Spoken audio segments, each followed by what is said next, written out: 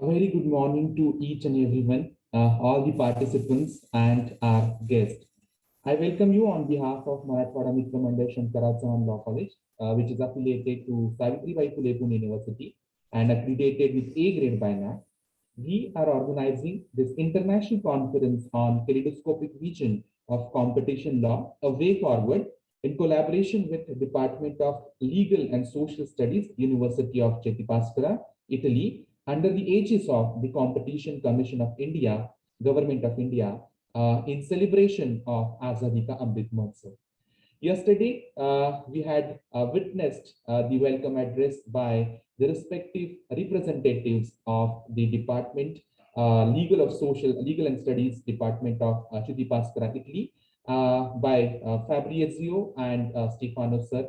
And then we also have witnessed yesterday Mr. Anuj Verma's session, who is the Deputy Director at Combination Division, the Competition Commission of India, Government of India.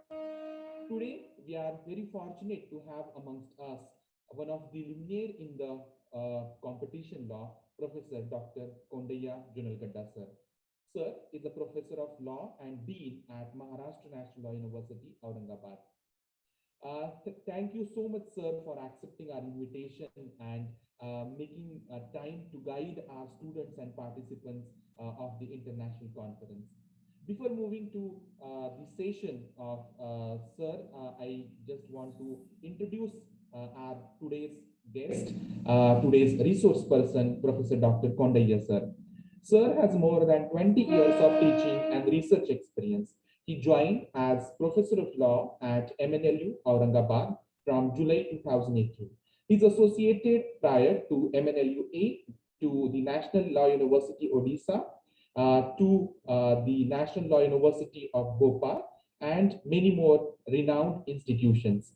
Sir has been recipient of L.C. Miller Medal in 2002, Dr. A.L. Mudaliar Prize in 2002, Justice M.N. Rao Prize in 2002, Best Student Award in ML, the Milapore Academy of Chennai, University Research Fellowship for pursuing PhD sir got in 2002 to 2005 from University of Madras.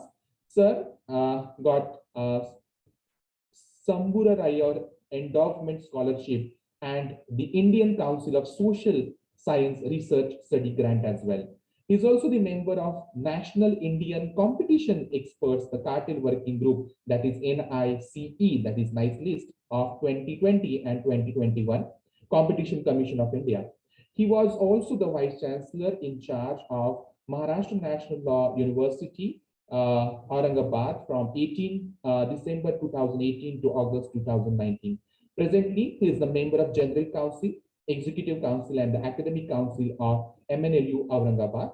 He has published two books, namely A Securities Laws in 2015 with LexisNexis and Law Relating to NRI Marriages, S. George and Company in 2009. Sir is having his expertise in private international law, corporate law, securities laws, international law, and more specifically is the competition law. So we are extremely fortunate that we have amongst us Sir to guide our students on the topic of the legal framework work of the digital markets and the products. I welcome you, sir, on behalf of the India and the Italy and the Competition Commission of India. And without any delay, I request sir to address the gathering. Over to you, sir. Thank you for your nice words.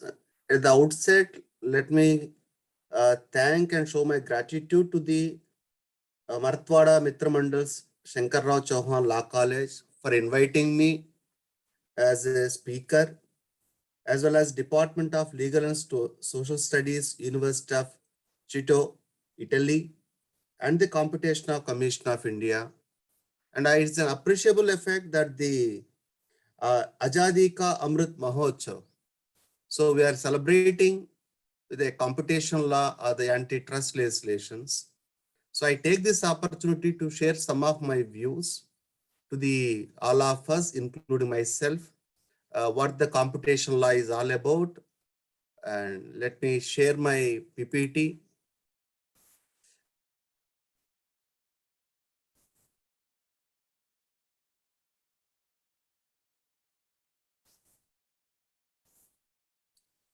I think I'm audible and this visible. Yes, yes. As I told you, that's the legal framework of the digital markets. And later I have seen the computational analysis. But I will be touching upon the digital laws as well as as referred that I have been the part of the NICE working group. Even before the NICE working group, there is a national Indian computation group, cartels group. And before that, the Computation Act has impact assessment of laws. So my association with the computation law started in 2015 and 16, where one of my proposal was listed on the impact assessment of the laws, which was started by the regulatory body. And that is a mandate given by the Act. Now, when you look into the computation law, and this law came into existence without the policy note.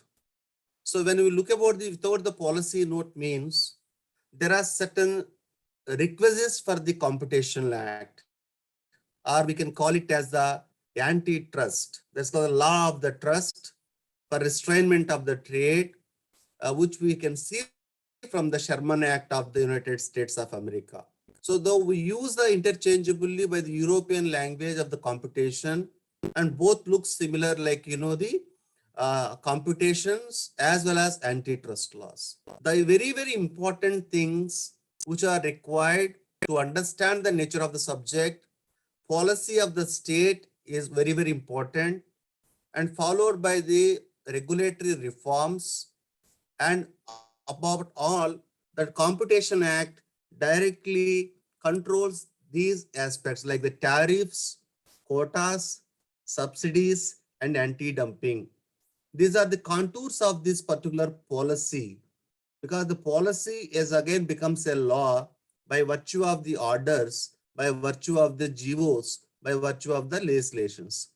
So when you look about the computation policy, every one of us has to remember when we are going to apply the subject in the day-to-day life, how this subject is going to help all of us, whether it is going to regulate or whether it is going to promote the economy. For this, I am just moving on one of these slide. This all of you may be knowing. Areas of the concern is the agreements, abuse of dominance, and mergers. That is section 3, 4, and 5. Section 3 and 4 of the Computation Act talks agreements which are the anti-competitive, 4 abuse of dominance, 5 mergers. Section 3, 4, and 5 should be read with regard to the 19 and 20. This is what when you are going to read companies computation law, the requirements are given under the section 19. So basically we all will sell anti-competitive agreements by the name called cartels, or you can say the bid rigging, you can talk about the public procurement, or you can say with regard to the collusive bid rigging, horizontal agreements, and vertical agreements. This is where one point that we have to remember is that the businessman or the commercial wisdom and the commercial language, when the commercial language and commercial wisdom becoming the part of the legislative drafting. I will repeat again, the commercial wisdom and the commercial drafting, which becomes the part of the agreements. Say for example, you are all the law students, agreement is defined under the Indian Contract Act. Now I also here defined agreement under the computation law. When you look about the agreement difference between the Contract Act and the computation law, you will find even the unwritten understandings, arrangements are the part of the agreements. So that is why sometimes you require a comparative analysis or the comparative study when you look about the general law as well as the special laws. This is historical one. Maybe after this presentation, I will share my PPT with organizers. They will share with you. It is available in every textbook, starting from the history and all. I am not there to talk about the history. It is an international conference. Just to show some of the people who are the new, who are first time listening. For them, this we are keeping, starting from the Sherman Act, then we have the Patsman Act, and like that we are having the European Commission law, Rome treaties, then we are having the joint ventures. So this is something called international perspectives, what is there in the outside the jurisdiction of the Indian continent. And this is a slide which I want to emphasize. I don't know how many of you have seen the very basic purpose of this antitrust legislation is economic development of the country. The legislation came, the object of the regulatory body is not to give the punishment. The object of the act, it is there in the preamble, is economic development of the country. The economic development of the country will happens when there is a freedom of trade, a promotion of the freedom of trade. When there is a freedom of trade, which is given under the Article 19 of the Indian Constitution, then there is an obstacles for the freedom of trade by virtue of agreements, by virtue of abuse of dominance, or by other methods. Then the regulatory body will try to make the prohibitions. I'm repeating again, please remember, as a scholars of competition law, the object of this legislation is the development of the state.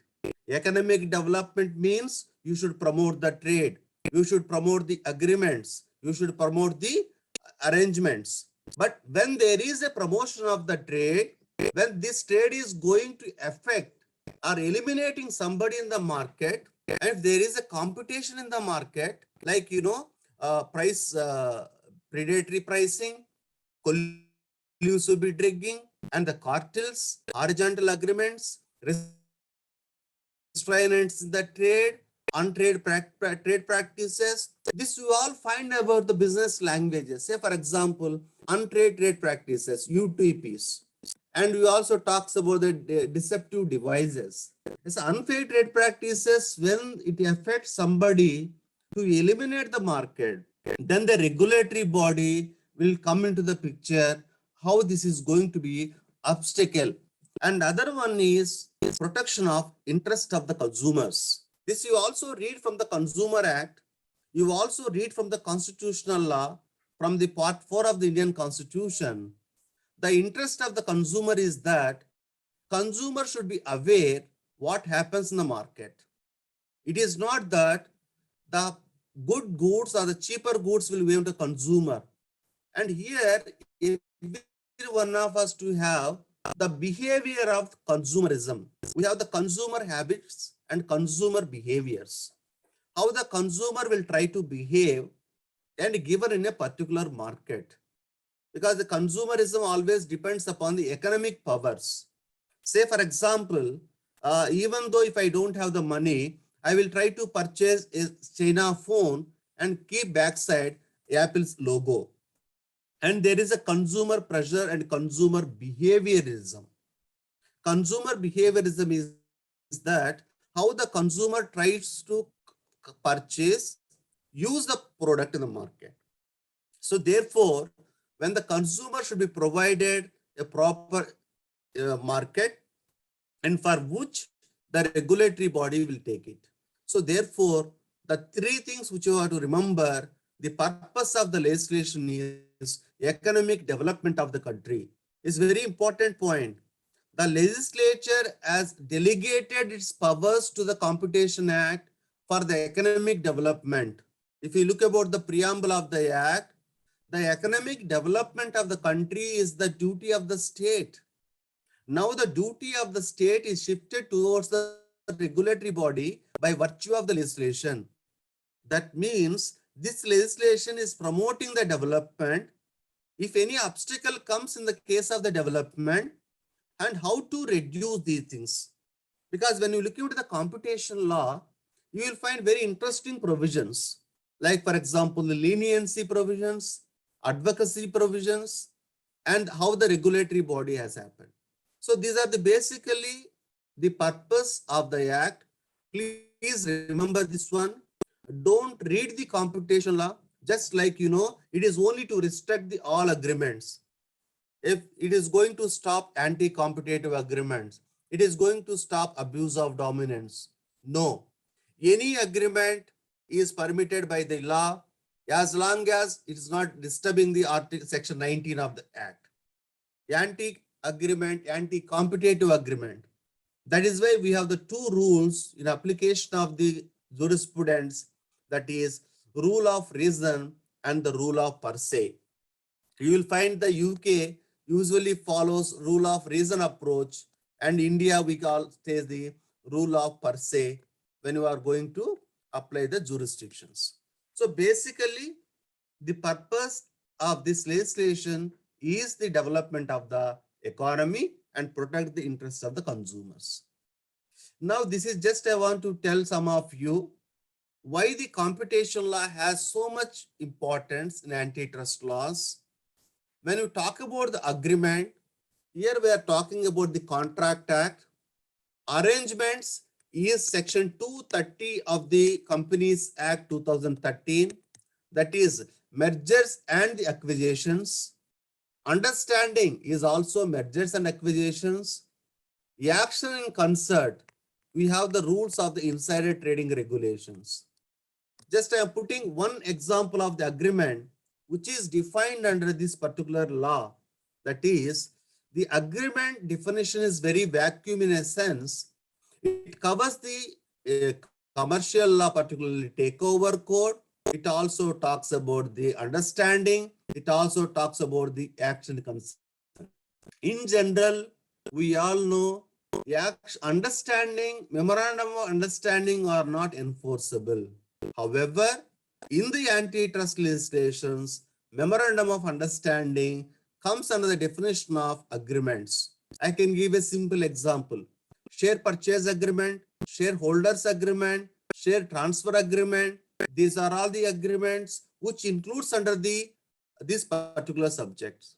That is why they say whether it is a formal or not formal, and it is to be enforceable by virtue of action, it has a wider connotations. So the point which I want to see is that to refer to the listeners, when you look about the meaning of the agreement has wider connotation than the Indian Contract Act. Please remember this one. And the meaning of the agreement is developed by the commercial wisdom or the commercial prudent man test, not just by the law. Otherwise, people may say Indian Contract Act talks about the agreement, why we are talking. Once you are thorough with the agreements, either you can call about the anti-competitive or whatever it may be, then the subject which I am going to talk will be very easy and understandable. Now I have taken, as the topic is given to me, the electronic trading and digital markets. Here I have taken one of the electronic trading terminology, which is from the Farmers Act. Right now it is not there, but the Farmers Act, abolished, but it is started to talk about the transaction platforms, conducting of the trade through the electronic devices. And electronic devices under the internet applications, here the students have to consult the meaning of the computer, meaning of the electronic devices from the Indian Telegraphic Act. So that electronic trading is permitted by the Indian law. Now I am taking the, why is this digital platforms? Because we have this report, untagged report on the digital platforms. What it says, where there is an interaction between different users, that is customers, advisors, service providers, producers, suppliers, and having different objects. Here I am using two important terminologies. Those who are interested to develop the subject have a clarity between digital market and digital platforms. I'm repeating, digital market is different from the digital platform. I'm again repeating, digital market is different from the digital platforms. If anybody tries to consult this report, there are 187 digital platforms which provides various methods. So a platform is something where you have an infrastructure and that infrastructure has been used for the various purposes. So try to have a understanding between an infrastructure platforms and infrastructure products. And we always talk about the some examples I am giving now. We will let us see. Like I have given the types of the platforms. Like people say that Facebook and Google is a digital product. Okay, there is no doubt. As long as you are a economic students and the commerce student, you can say. But Facebook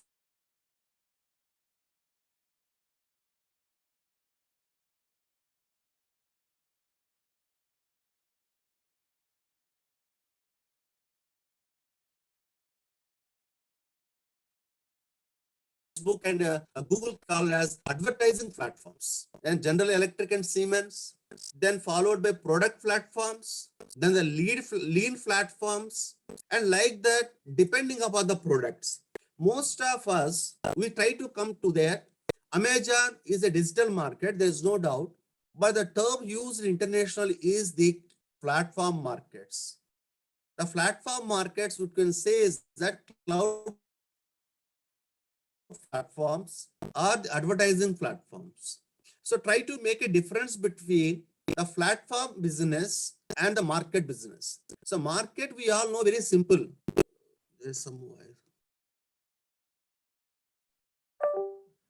am I clear? My voice is clear? Yes, sir. Yes, sir. So when you look into the markets in the platform, you should develop a culture that platform markets, you can say electronic market, you can say digital markets. Tomorrow somebody will ask you, what would be the difference between electronic market and digital market? Suddenly you may say that, sir, Amazon is a digital, Amazon, Facebook, whatever we see everyday life. But it is as a different need, platform markets, which are the digital way, or electronic markets. So try to understand the classification. All of you can consult this particular report of 2019. It explains about the platform markets and the digital product markets. Now I want to take one of the important rules which is today existing. Hope this is visible. So I need somebody Yes, to yes, tell. sir. Yes, sir. Okay, this is the one of the thing we can justify. Consumer e-commerce regulations are the rules 2020 has started a defined brought over the digital and electronic network, including digital products. So you are doing something on electronic network and digital product. See the three languages which has been used. Sold on the digital way, or the electronic network, and the digital products. They are also trying with regard to the e-commerce retails, multi-single brand.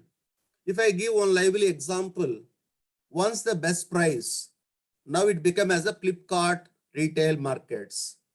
Like we have the multi-channel brand retailers. So formerly we see about the best price, or you can talk about the Amazon.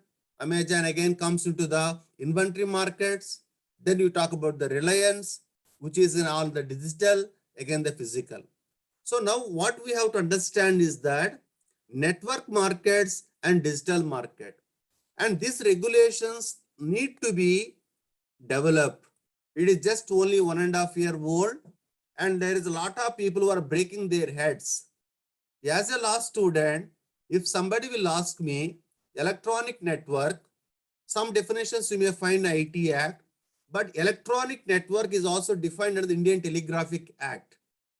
What is meant by telephone? What is meant by network?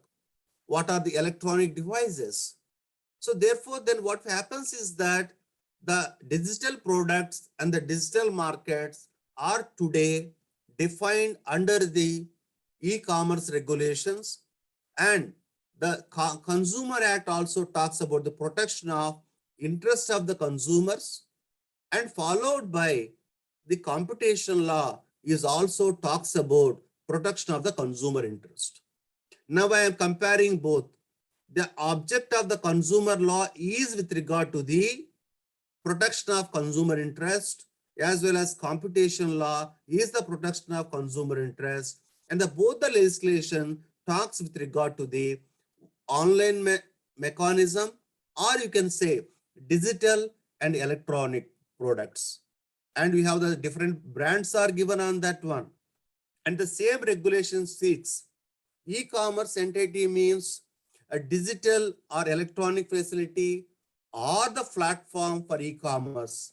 This is what I told you, the three different differences between the terms, the three different perspective of looking of the electronic trade, or you can say digital trade and the platforms. So from hereafter, try to identify what falls under digital, what falls under electronic, what under the platform. Because when you are trying to interpret these legislations, the consumer e-commerce regulations have written, which are overlapping, sometimes creating the confusion to the readers, as the digital and electronic can be used as interchangeably. But suddenly we say that they are a platform, but platform markets I have already told. So this is what one of the legislation today to identify, to study, to provide the opinion under the e-commerce, or you can say the digital markets or the digital legislations. Now we have the different platforms. I have taken one of the examples on the online platforms. As we all know, B2B, that is business to business, then business to commerce, technology-based agreements, asset-based models, application-based model markets. Here you can have an examples of telemedicine is one of the example of the technology-based. Even today, now the doctors are saying, don't come to the hospital. On telephone, you can consult to them. Even they don't require to touch your hand, because they say that you use one equipment where your pulse rate is being read, oxygen levels are being done. Tell your symptoms, the medical prescription comes to you. Prescription will go to the medical shop. Then the medical shop will deliver the goods in your home. So sitting in your home, you are getting the disease and also medicine for the disease. This is what the technology, one way, good or the bad, we all have to think over that. Second, the Meru and Uber, we have an agreements called, this agreement somebody can develop later. Hub and spoke agreements are done, or you can say application-based business and asset-based business. Because Ola and Ubers or any of the online platforms, they provide you just, a service. Recently, we can say urban, like, urban repairs, the urban metro. If something happens in my home, the plumber I want, I can consult urban app, then immediately they will send to the local person. Or if I want to have some, like for example, sell my goods, you have the OLX and other platforms. So there are service provider application-based platforms. And majority of us, we simply use the app. We simply use the big markets, like for example, Big Basket and all. Then we don't see the repercussion of the law. Say for example, today, and during the pandemic, the government of India and everyone is telling, don't use the physical currency, use the electronic currencies. Either you can say Paytm, Beam application, or all the Airtel money or Reliance money. So you are making somebody to be part of the business models, and you cannot find any service provider is doing something for you free. Every service provider is getting the money because of the services they have done. Because if I am connected to the Paytm, whatever the technology, So they use on different platforms. Like we have the credit card, like we have the market offers. You see today, every online platform, they put it called Republic Day sale. So Republic Day sale, we don't know what is the brand. So you will find about the sale markets, differently markets are there. Now here I want to tell one thing. What is the primary most important of competition law? In the online platform, the larger interest of the competition law is public procurement. If anybody is interested to develop the competition law on their own, if the contract is more than 50 lakh rupees, every entity has to go online markets. That is, you can call about the online market for the public procurement, online bidding process. If any state, if any collector office, or if any state wants to purchase certain goods, either they can go on the bidding, they can go on the public procurement. Public procurement under the e-cartels is one of the area to be identified. Because I have been part of the competition law think tank for last 2 years, the CCI is struggling to identify online cartels, particularly public procurement, as well as the cartels. This is one of the area which need to be attended and where there need to be a lot of research need to be done. And this I have taken as we are all part of this education. People say education sector. The new education policy of 2020 is going to develop. You can read this one, National Digital Infrastructure for Teachers. And not only for teachers, it is for every one of us. That education sector is going to be transformed the digital. Whatever the apps you can call, whatever the trade you can call. Though the government is going to help us, but how far the government is going to do it.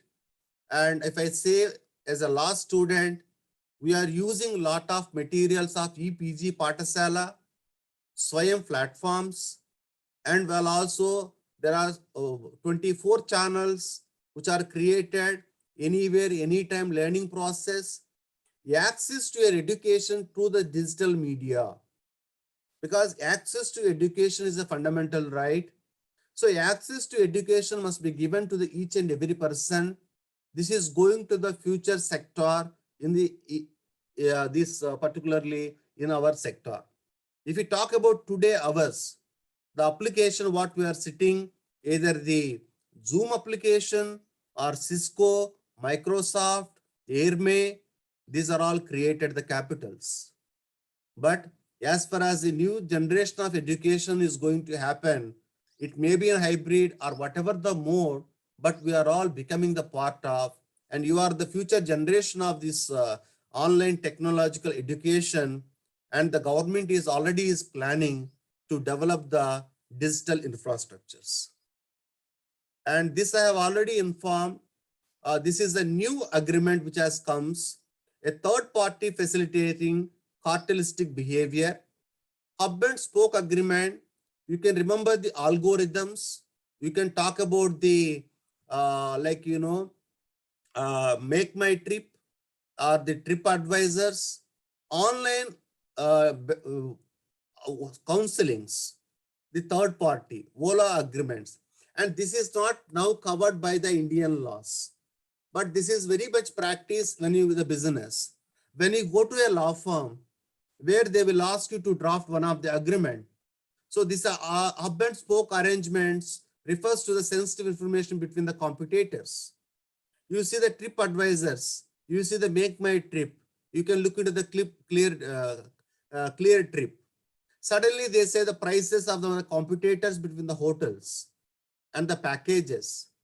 These are the agreements which are very sensitive. You have a cartelistic. Suddenly when you open your computer, there is something will come to you based upon the previous history. So this is what happens into the today hub and spoke arrangements. And it was well deliberated in the United Kingdom and European Union. And India is looking for these legislations. And this was discussed in the Ola case, Ola and Uber. Formerly, we have so many cabs were there. Majority of the cabs are being eliminated. In the cab industry, there is one agreement is there. That is peak time and non-peak times.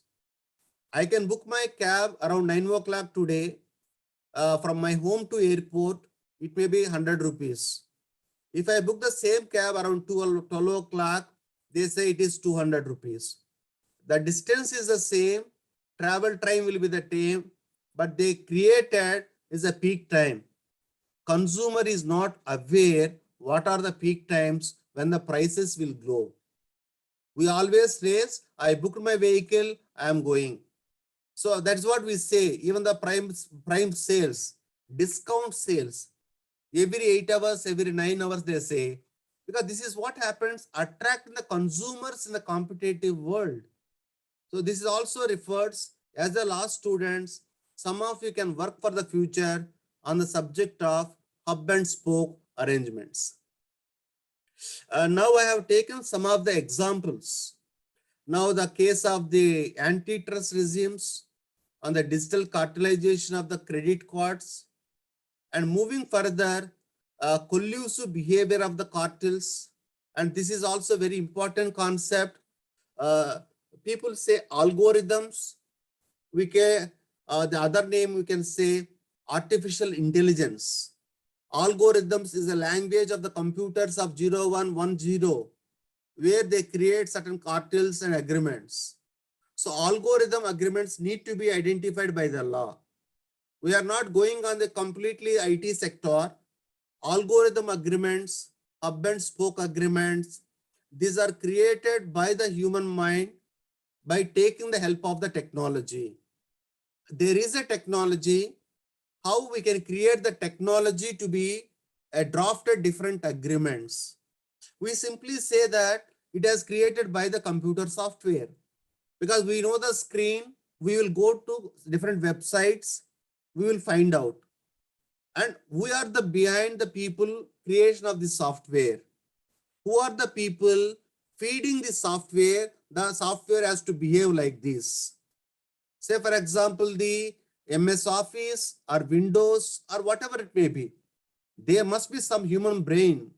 Recently, I was reading in a newspaper that the Google is paying a lot of money, or Google paid the money to Apple not to create the search engines.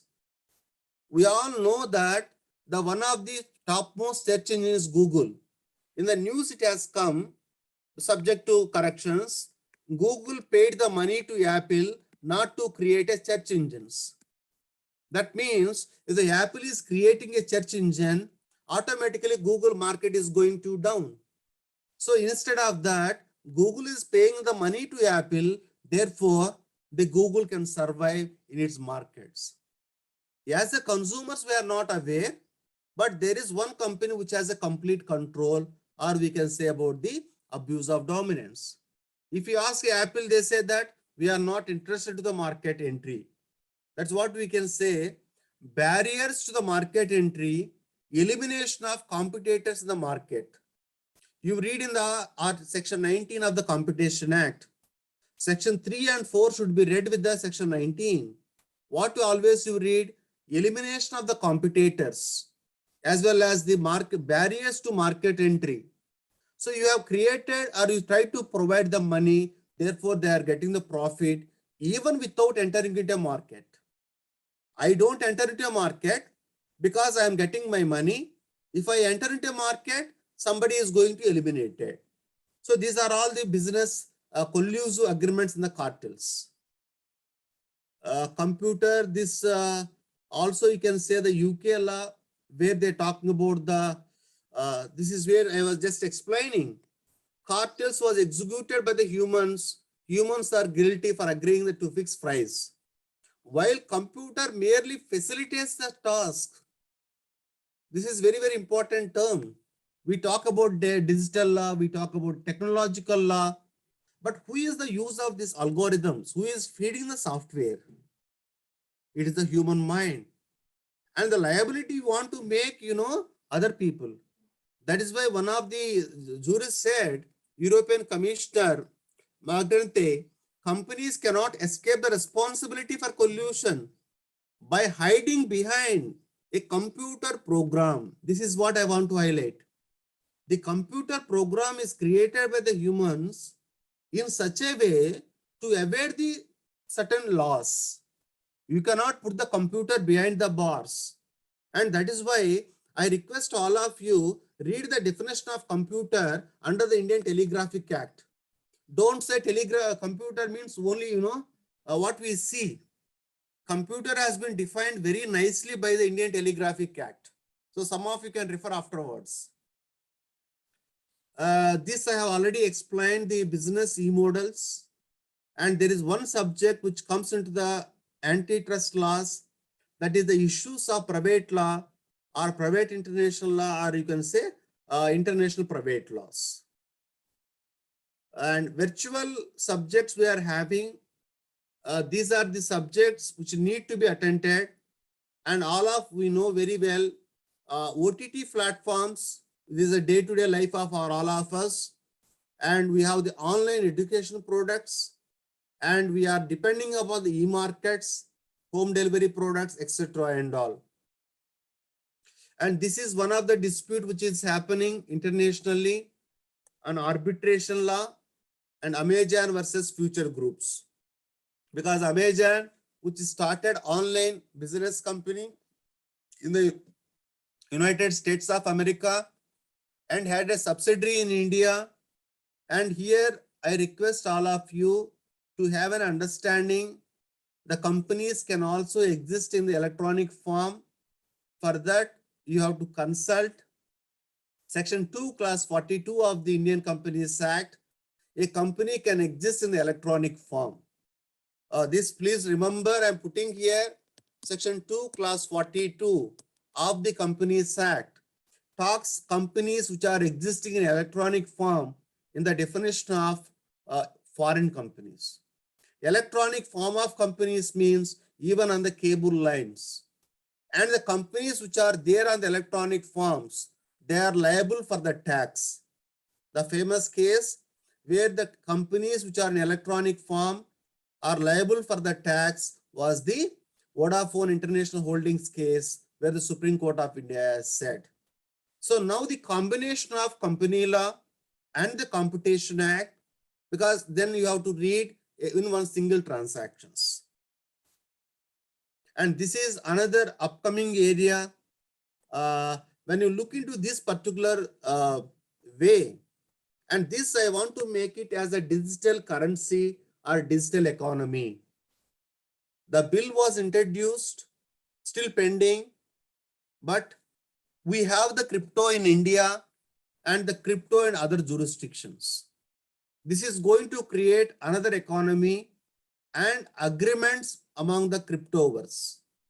How to try to have the crypto agreements, how to resolve these issues. This is another subject which is going to happen. Some of the people will say that the study says maybe after 10 years, crypto will have its own markets. Even the reports are saying today, 20% of the international economy, other countries, the crypto is underlying asset. Though in India, it is not a legal tender, an Indian can hold the crypto. You can go outside the country, can have the conversion of the cryptocurrencies. And for that, the India says that we are going to regulate. This was the recent statement given by the minister in the parliament. They are not prohibiting the crypto. How to regulate the crypto in the interest of the stakeholders. Because the law which they brought in the parliament was that regulation of the crypto, that means you are going to create digital currency or the digital economy. This is a sign which we all to be keep as how the economy is going to be changed in the digital markets.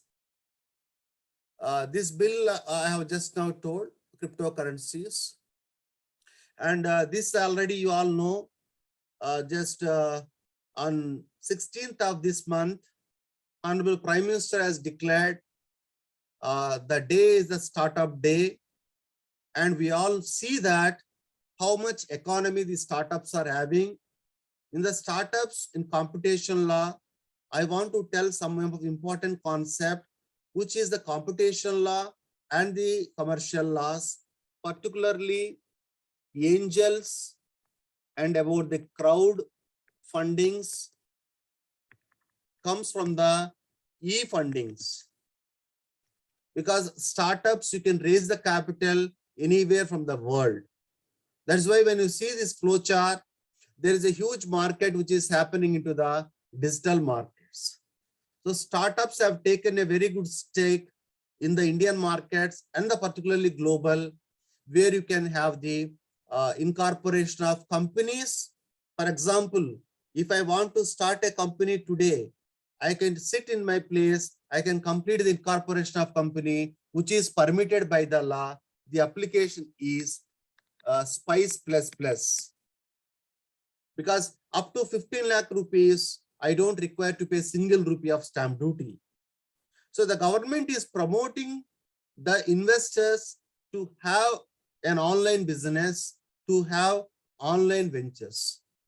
So this is what the one of the area of the digital laws. Now, coming to the last slide, because I want to keep the time. Technology has brought various sections into the digital industry or electronic industry. And we also require constant monitoring approach to digital cartels. And CCI is always working into the development of these cartels. But the problem is that identification of the cartels, identification of abuse of dominance. Because as all of you know, computation law is applied in the relevant market, relevant product market, and relevant geographical market. Yes, there is no doubt digital markets forms part of this definition.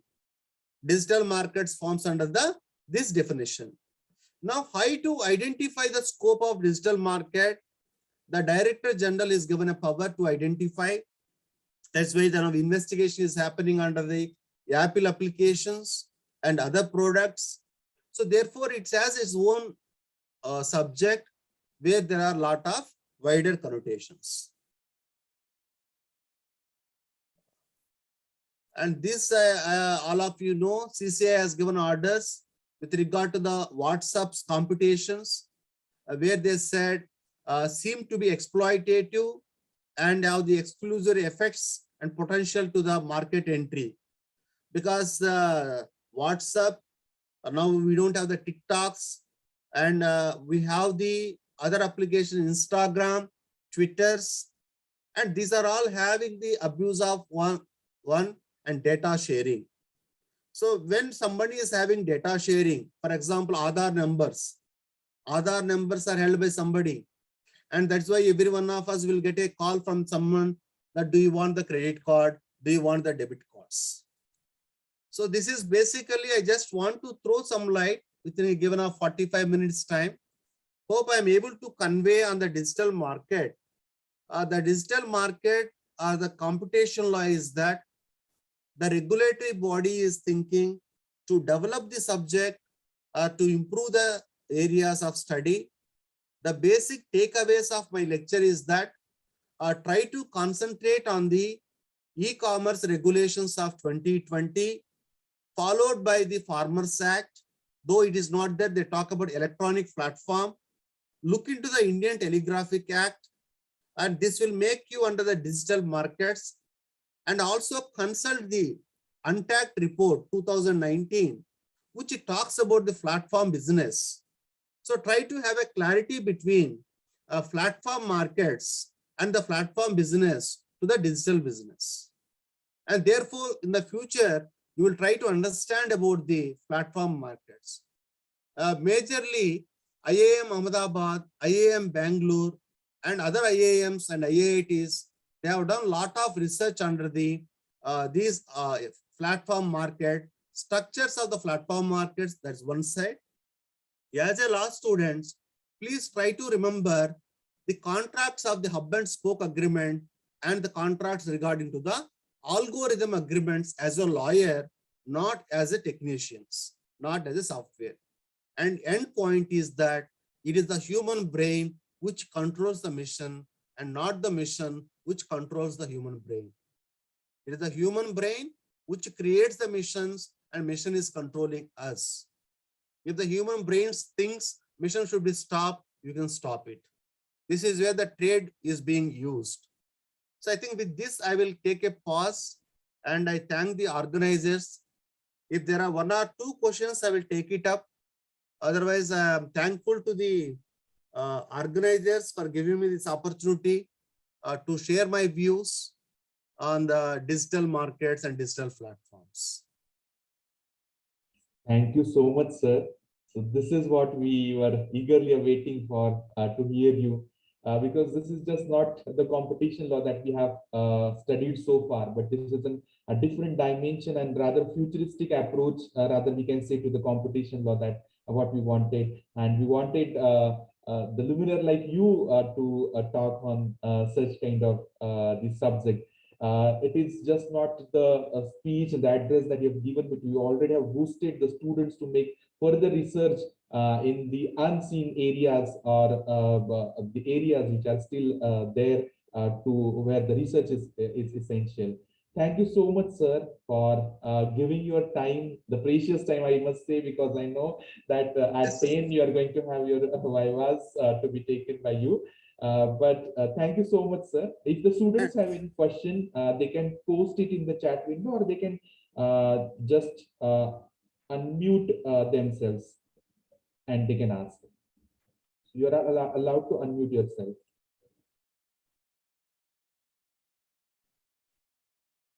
I think all are very silent. It's good. I think there are silence makes two meanings. They understood everything, or they didn't understand anything. So I can take any one of the views. But anyhow, it is very, very in a pandemic time they were able to listen also. Maybe subless they may take leave because, as you know, my another schedule. Yes, yes, sir. If anything is there, I will get back to you when the things becomes normal, because they are all part of the system. I think majority of them from the your college, Shankarrao Chavan Law College. So we can discuss anytime. Yes, but yes. My dear listeners, so try to take up this topic. It is a futuristic subject. Okay. Don't confine yourself only the periphery reading of the Google and Facebook. So mostly all Facebook and Google and Amazon. There is beyond that so much of subject. So please explore those areas, become the experts of that.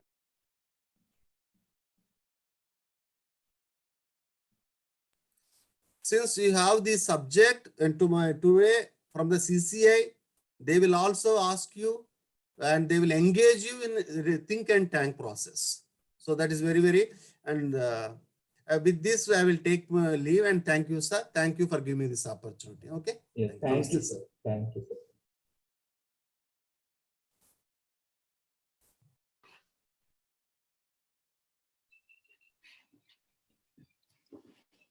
So I welcome you again to the 6th session of the International Conference on the Kaleidoscopic Region of the Competition Law, A Way Forward, organized by Marathwada Mitra Mandal Shankarrao Law College in collaboration with Department of Legal and Social Studies, University of Shripaskara, Italy, under the aegis of the Competition Commission of India, that's Government of India, celebrating the Azadi Ka Amrit Mahotsav. We're organizing this international conference. I welcome you, sir, on behalf of our college, SCLC, the university from Italy, and the Competition Commission of India as well. We are very fortunate to have amongst us Mr. Anand Kumar Singh, sir, who is currently working with National Law University of Jodhpur. Before moving ahead with the session, I would like to introduce sir. Before pursuing a career in the academics, he was a full-time lawyer and has assisted senior advocates on several civil and commercial matters in different courts and the tribunals. His area of interest, of course, is the competition law, insolvency and bankruptcy law, and the business laws as well. He has to his credit the several publications on the contemporary as well as the fundamental issues concerning the business law in the reputed journals and edited books. He has delivered several expert lectures on varied issues of the corporate law in the numerous professional training programs, the conferences, workshops, seminars, etc., by the reputed institutions such as IICA, IIML, IBBI, and many national law universities. As a part of his academic responsibilities, he also heads several research centers at National Law University of Jodhpur, dedicated to undertake and facilitate the legal research and academic collaboration in the areas of the competition law, insolvency law, banking laws, etc. Recently, he supervised a competition assessment of the Rajasthan Transparency in Public Procurement Act 2012, which was awarded by the Competition Commission of India and resulted in the empanelment of NLU Jodhpur with CCI for a period of 3 years. He has to his credit his successful organization of certificate course on the legal aspects of startups in India at National Law University, Jodhpur. A first in India on this area, which was listed by AICTE on its website in 2018 and 19. So we are very fortunate and indeed having pleasure to host you, sir, for this international conference. We are eagerly awaiting to listen you on the topic of the arbitrability of the competition law disputes in India. Now, without further delay, I request sir to address the gathering. Over to you, sir. Thank you so much, first of all, for having invited me and allowing me to speak to such a good audience here. And let me firstly start by congratulating this esteemed institution, Marathwada, Mitra, Mandal, Shankarrao, Chavan Law College, Pune, and specifically to you, Dr. Saurabh Ubalaji, for having me here. The topic that I'll be speaking on is arbitrability of competition law disputes, which although has garnered a lot of attention and has been at the center of discussion in several sectors, on several scholars, academicians, and judicial officers also. So this particular topic, you see, is an upcoming topic and is something which is very futuristic and would shape as to how we go about addressing different competition law concerns. Because primarily all that we have understood till now is that the competition law and its enforcement in India or elsewhere is something which is exclusively done, supervised, and managed by an exclusive body. For example, in India, it is your Competition Commission of India, established under the Competition Act. In the United States, it is FTC and Department of Justice. No, elsewhere you also have other commissions.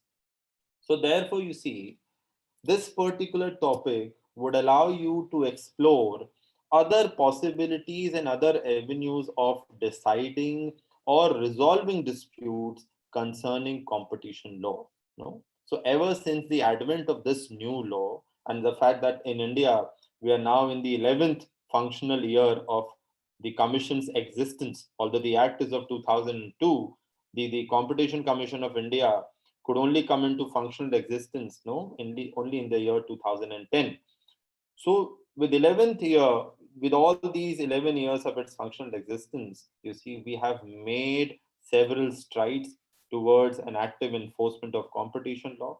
And topics such as this, arbitrability, would allow, you see, the Commission to explore avenues and opportunities of resolving these disputes in a better manner, which would improve its own efficiency and would also allow the investors, some sort of a certainty in the rule of law in the Indian jurisdiction. So without talking much about it, let us straight away delve into this question of arbitrability and of competition law dispute. So there are these two things that I would be talking about today, since I have been given, I think, around 1 hour to speak. So I would try and cover up this particular topic, which you see is immensely elaborate, but then I would try and encapsulate it within the allotted time given to me. So when you talk about this particular idea of arbitrability of competition law dispute, we must firstly understand two concepts which are at the heart of this topic, which is what is arbitrability, and secondly, what are the different types of competition law disputes that we are looking into. So when we talk about competition law disputes, we are talking about public enforcement and private enforcement. So we'll come to that later. Let us firstly start understanding this concept of arbitrability. You see, arbitrability and arbitration are two different things. When I talk about arbitration, it is a process, a procedure, a mechanism or a private arrangement between private parties or other parties that have decided to resolve their dispute outside the court, and they have favored a private arrangement over the statutory remedies. So when we talk about arbitration, it is just like saying that instead of going to courts, we would have an arbitrator who would just sit in, who would not be a judge, but then who would not be a person who is well trained in law, but then he is someone who understands the business. He would inspire confidence. He would know the trade and different nitty-gritties of business, how business is done, what is the requirement of business. As an investor who is a party to a dispute, what is my side of the position? So you see, instead of relying too much on the law side, the arbitrator would really want to know the business side of the dispute. He would not want to really know. I'm not saying that he would not, absolutely would not want to know the legal side. Yes, he would, because ultimately his actions are to be governed under the Arbitration and Conciliation Act of 1996. But then having or choosing or preferring an arbitrator over a judge, you see, has some reasons. And these reasons are that the arbitrator is one which both the parties believe have, and he has an understanding of the business. He has an insight as to what could have gone wrong. He understands the trade and usages of that particular business. So therefore, you see, the parties have more faith and confidence in him, more than what they have in a judge. A judge, you see, would be bound by the procedural laws. He would want to interpret law and then decide the dispute. So when you go to a courtroom, what you have is that someone who will win and the other person would stand defeated. But ultimately, you see, what happens is that the business relationship is ruptured. So therefore, when you go for an arbitration allows people, to explore different opportunities, to understand what really went wrong, and to quickly and efficaciously resolve their dispute. That is why we say resolution of disputes through arbitration. We don't decide, we don't go for an adjudication. So you must understand that the concept of arbitrability is entirely different from that of your arbitration. Arbitrability of a dispute would mean whether a particular dispute is capable of being thrown into arbitration, whether it satisfies all the pre-essential requirements that must be satisfied before a particular kind of a dispute can be allowed for arbitration. So therefore, you see, arbitrability has several tests to it. And these tests would vary with every jurisdiction. So let us quickly go into that. If you come over to the Arbitration and Conciliation Act of 1996, you would find that the act is absolutely silent, on any specific categories of non-arbitrable subjects. So it doesn't really satisfy what all subject matters cannot be arbitrated. So it doesn't say a word. For example, and moreover, building up on that, there is another section, section 7, which says that all such disputes which are civil in nature and arise out of a legal relationship are arbitrable. So if you look into section 7, it says all disputes are arbitrable in nature. But then you see, that doesn't really mean that there is no exception or limitation to it. Okay. Section 2, subsection 3 of the Arbitration Conciliation Act provides for a particular limitation. And it says all such disputes for which there has been a mechanism provided in other laws to be decided, those disputes would be barred under the Arbitration and Conciliation Act. the arbitration of such disputes would not be possible, for which there is a specific mechanism being provided under any other law. So section 2(3), therefore, you see, acts as a rider, it acts as a limiting factor. Okay. But then this is not the only limitation. This particular provision is not the only statutory limitation that exists or with respect to arbitrability of disputes. Arbitrability of dispute, you see, has had its own jurisprudence. It has had its own history in India. Now, you must understand this, that as an investor, as a businessman, I would really want to resolve my disputes quickly, efficaciously. You see, being an investor, being a businessman, I would not want to know what is the legal side of it. I would know that with every day passing, no, with every additional day being dedicated into resolution of these disputes, it is going to be a cost to me. It would make the entire thing extremely costly for me, which would mean that my investors' confidence would be shaken. My creditors would really get anxious. What is going to be the outcome? It would become really hard for me to raise capital to conduct my business, so on and so forth. So therefore, businessmen have always been wanting that whatever investor disputes we have, investment disputes, any kind of disputes relating to business we have in contractual relationships, we must quickly resolve them. Otherwise, the business, its output, no, its performance, everything is going to take a hit. It would go for a toss. On the other hand, you see, the government would also have to take into account the other side of the coin. Now, that was one side where the businessmen and the company would want quick resolution.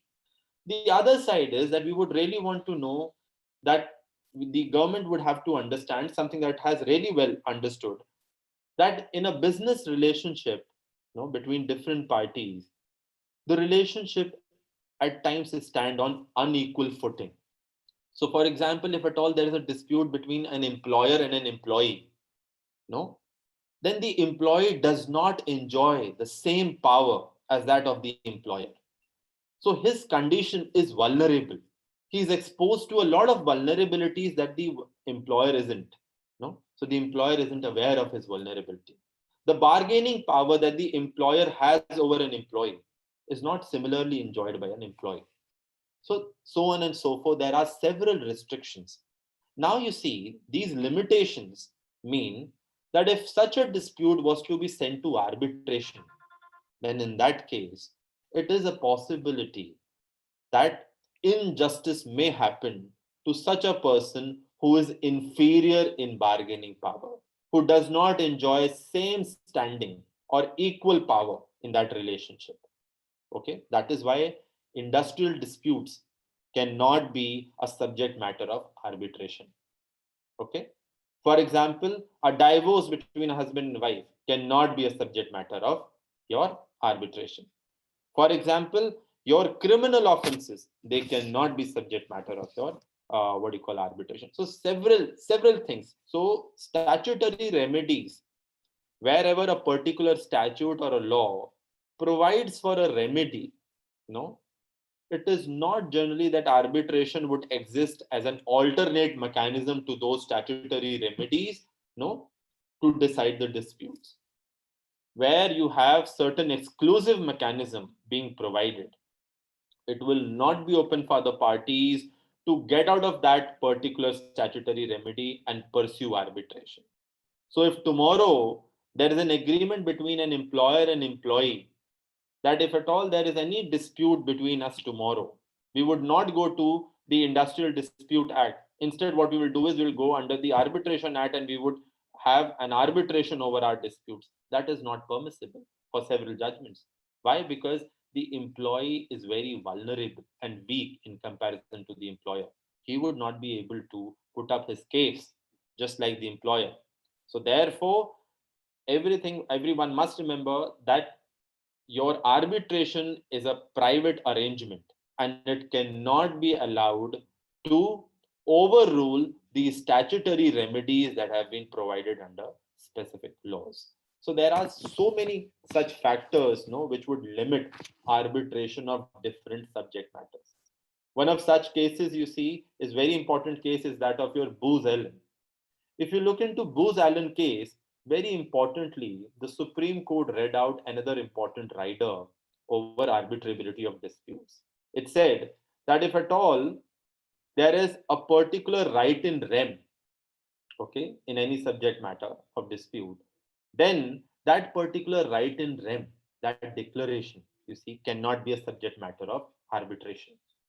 However, if there is a right in personam, private rights, okay, for example, compensatory disputes, how much of a compensation should be awarded, okay, so divorce cannot be a subject matter of arbitration. It can only happen in a court of law.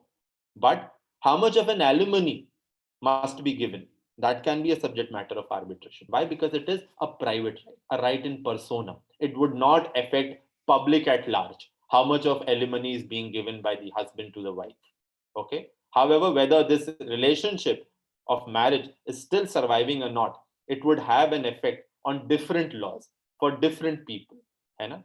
So that is why you see we would have the subject matter of divorce only to be dealt under specific laws, and it would not be a subject matter of arbitration. But the compensation, but the alimony can definitely be a subject matter of arbitration. So Booz Allen simply gave about another rider. It said right in personam can always be subject matter of your what do you call arbitration. So these are arbitrable matters, but right in rem would not be. Okay. Now moving ahead, we must quickly understand the different positions that have been taken by various courts. For example, that a dispute would be rendered non-arbitrable only in such situation where a special power is vested on a tribunal arising out of a special statute giving rise to special rights and obligations. Now, this is something which is again going to be really important from the perspective of competition law. So the courts have said time and again, no, for example, in the Kingfisher airline case, the courts have very clearly said that a dispute would only be rendered non-arbitrable when there is a special forum which is being created, and the special forum is coming out of a special statute which is giving rise to special rights and obligations, something which is not available in common law.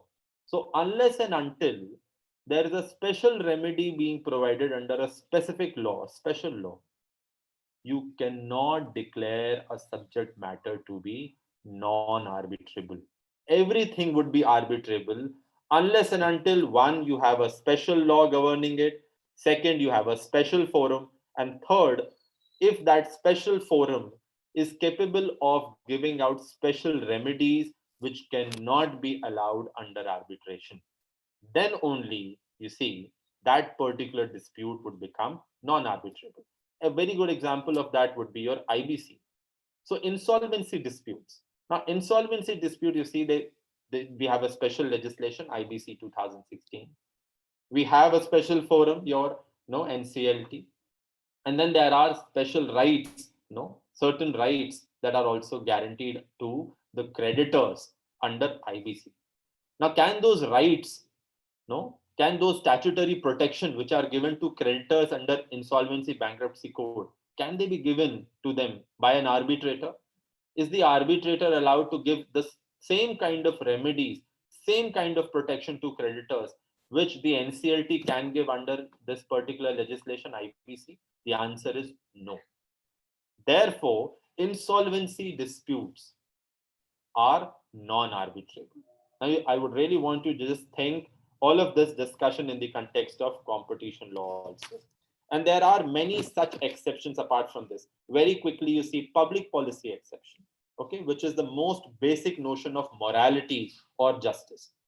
So you have a lot of what do you call grounds that have been given, which would simply make a subject matter non-arbitrable on public policy grounds.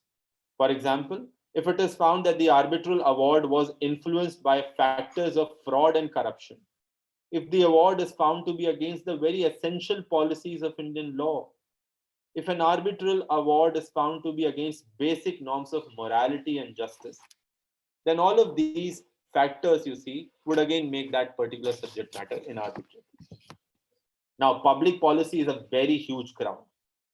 Now, to summarize it into some finer points, we can say that incompetency of arbitrators, you see, because arbitrator is not capable to enough appreciate matters of evidence. You cannot allow an arbitrator, just like a judge, no, to look into or inquire into evidence matter like the civil court can. So that is one limiting factor. Second, arbitration is basically a private mechanism which is not equipped well to apply or interpret public policy considerations. Third, like in a civil court, we have appeals, no, on limited number of grounds. In arbitration, you do not have an appellate mechanisms. Then arbitration is basically confidential in nature, but matters in court, these are not confidential, which means what? That the other parties which are also concerned with this dispute, they can also make a point, they can also file a rejoinder and become a party to that dispute. That is not possible under arbitration. So these are limiting factors because of which certain subject matters have been said to be non-arbitrable.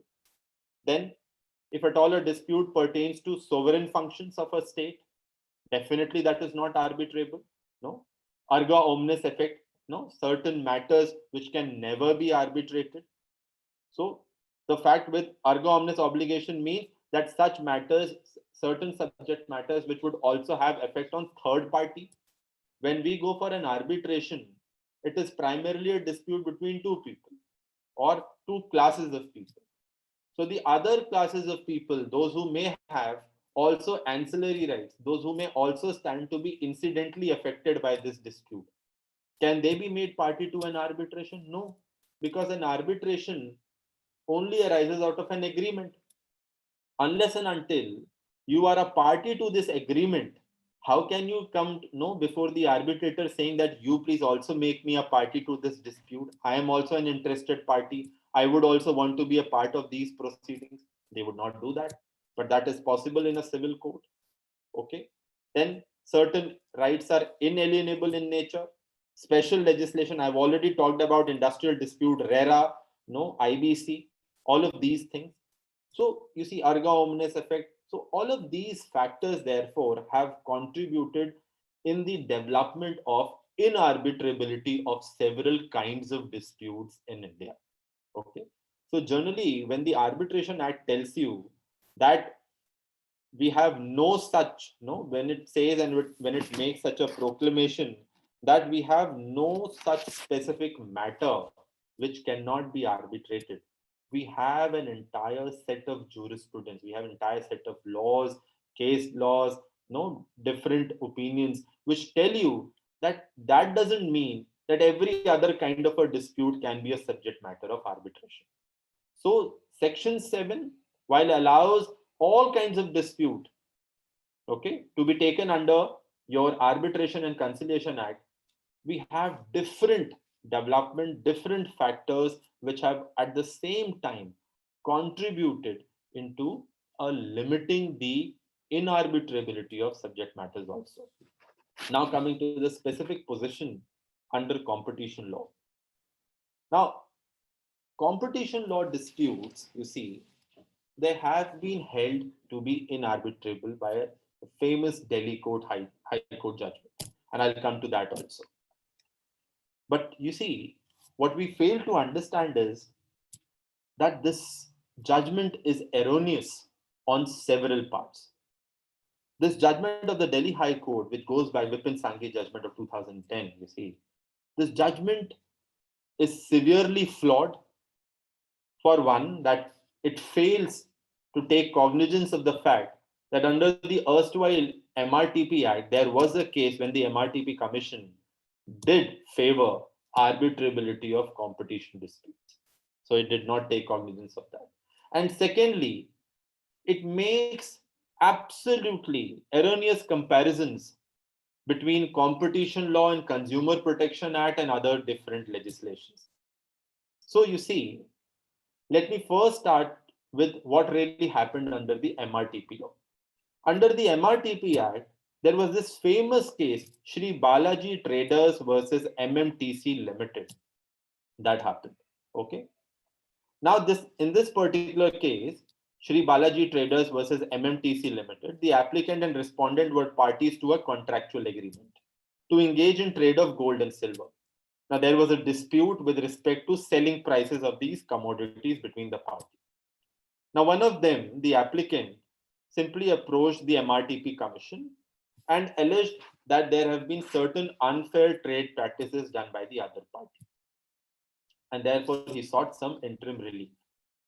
Now, because the other party therefore came before the commission saying that both the parties are signatory to an agreement, okay, this transaction between them arose out of an agreement which has a clause for arbitration, which says that in case of any future dispute, these parties should be referred to an arbitrator. And therefore, the respondent invoked the arbitration clause and filed an application under Section 8 of the Arbitration and Conciliation Act to refer the dispute to arbitration. The MRTP Commission, you see, held that it was also a judicial authority. Okay. And it further noted that not only the language of Section 8 was imperative, but also there was no provision in the MRTP which barred jurisdiction of any other forum. And then it highlighted the mandate of Section 4 of the MRTP, which said that the MRTP law was in addition to and not in derogation of any other law for the time being in force. A similar provision under Section 6062 also exists under the Competition Act. Okay.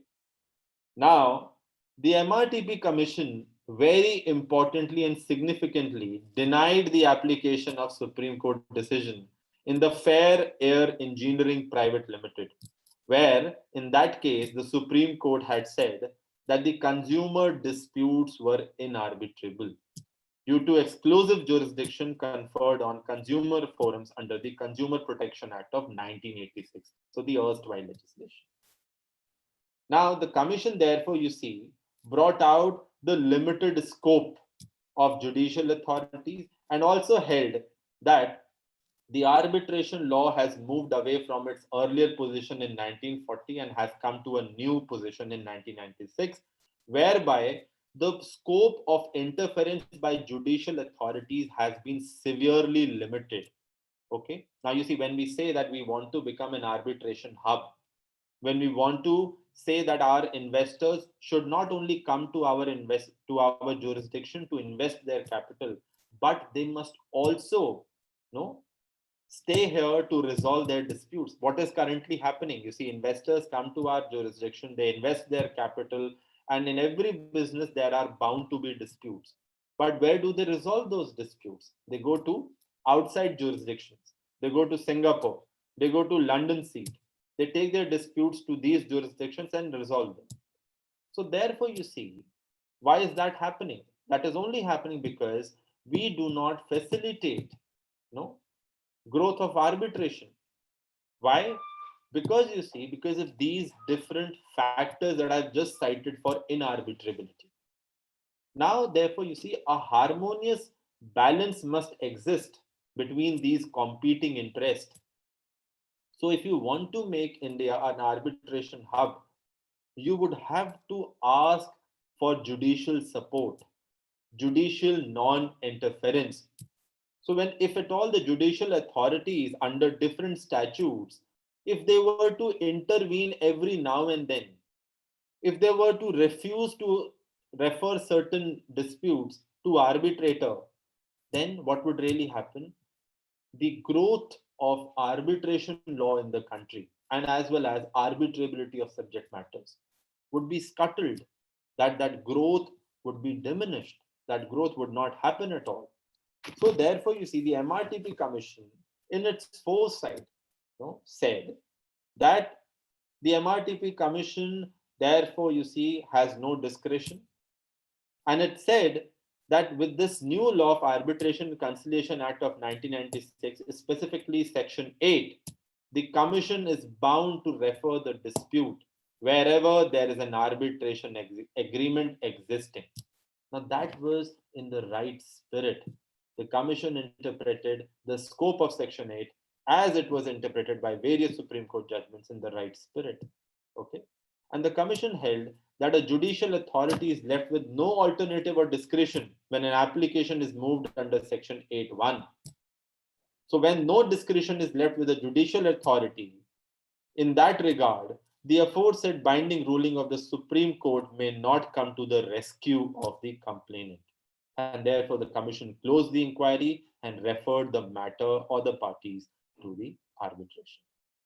So we have a particular judgment in the past where you see the MRTP Commission, which was the preceding legislation to the Competition Act, did adopt a pro-arbitration approach by upholding the sanctity of the arbitration agreement. Otherwise, you see, if every time there is a new statutory body that is going to take cognizance of every investment dispute, no, then what is going to be the sanctity of the arbitration agreement? The investor would think that in the arbitration agreement that they are signing, they have an arbitration clause, but they would not really know if at all tomorrow there was to be a dispute between the parties, the matter would be referred to the arbitrator or not. So that uncertainty, that ambiguity is very dangerous. It would make the investors really apprehensive and confusing. No, they would be confused about the real position of law in the country. So the arbitration agreement says that both of us, no, we agree that tomorrow we would go to the arbitrator in case we have a dispute between us. And on the other hand, we have a statutory body which is not referring us to the arbitrator. Now that would not only be disheartening for the investor, but at the same time, the confidence of the investor community in our jurisdiction would be shaken to the core. You see, you cannot have a business which would not have disputes. So it is not about doing something to remove the disputes. There will always be disputes. But then the world is watching us as to what kind of a mechanism do we put in place which would allow for a swift and efficacious resolution of disputes. So disputes cannot be done away with. They would always be there. But the most material thing is, what kind of a mechanism do you put in place which would ensure timely resolution of these disputes? That is what is more important. And the MRTP Commission's judgment was very progressive on that note. Now you see, apart from this, then what happened really was, this particular MRTP Commission, MRTP law was replaced by the competition law. So the Competition Act, the new legislation came into picture in the year 2002. And then in the year 2012, this famous judgment, which brought back inarbitrability of competition law disputes. People don't know that the CCI, or not in fact the CCI, it was the Delhi High Court, they brought back something which was never there. People believe, a lot of scholars believe that the inarbitrability of competition law dispute was always there. No, that's not the case. The MRTP Commission had a different opinion in Balaji Traders case. So in the year 2012, the High Court of Delhi, in this case of Union of India versus CCI, Competition Commission of India, gave that judgment on arbitrability of competition dispute. Now, this was a very simple case. Okay, there was a dispute involving Ministry of Railways, Indian Railways, and Container Corporation of India. Okay, now in this particular dispute, what really happened was certain allegations were made by this particular complainant, anti-competitive conduct against these defendants, Indian Railways, Ministry of Railways, Container Corporation of India. Okay. Now, this agreement also had an arbitration clause. Okay. Now, therefore, when this particular dispute arose, the parties, they challenged the jurisdiction of CCI to initiate proceedings. And they said that the matter should be referred to Section 8. Very interestingly, the defendants never really referred to the Balaji Traders case, nor did the Delhi High Court refer to that judgment. Now, that is something which is extremely amazing. And the position that they took was that the CCI, you see, whether it had exclusive jurisdiction or not. Now, the commission had to rely on, it had to interplay. The commission was saying that we have two different provisions, section 60 and 62. Now, the Delhi High Court had to base its judgment on a composite reading and understanding of these two sections. One of them says that the Competition Act would prevail over the other laws, and section 62 says that the act would not be allowed to bar the application of other laws in force. So ultimately, you see, what really happened was that the single judge bench of the High Court observed that one of the major issues before it was whether the existence of an arbitration agreement between the parties is a bar to maintainability of information and proceedings arising from that particular thing. The court relied upon section 62 to uphold the exclusive jurisdiction of the CCI over disputes which may be contractual in nature. Now, without undertaking a detailed examination of the nature of disputes before it, or the inconsistencies between Arbitration Act and the Competition Act, the Delhi High Court, the Honorable Delhi High Court, did not go into these important considerations or the nature of remedies or relief that can be provided by both the forums. The High Court immediately concluded in favor of exclusive jurisdiction of the Commission. So they did not look into what was the nature of the dispute. They did not look into the powers of CCI. They did not interpret section 60 well, that 62 did not existed independently. Section 60 also existed alongside with it. They did not make an inquiry whether there was any inconsistency between Arbitration Conciliation Act on one hand and your competition law on the other. Okay. Now, without going into all such things which were essential and which were very crucial here, they did one thing. They simply upheld the exclusive jurisdiction of the Commission. Instead, you see, the court went on to draw a parallel between Consumer Protection Act and your Competition Act. Remember, something which had been categorically rejected by the MRTP Commission. The MRTP Commission had refused to bind or to apply the ruling of the Supreme Court of Fair Air Engineering case back then. But then the Delhi High Court, you see, was neither aware of that judgment, nor they thought it to be appropriate to understand whether the Consumer Protection Act stands on a similar footing as that of a competition law. Are these two acts parallel in nature? No, absolutely not.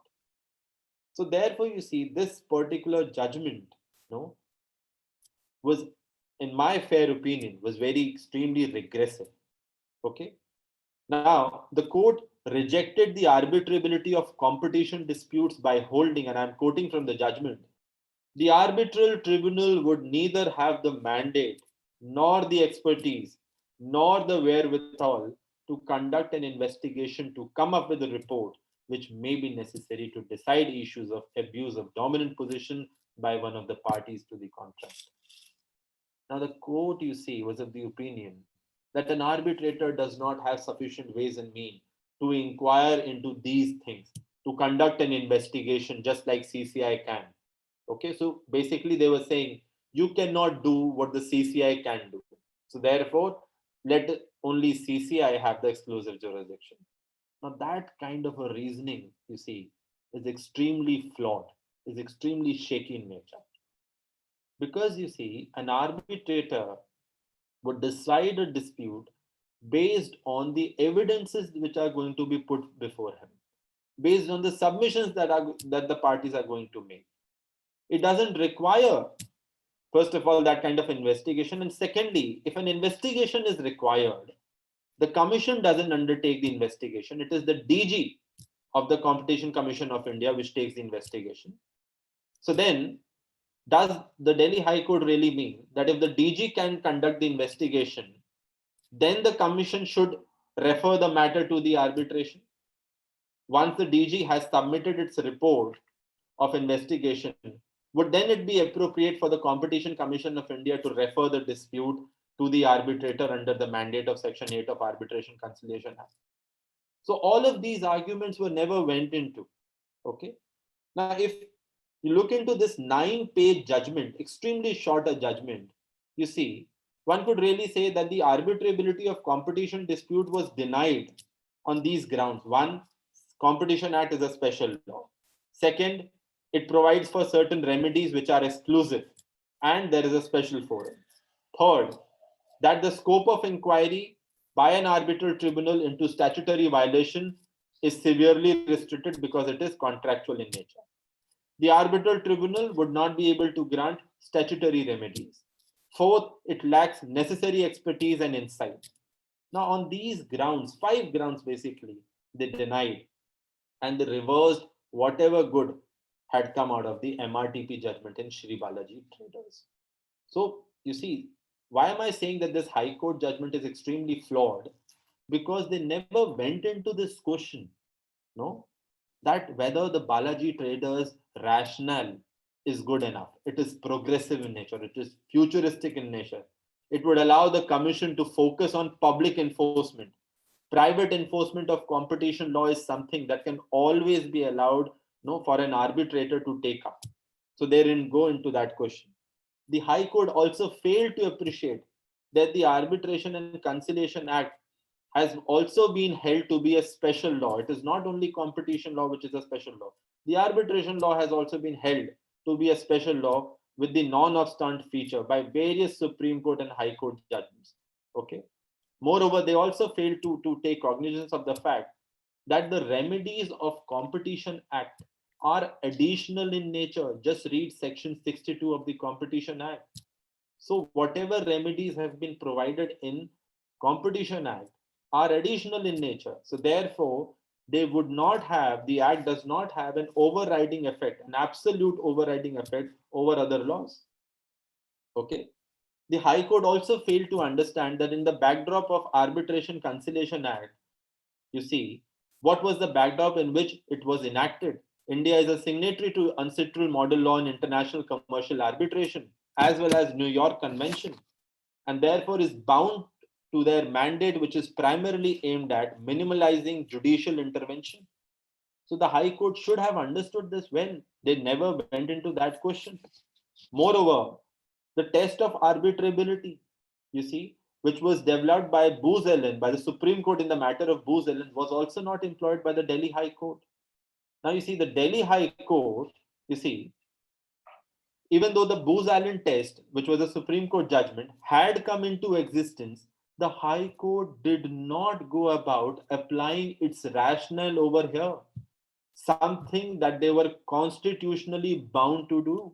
The doctrine of stare decisis, the doctrine of precedent, would have forced the Delhi High Court to be bound by the judgment of Supreme Court as had been laid down in Booz Allen case. But they didn't do it. They simply rejected the arbitrability on a decision, on the basis of a decision, which was passed under a law not in force at the time of decision. So instead of being bound by the Booz Allen judgment of Supreme Court, the Delhi High Court refused arbitrability of competition law dispute according to the rationale given in Fair Air Engineering case, which was a judgment of Supreme Court given under Arbitration Act of 1940. So you see, they invoked a judgment which was based on a law which had been repealed. And the new judgment of Supreme Court of Booz Allen was never contemplated, was never brought into picture. So therefore, you see, all these points, no? Another way was in personam. Now, the High Court failed to appreciate that the fact that the disputes before it emanated from an agreement between two parties and therefore did not involve interest of any other parties. And hence, you see, this was a right in personam. So if there was an agreement between Indian Railways, Ministry of Railways, and Container Corporation of India and Arshia Rail, then this was a dispute between these 3-4 parties. It had got nothing to do with anyone else. Hence, it was a right in personam, a dispute involving right in personam, which according to the Booz Allen judgment was perfectly arbitrable. So therefore, you see, the Delhi High Court failed to examine the case on its merit, chose to prefer a judgment of Supreme Court that was rendered under a repealed law over a judgment that was binding on it. Okay. Now, because of these reasons, you see, one could really say that the observations by the Delhi High Court were extremely misplaced. Now, as if this much was not enough, the Supreme Court also added to the confusion and made the confusion permanent. Now, I'm referring to this famous judgment of Supreme Court in Ayasami. The Ayasami judgment of Supreme Court was a case where the arbitrability of simple fraud, in contractual disputes was in question. So the Supreme Court was analyzing whether allegations of simple fraud in contractual matters can be a subject matter of arbitration. Now, Judge Sikri, you see, who was one of the judges presiding over this case, he delivered the judgment and went on to quote a list of few categories which are generally treated as non-arbitrable. Okay. From O.P. Malhotra's commentary on the law and practice of arbitration and conciliation. So you see how it went about. So you have a judge who is dealing with a particular subject matter, whether it is arbitrable or not. And he referred to one of the leading scholars' book or treatise on that matter, which was O.P. Malhotra's commentary on law and practice of arbitration and conciliation. And you see, if you look into that book, the third edition, it mentioned competition law as one of the categories of dispute which were incapable of being adjudicated by an arbitrable tribunal. Now, this, you see, was problematic. Justice Chandrachud, in his supplementary opinion, referred to the categories enumerated by the Supreme Court in Booz Allen and Vimal Kishore Shah, which were non-arbitrable. Although he did not express any opinion on the list quoted by Justice Sikri, but rightly pointed out that there were only 7 categories of disputes which were expressly declared to be inarbitrable. Competition law or competition dispute was not declared as a non-arbitrable category of subject matter dispute either in Booz Allen or in Vimal Kishore Shah. So the Justice Sikri's observation, therefore, were erroneous. He simply said that competition dispute is also held to be non-arbitrable. Why? Because he was referring to this book wherein the author had come to a conclusion that competition law disputes are non-arbitrable. So while Justice Chandrachud did not refer to that obvious flaw made by Justice Sikri, he made a comment, and rightly so, that there are only 7 categories of disputes which are declared to be non-arbitrable by the Supreme Court in these 2 cases of Booz Allen and Vimal Kishore Shah. Now this, you see, is something which created a problem. It further cemented the position that arbitration of competition dispute is not allowed. So therefore, you see a misplaced observation, erroneous references to books. These are all things that have contributed to the inarbitrability of the competition law disputes in India. We have not had any case wherein any of the courts or the commission has fully gone into the matter of inquiring on what grounds, legal grounds, basis and rationale the competition disputes should be held to be inarbitrable. We have not done that. We have not had any such judgment here till date, which would say that no, the competition disputes therefore are to be held inarbitrable because of these. We have not had any such judgment. This is something which is really problematic.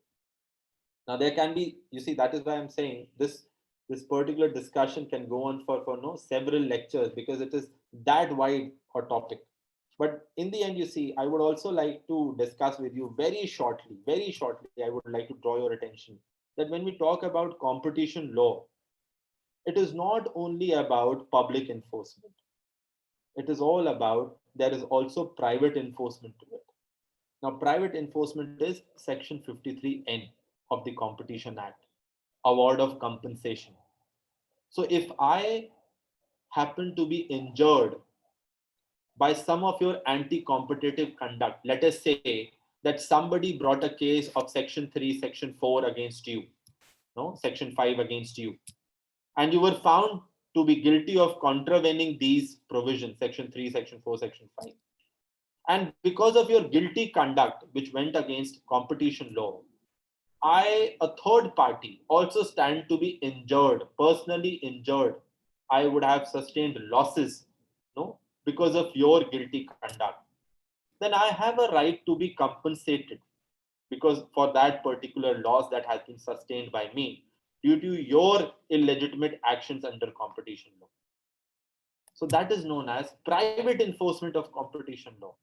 Now this, you see, has got nothing to do with the public right. This has got nothing to do with the third right. This is all but private rights. This is right in personam. This is not right in rem. So if I am standing injured by your actions, then it is between us. You see, the world doesn't have to really meddle into our affairs. So therefore, you see, this aspect of competition enforcement, which is known as private enforcement, was something that the courts have also not gone into. There are 7, 8 private enforcement cases till date, and none of them have been resolved, not one judgment. Why is that so? Because the NCLAT, which is the appellate body now, is heavily overburdened with so many cases. Okay, heavily overburdened. So you have multiplicity of forums, you have delay in award enforcement, cost education of dispute has become costly, so many other things. Now my question to you is, would it not be a better thing to allow for arbitration at least of private competition disputes, private enforcement of competition law, if not for public enforcement, although that is also allowed in UK and US, other places.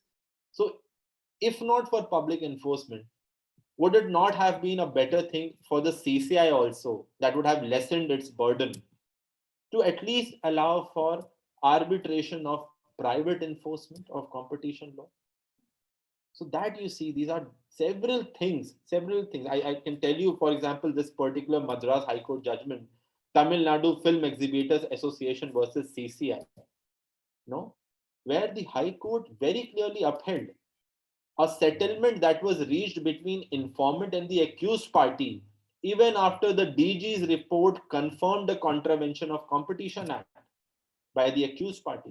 So there was an allegation made, the DG undertook an investigation, found that a particular provision had been contravened, and still a settlement was reached between the informant and the accused party, and that was upheld in law by the Madras High Court in this famous case, Tamil Nadu Film Exhibitor Association versus CCI.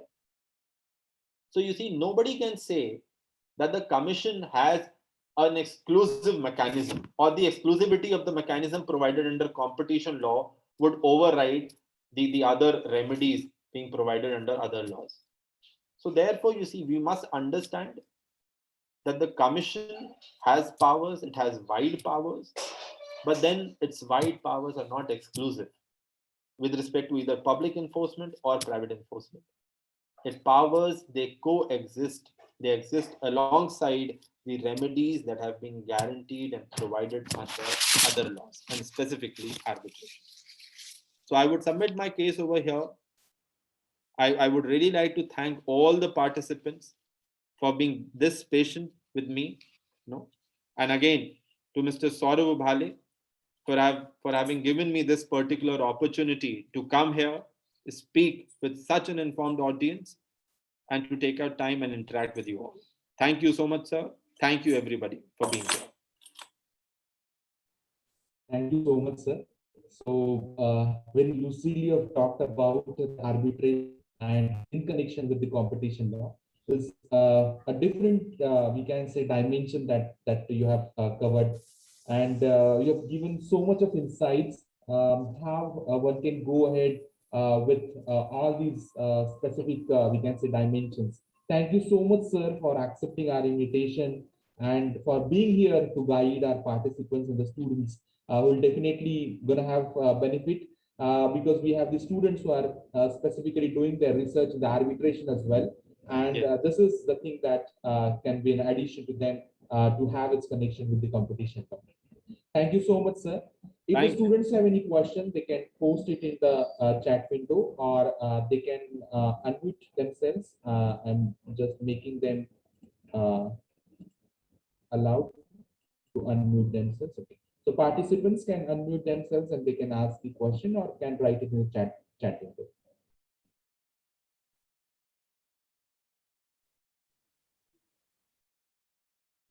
I would just like to mention, Saurav ji, that I would be readily available and would be really happy to help anyone explore much more on this particular topic, because you see, competition law is very dynamic in nature. It is an ever evolving field.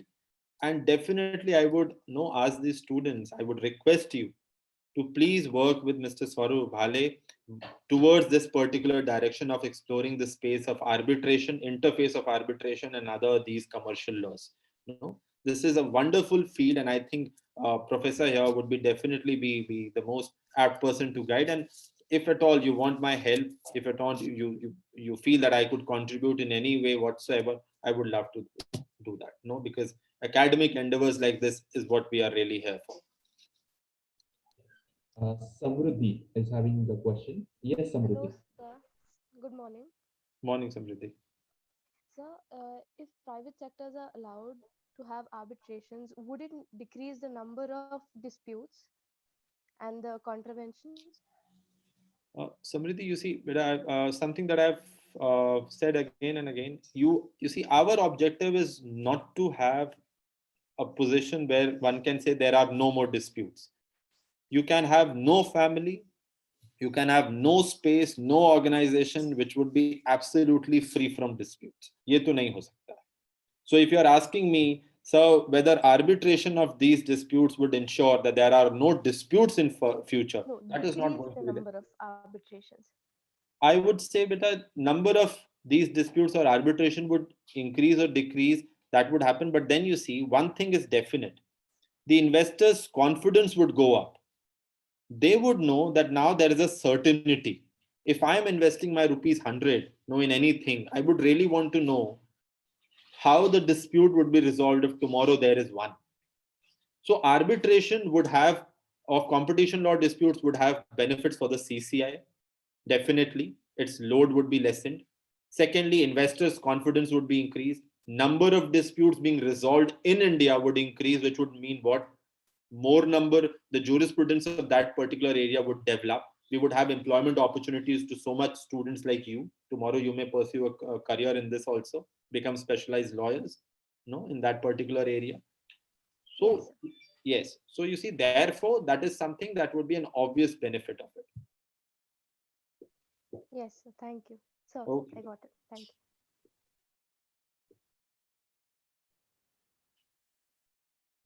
Sir, arbitrator decision is challengeable in court. Yes, it is on limited grounds. Public policy ground is one of the major grounds on which the arbitrator decision can be challenged. So you see that ground, you see, is very seldom invoked. The courts, you see, now what they have done is, earlier the courts were also very apprehensive of arbitration. Now the courts have really decided to back the arbitration proceedings. They have decided to not interfere unnecessarily. You see, we must appreciate the difference between intervention and interference. So unnecessary interference has been avoided, and now the courts have decided that they would not intervene unless and until there is some grave injustice or the arbitrator have not applied the law properly. So unless and until that is a reason, the courts would not intervene. But yes, to answer your question directly, the arbitrator's decision is definitely amenable to a challenge. Yeah. Thank you so much, sir. Okay. So yes, this is online and the virtual, but soon we wish you to invite you on our campus of MMCC Shankarrao College. Would love to. So yes, so soon we'll be meeting on the campus. Thank you so much, sir. Thank you, everyone. Thank you so much.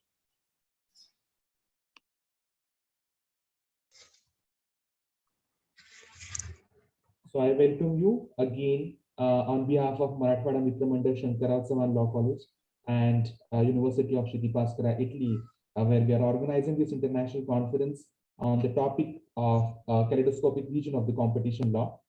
We are very fortunate to have amongst us today Dr. Swati Rautela ma'am, who is the head of Department of Law, University of Mumbai, to chair the session of the paper presenters.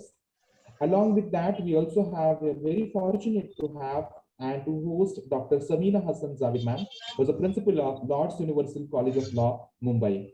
On behalf of both of the universities, the Savitribai Phule Pune University and the college, Shankarrao Law College, along with the University of Shri Paskara, Italy, we welcome you both, Dr. Swati ma'am and Dr. Samina ma'am, to chair this session of the paper presentations. Without further delay. Thank you, Saurabh, for your warm welcome. I'll just interrupt 1 minute and I will just wish all the participants all the best. And Samina madam, good morning. Yeah, Saurabh, continue, please. Continue, Yes. Saurabh. Yes. So today, the first morning, ma'am. presentation. Good morning. Morning, Mr. Saurabh. Yes. So today, the first presentation will be Mr. Kaustav Chaudhary, who is an assistant professor of law at Rashtriya Raksha University, Gujarat. He'll be presenting on COVID-19 and competition law in India, a critical analysis. Over to you, Kaustav, sir. Sir, ma'am, I hope I am audible and visible. Yes, sir. Yes, sir. You are audible. Thank you so much, sir, ma'am, for giving me this opportunity to present my paper. At the behest, at the very first, I'm extending my apology as I'm not an expertise in competition law and in front of all the legal giants. I'm just a student of criminal law, and due to my interest in competition law, I have presented this paper. So I was interested in this particular domain at the very first because of the COVID-19 issue.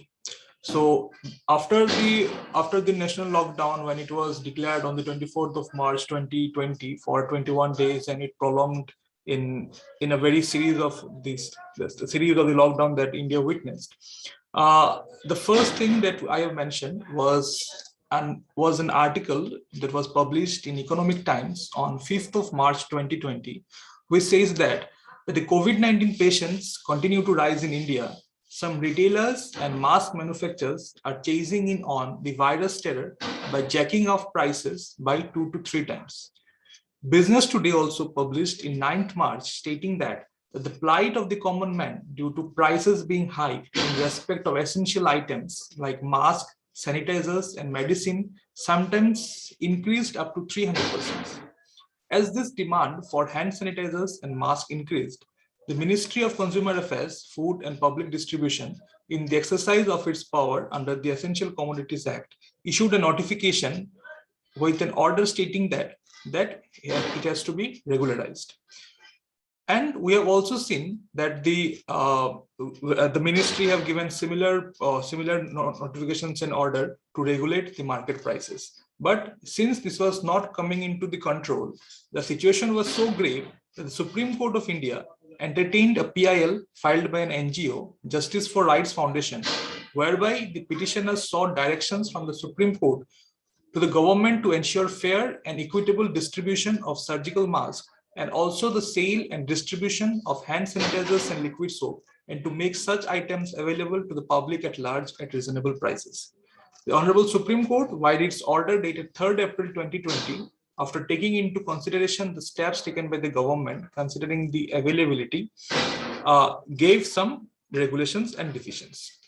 Now, in my paper, I have discussed the role of Competition Commission of India to tackle this particular scenario. The CCI stepped into an issue of an advisory business in taking times of COVID-19 and to aim to serve a deterrent, aiding businesses indulging in the rampant, exorbitant increase in prices of certain essential commodities such as ventilators, face masks, gloves, sanitizers, medicines, and essential services such as logistic testing, etc. Via its advisory issued on the 9th of April 2020, the CCI warned the businesses of various consequences under the Act that could be attracted due to the rampant, inexorbitant increase in the prices of essential commodities. In the words of the Commission, the COVID-19 has caused disruptions in supply chains, including those of critical healthcare products and other essential commodities. To cope with significant changes in supply and demand patterns arising out of this extraordinary situation, the business may need to coordinate certain activities by way of sharing data on stock levels, timings of operation, sharing of distribution network and infrastructure, transport logistics, research and development to ensure continued supply and fair distribution of products. So these two things I have discussed in my paper, and the main issues that I wanted to raise in this particular forum was that the CCI's power to impose sanction on the business found guilty of violating the provision of the Act while considering such pleas, not only such conduct of business which is necessary and proportionate to the address the concerns rising COVID-19 was considered. Thus, it is cautioned that the business will not take advantage of COVID-19 to contravene any of the provisions of the Act. Thus, the companies involved in the business of essential commodities should not indulge in anti-competitive activities and refrain from arbitrarily and unnecessarily increasing price of essential commodities, especially in times of such crisis being faced by humanity all over the world. Some things which the mankind has not seen in its entire century. The Competition Act is thus another mode of keeping erring businesses in check so that essential commodities are made available to the public at large at reasonable and affordable prices, and at the same also ensuring an adequate supply of said products, which is not only for the people to keep up the spread of the coronavirus in check. So this was the it was based on the doctrinal research methodology. I have given an exploratory research based on how the situation turned down in the COVID, and with this I end my submission. Thank you, ma'am. Thank you, sir. Thank you, sir. Your explanations were good into the same, and I feel something more could have been done into the research, but nevertheless, the attempt and the efforts which you have taken, they are good enough. And maybe you may have written some more into it, but the duration or time which was allotted to you, in that you could just explain in your limitations, but nevertheless it is a good presentation. So I now hand over the mic to Samina madam to have further discussions into the same. Yes, Samina ma'am. Very good morning, ma'am, and Yeah, very good morning, Samina ma'am. Yeah. Very good morning to everyone. Mr. Chaudhary, you actually did good work. I mean, kudos to you that you took up the topic in spite of your, not being an expert in that subject field. But it is a good attempt because ultimately each one of us must diversify our field of interest. And this time being a the subject that you picked was very, very relevant to the present context. Although, as ma'am rightly pointed out, more research could have been, the analysis could have been more better. But nonetheless, I think it was a great attempt, and wish you all the best. And please continue to do such good research. Thank you. Yes, thank you. Thank you, Samina ma'am. Thank you, Swati ma'am. Thank you, Dr. Sir, for having the presentation. So we'll be moving ahead with the second presentation. Just give me a minute.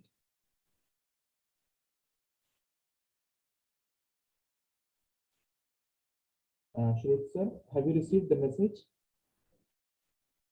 Yes, I'm so sorry. I was referring to my article. I'm ready to go ahead. Okay. Shall I? Just a minute. Okay, so we'll be having the second presentation on escalating demand of amelioration of the laws safeguarding the trade secrets of the artificial intelligence vis-a-vis the competition law, analyzing the conflict, consonance, and the correlation. So we'll be having the presentation by Shruth Brahmavat, a PhD student of SP University, Anand, and an assistant professor of law, United World School of Law, Karnavati University of Gandhinagar. Along with him, we'll be having the co-author of the same paper, Dr. Rekha Kumari R. Singh, who is principal at Anand College of Legal Studies and Dean, Faculty of Law, Sardar Patel University of Anand. So without further delay, I request sir to go ahead with your presentation.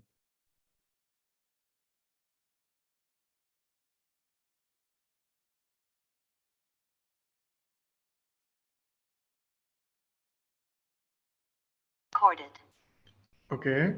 Am I audible, sir? Yes. Yes, I'm sorry, I lost my connection. Very good morning to the dignitaries and participants. This is Shruth Brahmbat here to present a paper titled as Escalating Demand of Amelioration of Laws Safeguarding Trade Secrets and Artificial Intelligence vis-a-vis the competition law. And through this, title, we wish to analyze conflict, consilience, and the correlation of between these three different components. Now, the paper is being co-authored under the able guidance of Professor Dr. Rekha Kumari Singh, who's the in-charge principal of Anand College of Legal Studies and in-charge dean of Faculty of Law, Sardar Patel University. The paper consists of 5 parts in total. The first one is, of course, an introduction, post to which there is deliberation is being gave on the trade secret, whether the trade secret can be considered as an intellectual property or not. And the next part is intellectual property and artificial intelligence, how these two correlates, how the trade secrets and artificial intelligence correlates, and ultimately how the competition law, trade secrets, and artificial intelligence has relevance in today's era. Now, when we talk about the trade secret is a confidential information which possesses competitive advantage, and by virtue of which it aims to provide a competitive edge to the holder of this type of information. Now, the competition law, which is an outcome of the international treaties, precisely if we talk about the Paris Convention, Article 10b, and if we see that Article 10b says that the competition law should be brought in within the domestic regimes of the signatory countries.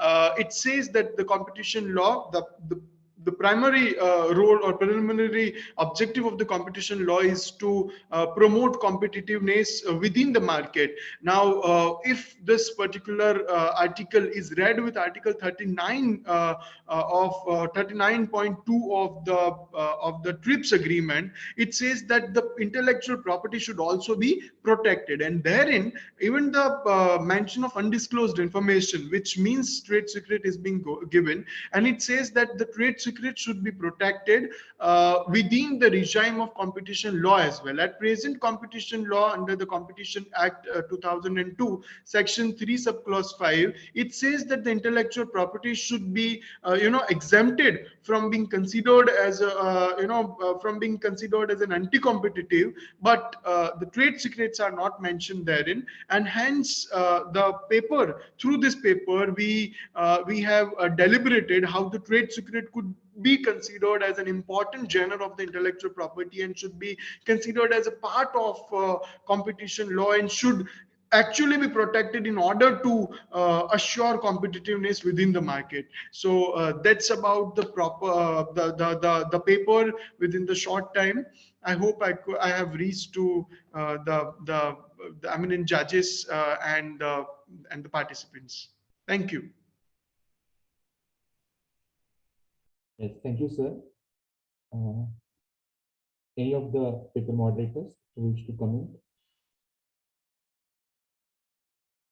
Yes, very good morning, Mr. Dr. Brahmabhat. And I think you have taken up a very interesting topic for your paper presentation.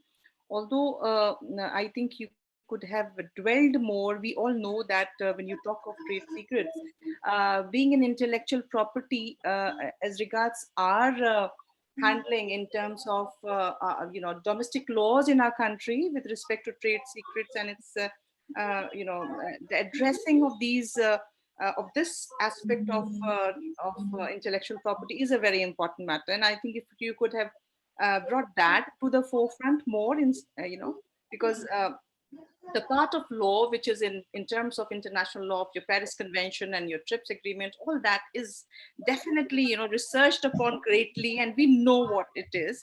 However, what you could do more through this paper is you could have brought to the forefront what steps we could take to improve our protection in terms of trade secrets, and as well as the very fact that when you're talking about competition law, I do agree on one hand that it is it shouldn't be considered as anti-competitive, but then today I guess more is to be done, especially in our country when it comes to protection of trade secrets.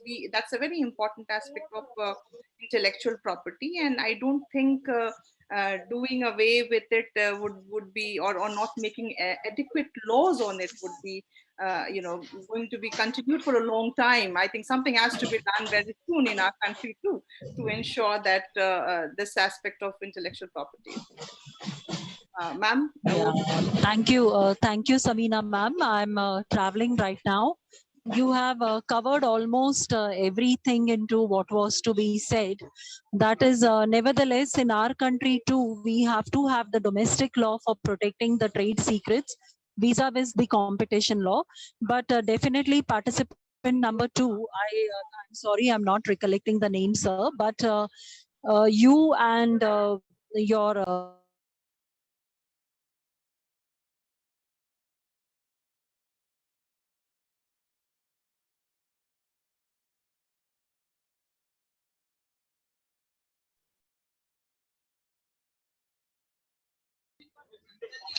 so definitely, I feel it is a good effort, and thank you, sir. So we can move ahead with the next participant. Yes. Thank you, Samina ma'am. Thank you, Swati ma'am. Thank you, Shruth, and convey the regards to Rekha ma'am as well. Now we'll be moving to the third paper. It is the standard essential patents, the interface between intellectual property and the competition law. So it will be presented by Dr. Athira P.S., Assistant Professor of Law, National University of Advanced Legal Studies from Kerala. So without further delay, I request Athira ma'am to go ahead with. Thank you, sir. Respected chairpersons and participants. I'm traveling right now. I'm very sorry about the disturbance. So the topic that I would like to discuss today is standard essential patents, the interface between intellectual property and competition law. Am I audible? Hello? Yes, ma'am. Yes, ma'am. Yes. Thank you. Thank you. So through this paper, my attempt was to bring out the connection between intellectual property laws and competition law through the instrument of standard essential patents. Now, as we know, the post-TRIPS world, we have seen so many intellectual property norms which have been instituted as well as enforced through trade-related aspects of intellectual property rights of the TRIPS agreement, the World Intellectual Property Organization copyright treaties, as well as the Patent Cooperation Treaty, where harmonization becomes the gold standard. And in spite of this, we find that with respect to advanced information and communication technology, intellectual property has assumed great significance, though there are slight differences in the domestic jurisdictions as well as the case laws across jurisdictions.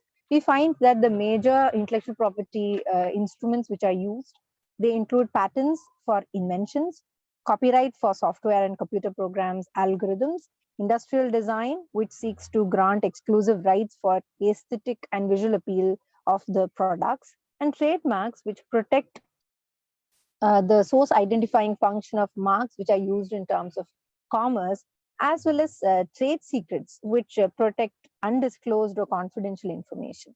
Now, irrespective of the significance of each of these intellectual property, we find that patents, they assume greater significance, particularly because of the very, very tech-intensive nature of the ICT sector, especially if you look at the 4G, 5G standards which are evolving. We find that there are so many patents which occupy small technical spaces, small technological spaces, wherein with respect to a single technology, like for example, Bluetooth technology, there are more than 10,000 of patents which may be held by different parties. So as you know, patents or intellectual property generally is the right to exclude others. So papers by Carl Shapiro as well as Mark Lemley at the beginning of this particular study, they pointed out the possibility of exclusion of one party of exclusion by one party of the others, which may lead to a lot of anti-competitive practices, increase in prices, as well as other kind of anti-consumer interest consequences. But if you look at smartphone industry, there are certain practices within industry which did not make true this prediction, called as standard setting organizations. These organizations, which include thousands and 10,000s of private players, they make sure that instead of royalty stacking or patent hold up, as were projected evils of this kind of tech intensive business, they brought in this whole setting of standard and then bringing up the patents or other kinds of technical know-how related documents, state of art, to the level that is projected as fixed on the 5G or 4G standard. What that means is that before 5G is achieved, you fix the standard and you fix the technical capacity, which is to be achieved through the different methods, through the different patents, which are maybe granted or applied for. And depending on who's the first party to obtain the patent, you give those specific standard essentiality to those particular patents. And so standard setting organizations have brought in more of a level playing field as far as these tech intensive businesses are concerned. So again, empirically, if you look at evidence, we find that in SEP intensive industries, while the projected royalty rate was supposed to be around 40 to 50% of the total MRP or the rate per unit of the product, ultimately what came about was a shocking 4%. For the last 4G standard, they fixed a 4% royalty rate from all of the SEP related patents in a single mobile phone, which means that what was projected did not happen. And that is because of the truly competitive nature of this type of industry. However, if you look at specific other industries, even those which are tech intensive, we don't see such a model. And so my point is that standard essential patents, while you cannot generalize as a standard which can be applied across sectors, across spectrums, with respect to smartphone industry, at least, the projections have not really been satisfied. Now, one problem that still persists, even with respect to SEP licenses, is the possibility of manipulating the market or anti-competitive behavior. Like I said, in smartphone-based industries, probably because everyone needs each other, there is less of these anti-competitive practices. In any case, there are very important standards which are fixed in SEP licenses. The first and the foremost one, which we all hear of on a daily basis, those are the FRAN terms, the fair, reasonable, and non-discriminatory rates, which are to be applied with respect to the license terms. Now, if you look at the FRAN standards, there have been numerous cases which have gone to the court to fix exactly what the FRAN terms are. Now, if you look at, especially if you look at these kind of contracts which enforce FRAN terms, so-called FRAN terms, we find that there are some problems which plague these contracts. The first of them being the lack of transparency or accountability. Though the standard setting organization makes it clear that within the structure as well as with outside players, there should be fair, reasonable, and non-discriminatory terms to be applied. The problem is that the contracts are bilateral in nature, and it is not free for other competitors to see what the terms are. Secondly, there are non-disclosure clauses which are very, very aggressively enforced, which means that if there is a violation or if there is an anti-competitive practice by one of the dominant players, the other parties may not go to arbitration or to courts, thereby reducing the scope of this kind of self-regulatory mechanisms. So ultimately, I would conclude, because of the paucity of time, I would like to conclude by saying that presently, especially if you look at smartphone industries, practice or empirical data shows that the projections of patent hold-up or royalty stacking did not really materialize. But that is not to say that these are going to be completely absent. We know that especially in the 5G standards with Huawei and other players, there have been some manipulations in the market which may be seen as anti-competitive practices. So what I would suggest is, if you look at global scale as well as if you look at it from the Indian perspective, what we find is that yes, standard setting organizations do provide some answers, But more than that, the regulatory agencies should be aware and proactive in deciding how the terms of these licenses are fixed and whether they are actually in reality fair, reasonable, and non-discriminatory. Thank you so much. If you have any questions, I'd be happy to answer. Thank you for the opportunity. Yeah, thank you. May I know your name? Hello. Yes, Hello. my name is Akira. Okay, Arkira, your presentation was very informative, very nice, and you have explained the statistical data also into the same. And definitely, as you said, the agreements which are entered, I'm sorry, the agreements which are entered into, there are a lot of disclosures which cannot take place, and it is only between the two parties. But as definitely pointed out by you, the regulatory authorities should take into note, understand how the licenses are to be issued. So maybe in the coming times, all your suggestions will be working into the same. So I wish you good luck. It was a good presentation. Thank you. Yes, Dr. Athira, I think the presentation was very good, and I agree that that the SCPs, they cannot be generalized when it comes to Competition Act exempting restrictions that are imposed on by IPR holders.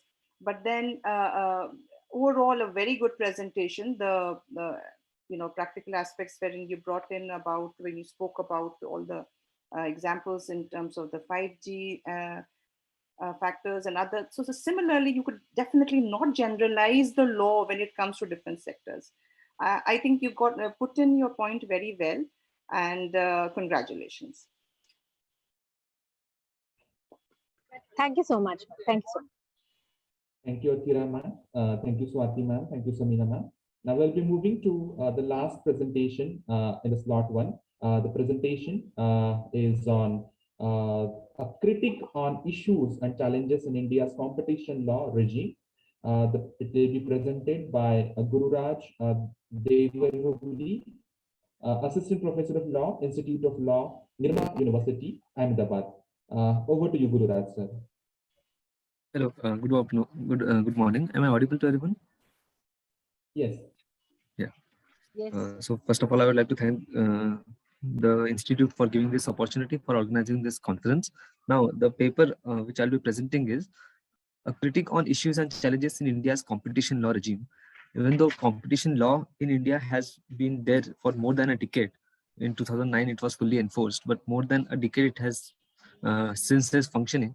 There are certain successes and certain failures, but I would like to highlight more on the failures because that is what should be addressed immediately.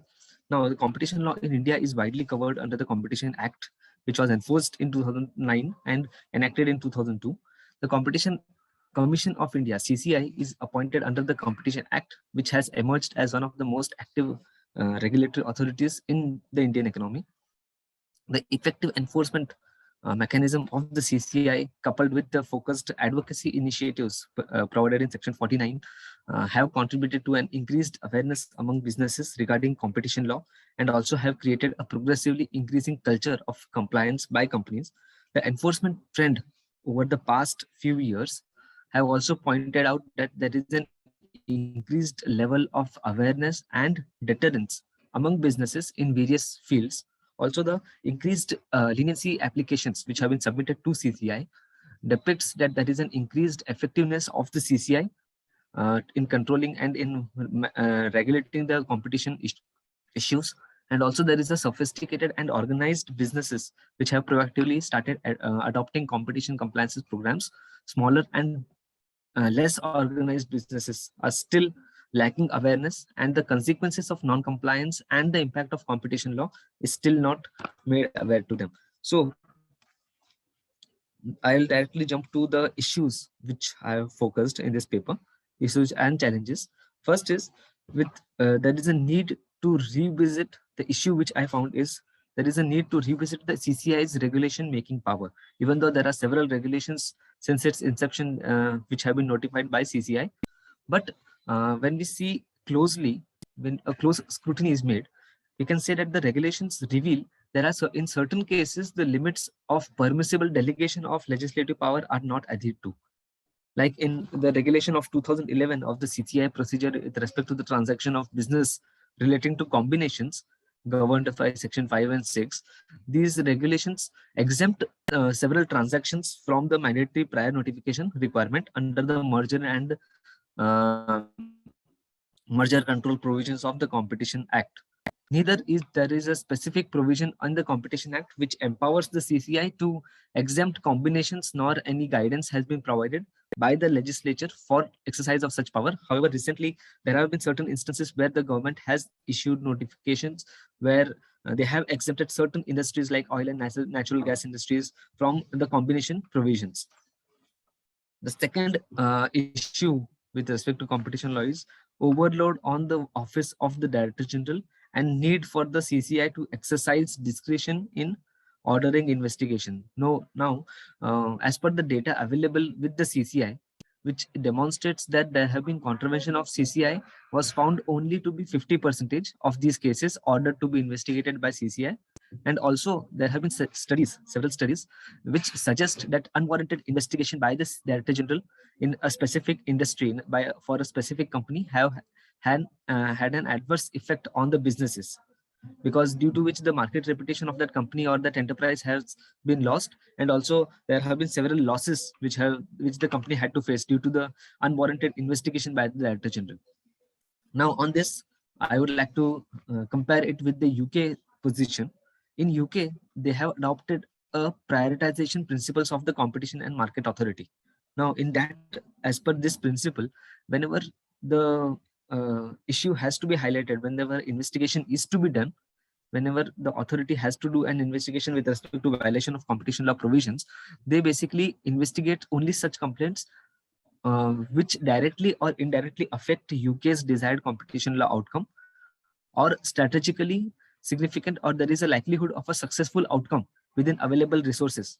So that policy should be adopted here by the Indian authority, whereby they have to prioritize and they have to demonstrate, they have to mention as to what are the India's desired competition law outcomes and what outcomes hold strategic significance for the Indian economy.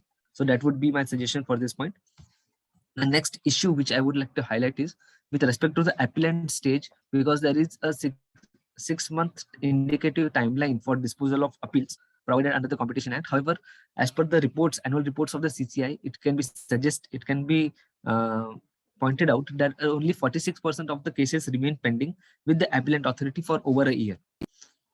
Now, with the change in the appellate authority from compact to from NCLAT, the situation has still not improved, and the NCLAT is still struggling to dispose of the matters which have been gone in appeal of the competition law matters. Now, the relevant rules or regulations, including the CCI General Regulations 2009, the Competition Appellate Tribunal 2009 rules, and the 2011 rules with respect to the procedure regulations, they provide a stage-wise timeline for the appellate process. Now, the Companies Act require the NCLAT to make every endeavor to dispose an appeal within 3 months from the date of filing, but do not provide any indicative stage-wise timeline to dispose appeals. Also, there are certain jurisdictions like UK and Singapore where there is no requirement like India for either the NCLAT or the CCI to conduct case management conferences which are known to maximize efficiency. So for this, my suggestion here would be to draft the detailed rules to govern the appellate procedure, including the rules prescribing indicative stage-wise timeline and broad contents within the written submission, and also to impose mandatory requirement to hold case management conferences right at the beginning of the appellate procedure, and also to ensure that NCLAT is adequately staffed and a dedicated bench or designated expert members are allotted to to enforce these CCI orders. So these are certain issues and challenges which I have pointed out in this paper. With this, I end my presentation. Any suggestions and observations are welcome. Yeah, thank you, sir, for a wonderful presentation, and I congratulate you also. Maybe you could do a research work into the analysis of the competition law and its implementation in India vis-a-vis the laws which are functioning in, as you said, in Singapore and in European Union and even the US for that particular matter. So this law is a evolving law, yet there are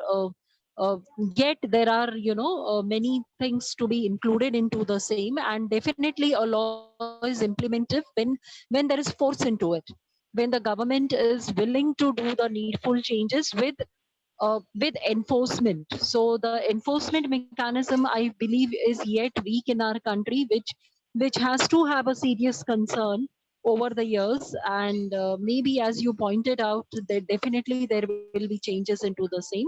So it was a good presentation. Thank you, sir. These are my observations. And over to Samina, ma'am. I'm also in this paper, as it is a working paper, I'm also highlighting, I'm trying to include the interface of the CCI with other sectoral regulators, because there have been several Yes, cases where this yes. issue has come up, where the CCI's jurisdiction has been conflict with TRI and with other sectoral Yes. regulators, and also Regulatory with this. authorities. Yes. Yes, and also the impact Yes, sir. of the working of CCI in this technological advancements, in this technological situation where technology has to be adopted. What has been the impact of in the CCI's working on that? That would also be included in this paper. Okay, sir. Yes, Okay. Yes, Samina, ma'am. Please continue. yes, Mr. Gururaj, I think you made a very good effort when, in regard to highlighting the issues and challenges in respect of competition law. And I think, especially with respect to the fact that, being a very relevant factor wherein you highlighted what is there in the domestic law of our country. And I agree with ma'am when she says that, we could have a comparative account when it comes to other countries, and because they're also, this law is quite evolving in our country, and we are, I think, making progress.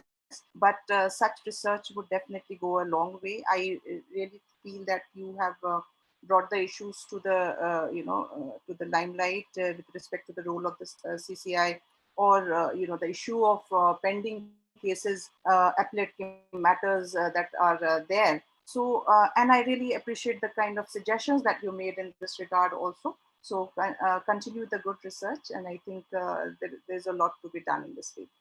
Thank you. Thank you, Gururaj sir. Thank you, Samina ma'am. Thank you, Swati ma'am. So here we come to conclude with the paper presentation. So if Samina ma'am wish to say a few words for the concluding remark. Thank you, sir. First of all, I thank you all for giving me this opportunity to be present here on this wonderful platform. I think the presentations by the various paper presenters have been very good. The effort has been good, and overall the session has achieved its aim in terms of bringing to light the competition law, and especially this particular what you call one moment, you have this give me a moment. Yes, so this, especially this entire international conference that you've conducted, I think it's each one of you has to be congratulated, and all the participants who have contributed with the research in this entire session. I congratulate all of them, and I thank you for giving me this opportunity again, and I wish everyone the very best. Thank you. Yes, thank you so much, ma'am, for accepting our invitation and to be here with us to guide our students and to have the paper moderations. Thank you so much, ma'am. Swati ma'am.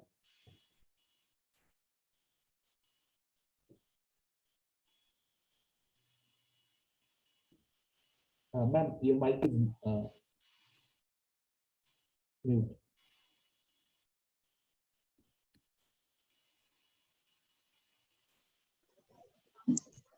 Hello, can you hear me Yes, now? yes, ma'am. Yes, Yeah, ma'am. yeah. Yes, ma'am. So, see, first of all, I congratulate you, Saurabh, and your and Shankarrao Chavan College. The topic which you all have chosen, competition law, it is very evolutionary in the sense nobody wants to select this topic because we believe it is difficult or we are not aware of it. So I congratulate. This is a contemporary topic and very much relevant. And definitely, we also as experts today learned the niceties or the difficulties into the competition law with the international perspective into the same. So all the participants they did give good presentations and they were thought provoking. So keep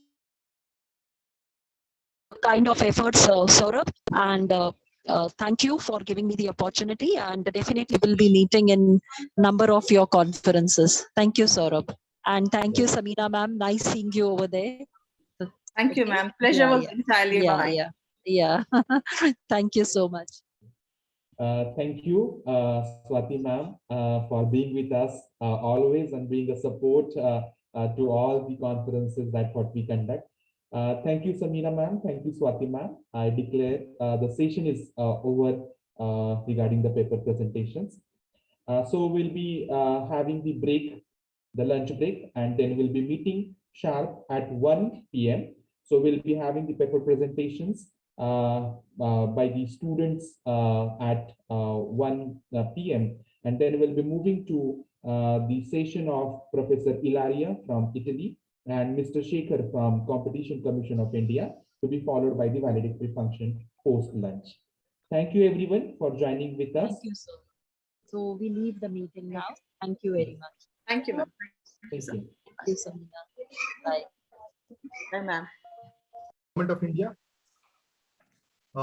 Being a civil services officer, actually, I got this opportunity to understand the different in the sessions from yesterday, the different aspects and in the wider canvas of the role of the Competition Commission of India, but at the same point of time, the different emerging areas which are there. In my paper presentation, basically, I will be also assisted by my co-speaker, who is also an advocate of the Delhi High Court, Abdul Rahman Malik. He's also working in the Government of India as a young professional. The most important factor which actually motivated all of us is actually to look at the dynamics of how Competition Commission of India actually are changing the contours of how the when it comes to actually understanding the different facets of anti-competitiveness. So we'll actually delve into that one. Our presentation, so I'll be just taking 10 minutes and which will be actually structured in such a fashion that 7 minutes will be there. First part will be taken up by me with the introduction analysis, and the conclusion will be taken up by my co-speaker Abdul Rahman Malik. And then there will be some few minutes which will be open for some questions, which if there are any. Thank you very much. And I take this opportunity also to thank the host, the organization, and also the revered panel members and the delegates who have actually joined in this particular August occasion. I start off with my topic, which is the leveraging the competitive dynamics with the market efficiency, a techno-legal managerial perspective of Competition Act 2002. And in this particular presentation, what is important that in an overview, the traditional view of what is an enterprise and how the enterprise functions in the business ecosystem with various value-added partners, whether it is in the primary chain or the secondary chain, there has always been a talk, and there has been in the competitive jurisprudence, there has been always a talk of how to give certain kind of flexibility to a different stakeholders when it comes to the enterprises, because we're seeing a plethora of changes, whether it is the strategic outlook or the market efficiency point of view, that even companies are actually going for combination just to provide better products. At the end of the day, any combination, according to the definition of the Competition Act, should actually result in rationalization of market. What I mean by rationalization of market is that bringing about, causing that efficiency to finally reach to the customer. The market efficiency has to translate to the customer. So that is why any competitive advantage and core competence has to be synergized with any kind of activities which has to be from a market perspective as well as from the customer's perspective. Broadly, the efficiency and rationalization in the market has genesis in the form of competition. Now, when we talk about competition, there are different dynamics of oligopoly, duopoly, monopoly, monopolist market. There are also impacts of market forces like demand supply substitutability. There's appreciable adverse effect of competition, which is also enunciated in the, which is enshrined in the Competition Act of 2002. And we have already seen that how the abuse of dominant position could actually be, different companies actually taking up, or for that matter, enterprises, when even when the broader outlook of the enterprises could also mean even the subsidies which would actually which are there in the offshore model. So typically, when we talk about this subject, there are also industrial policies which are also in the post LPG regime, that we are seeing that free trade and economic market post liberalization has changed the ball game of the whole thing.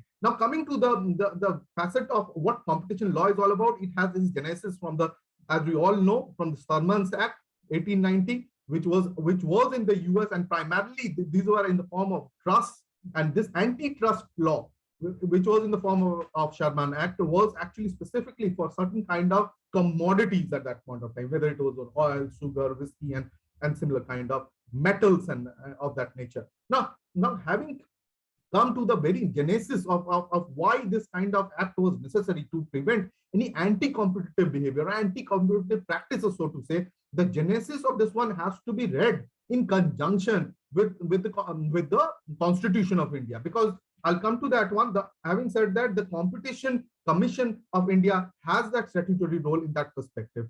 Now, coming to a very interesting aspect of how I was talking about synergy with the Constitution of India, a very important aspect related to this one is that the very observation which was made by Pandit, the first Prime Minister of independent India, was that the Constitution of India has enough flexibility to bring in changes which actually could be termed as the basic structure. The basic structure need not be changed as such. A constitution which is responsive to the people's will and responsive to their ideas will be varied, and respect has to be given to all the persons in the stakeholders, and not fight when it comes to actually, there should be enough flexibility built into the system. So somehow or the other, even the framers, our forefathers, also had a vision, and this was also a flow, a kind of ramification, or rather offshoot from that perspective also. Having said that, it is in synergy with that one. CCI, being a watchdog, has now evolved, and it has become a more of facilitating role with more of advocacy. Actually, facets of advocacies are also changing the entire ball game, because somehow or the other, when we're seeing the doctrine of stare decisis, which was actually propounded in this Competition Commission of India versus the state authority, the Steel Authority of India, we have seen that the honorable court has actually opined that this kind of the very act and the object of the purpose of the act is basically frustrated if there are damages which are brought about from anti-competitiveness, or so to say, the country's economy is also jeopardized when, for example, if any anti-competitive behavior is there. Maybe it has a macro effect, but at the same point of time, it has a micro effect also, which is to do with the economic perspective. So my paper presentation, which we have already submitted to your August institution, is that we have not only seen it from the perspective of competition law, but also seen it from the economic perspective. Having said that, the CCI's role as antitrust organization, or to prevent anti-competitiveness in the economic relevant market, has to be also seen from the perspective of different kind of orders which are being given, which is on the law of the land. At the end of the day, the natural justice system is also being adhered to, because somehow or the other, when we talk about different kind of arrangements or certain kind of like agreements, they call it as Section 3, which talks about different kind of agreements, that there are vertical and horizontal agreements. We have seen number of agreements of that of nature. For example, refusal to deal, which is a part of the horizon of the vertical agreement, that there has been enterprises in different value chains who are also affected by that one. Having said that, this is my last slide, and before actually move on to Abdul Rahman Malik, is that this is actually the evolving role of the CCI could be seen from multiple perspectives. I have a catena of cases where it can be seen. For example, in Vivek Sharma versus Becton Dickinson's Private Limited, where the subject matter of CCI was also involving the super specialty hospitals, the after medical services. Now, there has been also a number of cases, for example, the Fast Track Call Cabs Private Limited and Miru Travel Solutions Private Limited versus ANI Technological Private Limited, where we have seen that the wider ambit of what is actually a relevant market and who can be considered as a dominant player is also a big question, because nowadays when we are having so many e-commerce companies, so many companies who are doing business on an online environment in different algorithms which are being used, a nascent company cannot be termed as basically a dominant player, because when there are a number of players in that market. So these are the interesting observations which are actually part of my paper. Other than that one, we have dwelt into certain kind of interesting observations. For example, dawn raiding, or for that matter, the gun jumping procedure, which is the section 43A of the Competition Act 2002. We have also looked at the DG's power when it comes to dawn raiding. For example, what are the privileges that a DG can take after, obviously, after the show cause notice being issued, and subsequent to which they can actually go and if there is reasonable suspicion based upon certain kind of effects of anti-competitiveness or some kind of cartelization which could be sensed, then in that case dawn raid could be an option. Having said that, as we have seen from section 5 and section 6, that there are combination scenarios, for example, mergers, acquisition, amalgamations.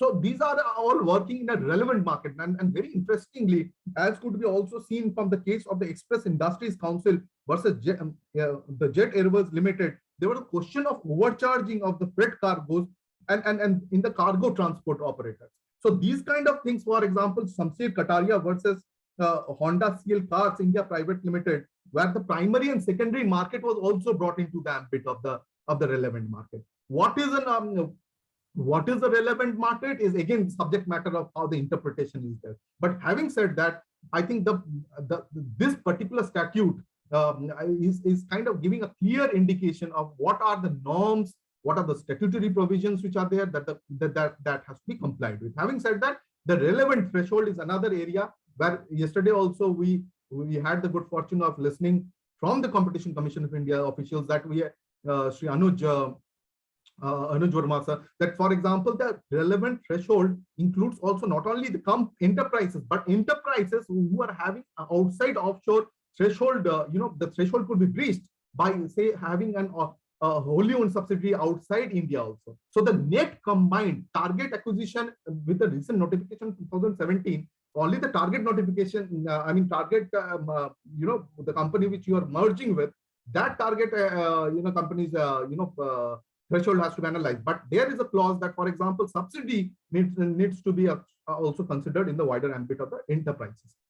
And when it comes to contents of public awareness and advocacy, this is another interesting role in which the CCI, along with number of players from the market, because at the end of the day, when we talk about this jurisprudence of commercial jurisprudence, these are the interesting observations that, for example, regular training of the professionals, regular awareness, sensitization programs becomes a quintessential factor in actually driving home the message that what are the roles that the stakeholders are also expected to perform. It's the law of the land at the end of the day. Procedural aspects related to investigation, DG's role, we have already looked into. Now I'll request my co-speaker, Abdul Rahman Malik, to actually take up the conclusion. Then we'll have the floor open for questions.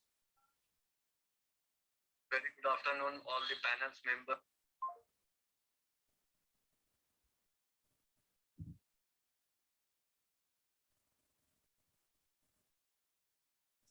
Yes, go ahead. Yes, Abdul Rahman Malik, you have to unmute yourself, Abdul.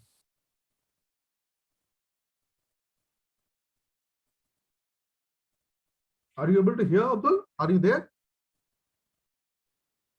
Sir, are you able to hear him? We can hear you, but not Abdul. Oh, I see. I'm audible? Yes, yes, now you are audible. Yes, please go ahead. Thank you. Very good afternoon, all the panel's member, and thank you, Mr. Samrat Bandyopadhyay. I wanted to conclude the above topic that the commercial jurisprudence evolving with the catena of judgment by judicial and quasi-judicial institution, as pointed out by my co-author, are setting the precedent to reply upon to adjudicate on the matter in issue with respect to decision related to anti-competitive and practices. Secondly, the broader objective of justice delivery system has to be on the touchstones of the principle of natural justice and by due process and procedure established by law in the form of equity, justice, and good conscience.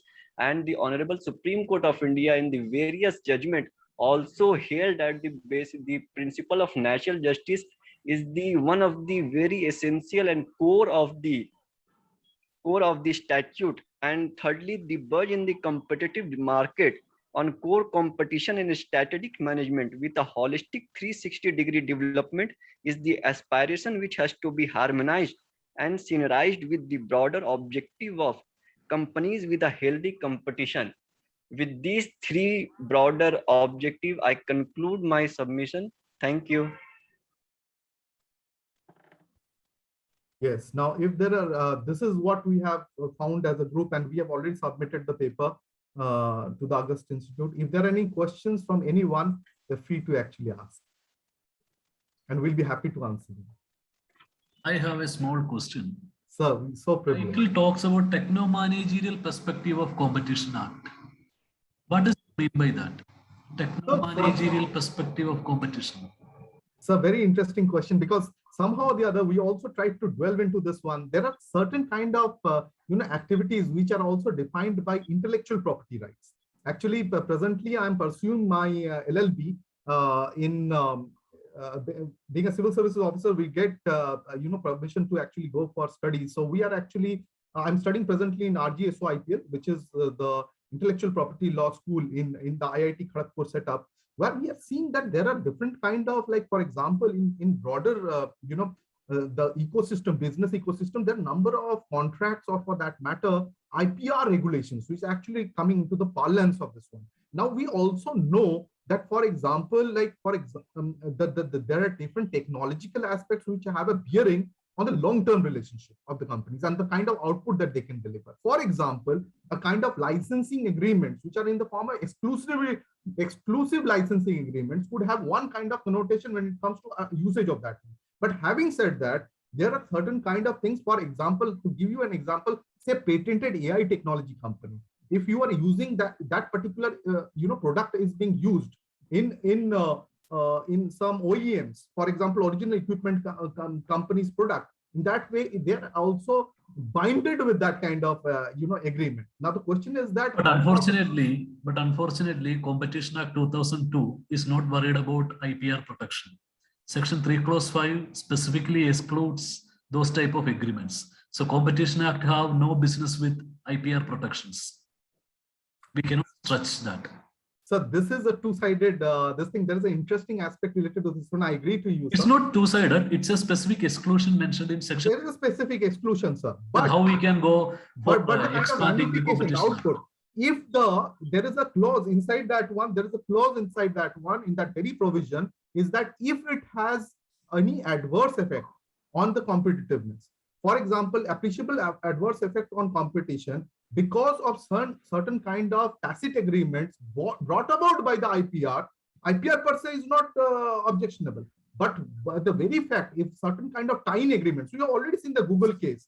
For example, if there are tie-in agreements which are there, or for example, if there is refusal to deal, for example, the MFN status, which are essential features, for example, different airline companies, if they have some common portal and they have an in-between understanding of using that patented platform to have a minimum pricing, for example, MFN status for that particular minimum pricing, then in that case it has an effect on the customers, because they will not get a certain kind of the fruits of, so to say, on a perfect competitive market. It's kind of actually leading to certain kind of tacit understanding also, which is not the basic mandate of okay, fine, thank you, that's it.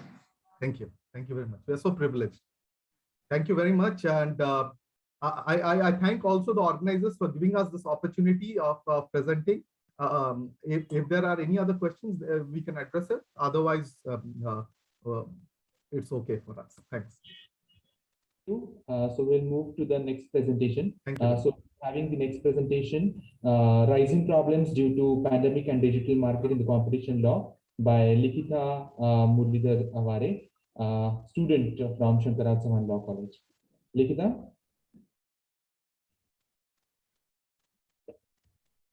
Am I audible and visible? Yes. Yes. Okay, I will share my screen. Yes.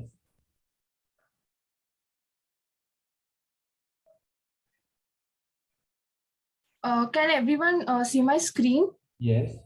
Okay.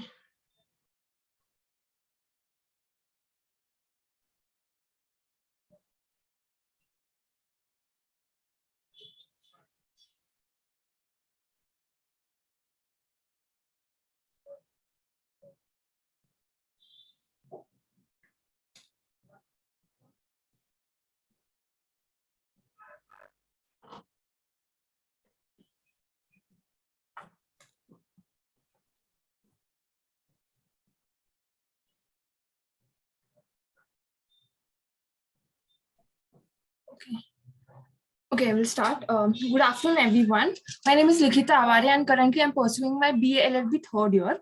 And my topic for today's presentation is rising problems due to pandemic and digital market in the competition law. So let us discuss. As we all know, when the pandemic hit, everything had come to a standstill. Everything was shut down. Schools, colleges, organizations, and everything was just shut down. Then there was a new entry in this marketplace, that was the digital marketplace. Everything went online. And we are still in this pandemic world.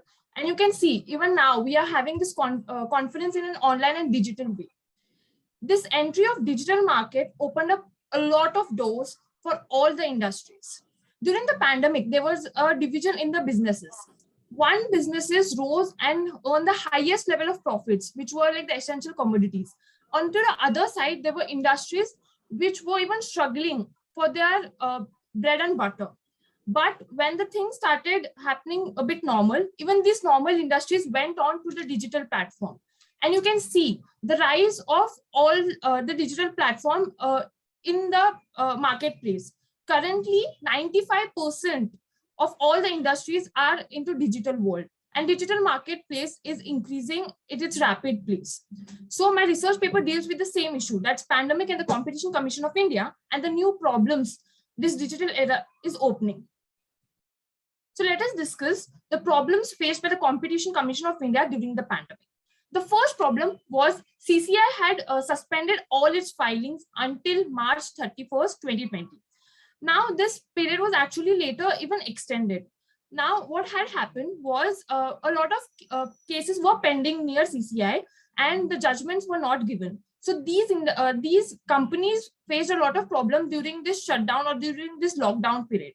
And there were many other industries who wanted to file complaints, but as CCI had suspended its filing, they couldn't do anything. But luckily, CCI opened up very quickly and it started its online hearing and online process. So everything went normal and they could file, and many cases were also solved in online way itself. Second problem was the impact on the merger control regime. This was the biggest impact because a lot of mergers were pending near CCI and a lot of people wanted to file for merger. But there was a quick action in this because the merger department had already started e-filing way before pandemic had hit. So it opened up very quickly and all the cases went online and mergers were taking place online itself. And in the year of 2020 and 2021, CCI has got 826 merger cases registered by e-filing, and more than 50% have been solved. The third problem was the collaboration between the competitors. As there was lockdown and a lot of industries were hit by this pandemic, what had happened was a lot of collaboration took place, which was illegal. As the Competition Act clearly states that collaborations comes under this anti-competition, which means collaborations are banned unless and until it is exempted by the central government.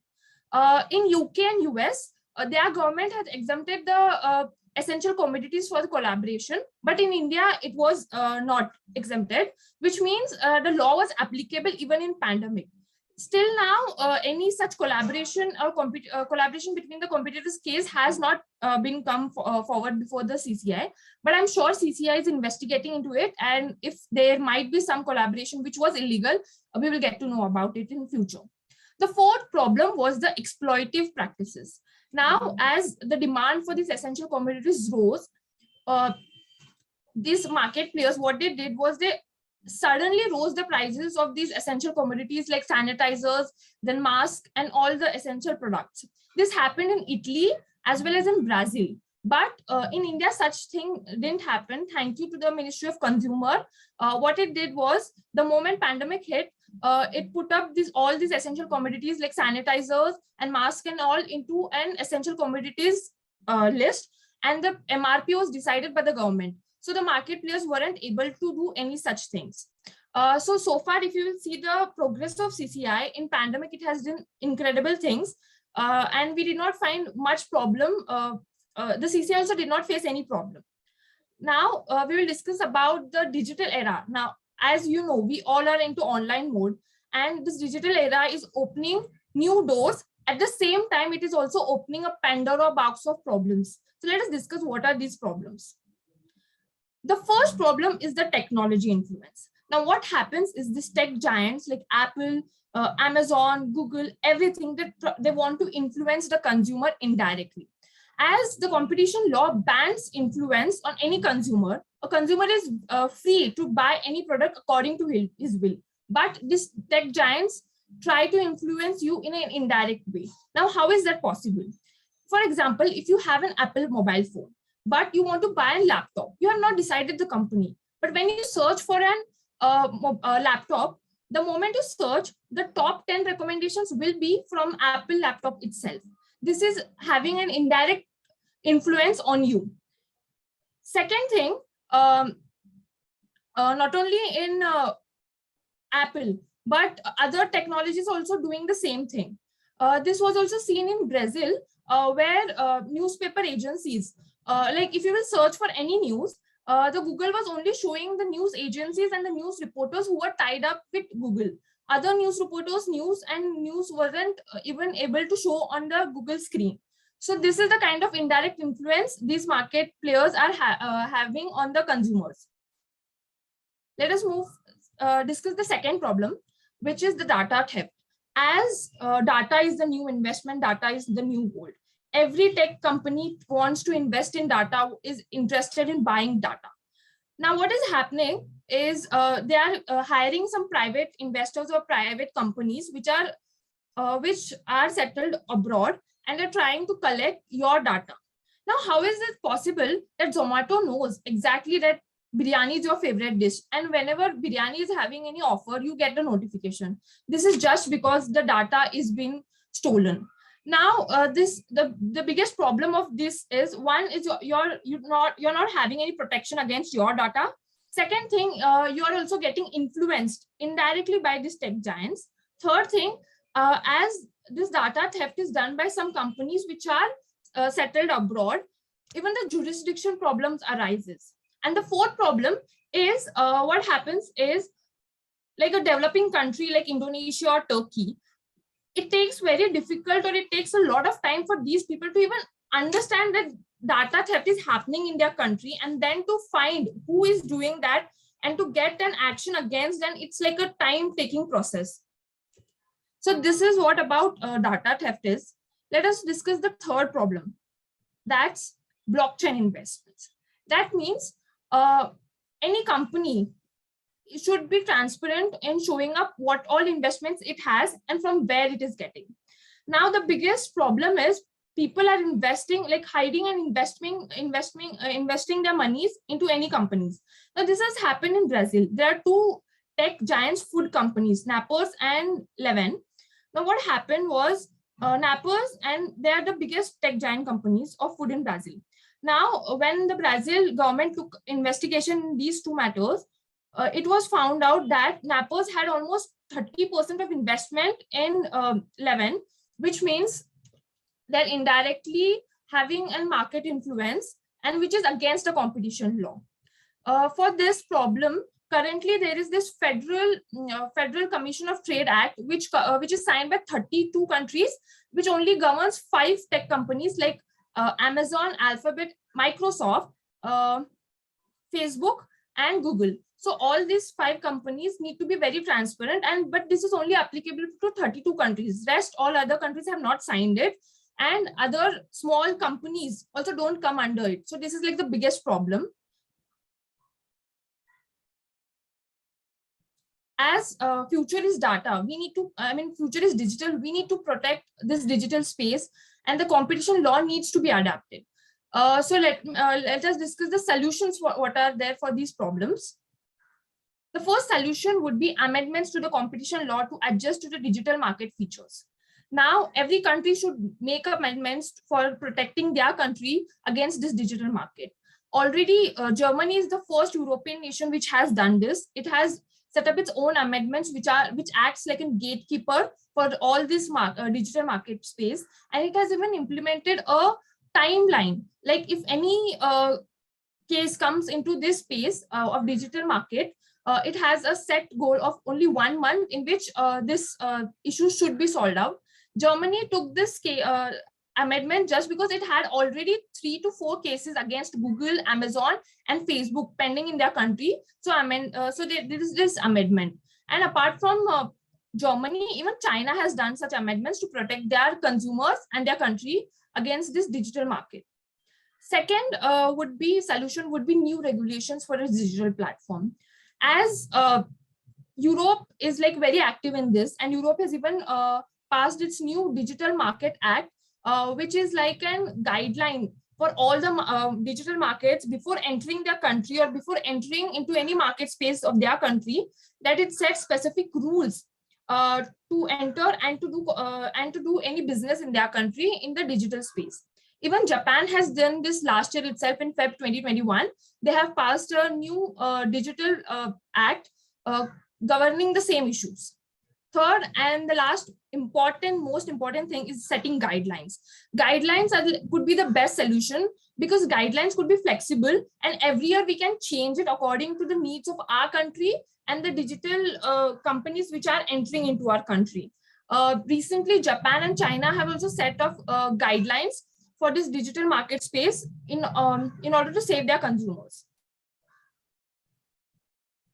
So conclusion, as we are into the digital world and digital is the new future, we need to do something or the other to protect the consumers and to protect every other individual out there against this digital market space. And this is not at all a particular country's problem. This is a global issue.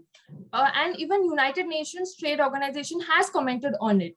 So all the countries should come together, and we need to fight against this tech or this digital market space, and unitedly, not only United Nations, but the regional organizations like the Southeast Trade Organization or the Asian Trade Organization, we should come together, all the countries should come together and form some unique laws related to this digital market space. Thank you and have a great day. Very good, Litika. Very good presentation. I really appreciate the way in which in very short span of time you covered a lot of areas and rightly pointed out what are the dangers of this digital world and what kind of steps we have to take now. I appreciate it. Thank you. Wish you all the best. Thank you, ma'am. Thank you. Likita, it was a very nice presentation.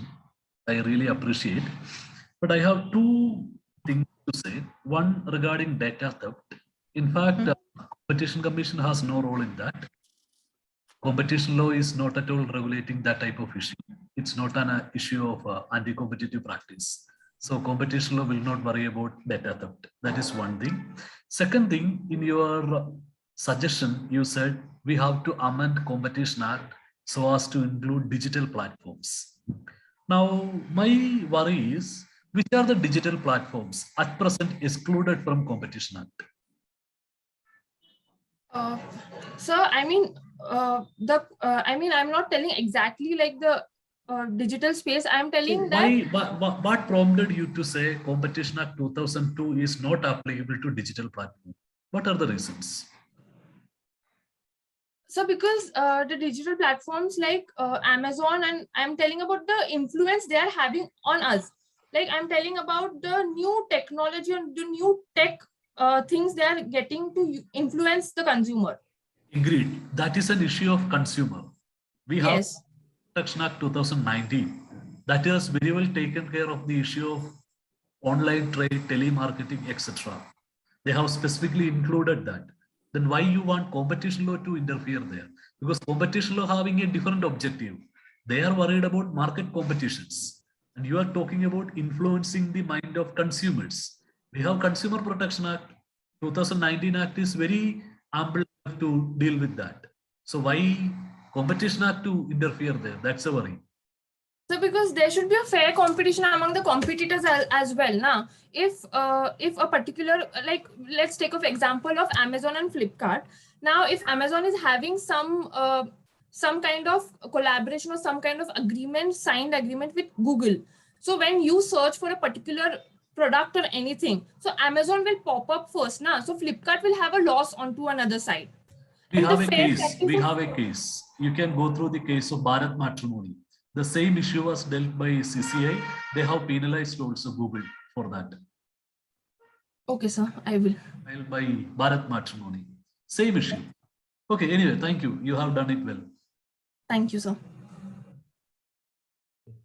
Thank you, Likita.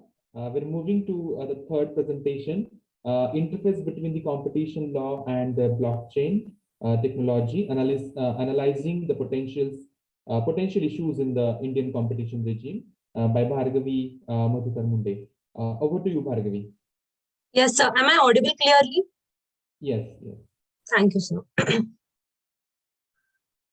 You all must be familiar with the term capitalist economy.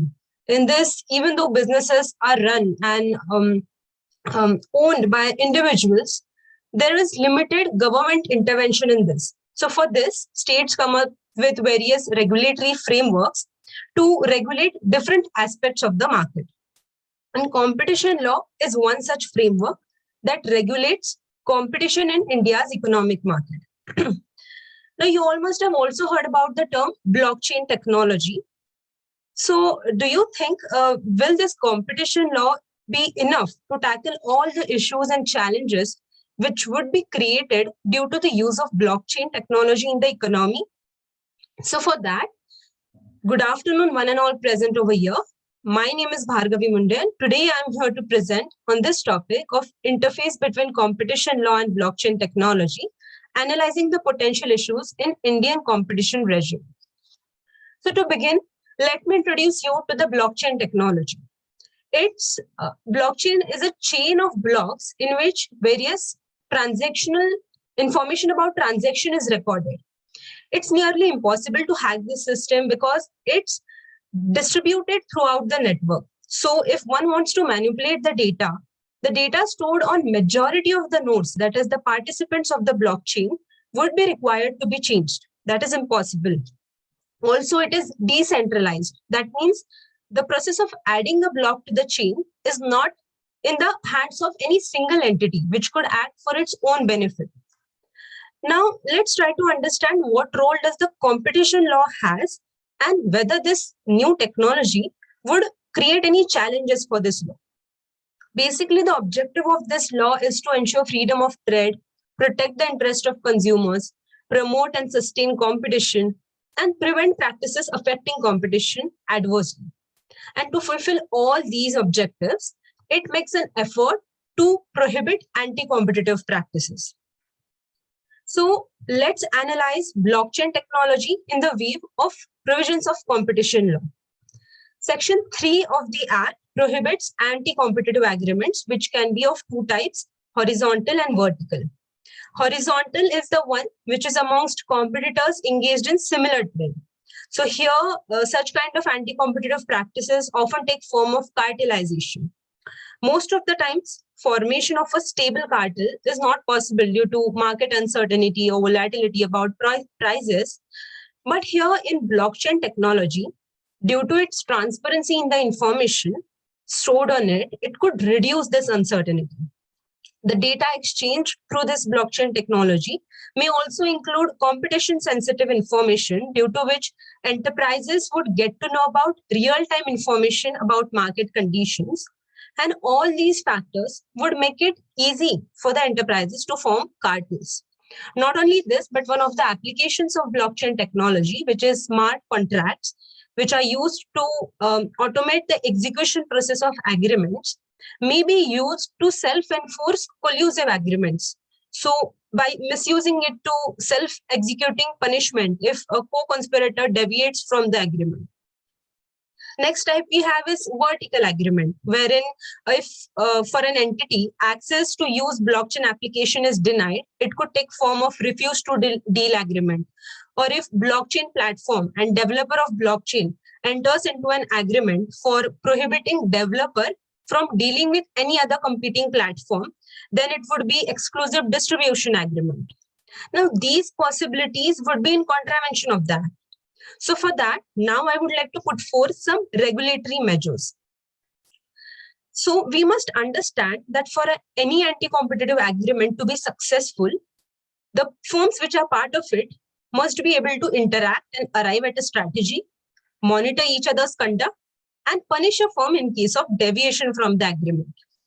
And unfortunately, all these conditions can be met with the help of features that blockchain technology offers to us. Thus, it's very important to utilize all these features carefully. So the first solution can be to restrict the data that is being shared to only relevant and non-sensitive data. Even in the case of Builders Association of India versus Cement Association of India, it was held that the availability of commercially sensitive information to all the competitors in the market could result in anti-competitive outcomes. So its example can also be Corda blockchain, where if a transaction takes place, only the minimal and required information is recorded. This would keep the transparency as well as uncertainty in the market intact. Secondly, along with restricting the kind of information that is to be shared, we can also restrict the access to the information. That means by restricting access in case of permissioned blockchain and encrypting data in case of permissionless public blockchain, we can create opacity effect for those who do not need to have access to particular information. Lastly, in case of vertical agreements, measures should be taken for governing rules of permission blockchain, because it is more likely that in such blockchains, these vertical anti-competitive agreements could be formed, because here the access to the blockchain can be restricted or regulated. Now, if we move further, Section 4 of the Act prohibits dominant enterprise from abusing its position. But Competition Act would be beneficial only when it is applied to relevant market. So for this, before determining market power of any entity, first the study on relevancy of the market shall be done. So now let's understand in a brief how relevant markets can be defined in the field of blockchain technology. Firstly, relevant product market, which means wherein all the products and services which are considered to be interchangeable by the consumers are included. So here, each blockchain application, which is in itself a distinct ledger, or a blockchain with similar applications which can be substituted for one another, can be considered as relevant product market. On the other hand, it's very difficult to determine relevant geographic market because of the pseudonymous and indefinite nature of blockchain technology. So it may be defined as per the facts of the case. Now, once the relevant market is defined, we can further define and analyze the market power of any enterprise based on factors such as number of users, number of recorded transactions, blocks, revenue, and so on. So with this, let's move on further and understand what can be the possible situations of abuse of dominance in blockchain technology and what are the regulatory measures that are required. Entities already having an existent dominant position in the market may refuse to provide access to a particular blockchain application to other small enterprises in the market. But before punishing such conduct, this refusal for an access must also be examined, and only if it is without any valid reasons, further punitive measures shall be taken. Because restriction may sometimes also lead to innovation, because competitors may try to build up their own blockchain application to facilitate their business. Sometimes it may be that the required cybersecurity measures are not in place, and that's why access is refused. But sometimes it may actually be anti-competitive if blockchain for which access is denied is an essential facility. For instance, if a blockchain application is developed for recording all the medical details of people, and if any new life insurance company is denied access to it, then it would not be able to compete effectively with other companies which have access to that blockchain application.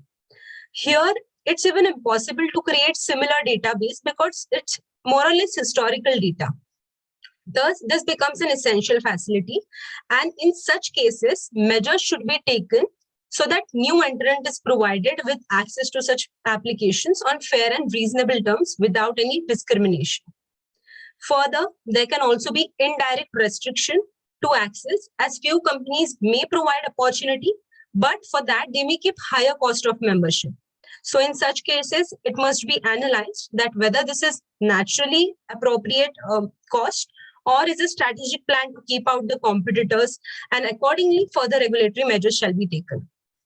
Lastly, we must also give attention to what Organization for Economic Cooperation and Development has recognized. It is of the view that there is need for coordination among blockchain members to adopt common technical standards to ensure increase in competition. But while setting up technical standards, a dominant firm may include its patented technology as part of the standards, and afterwards it may refuse to provide the access, or it may demand heavy royalties. Thus, it has to be ensured that all the enterprises, even if dominant or even if small, must be able to participate in the process of setting technical standards without any restriction. And we must ensure effective compliance with standard on fair, reasonable, and non-discriminatory terms. Now, lastly, I would like to conclude by putting forward the suggestions for stakeholders of Competition Commission of India and blockchain technology for the purpose of overall development of the economy. So firstly, ambit of the Competition Act, and specifically Section 3 and 4 must be widened so that there is no loophole for the new technology to escape it. And regular sanity checks on the operation of blockchain, cooperation agreements, consensus mechanism that is used to add new block to the blockchain or smart contracts must be done. And adherence to all the Competition Act rules while entering into agreements or smart contracts through blockchain must be there. So here I would like to stop. Thank you.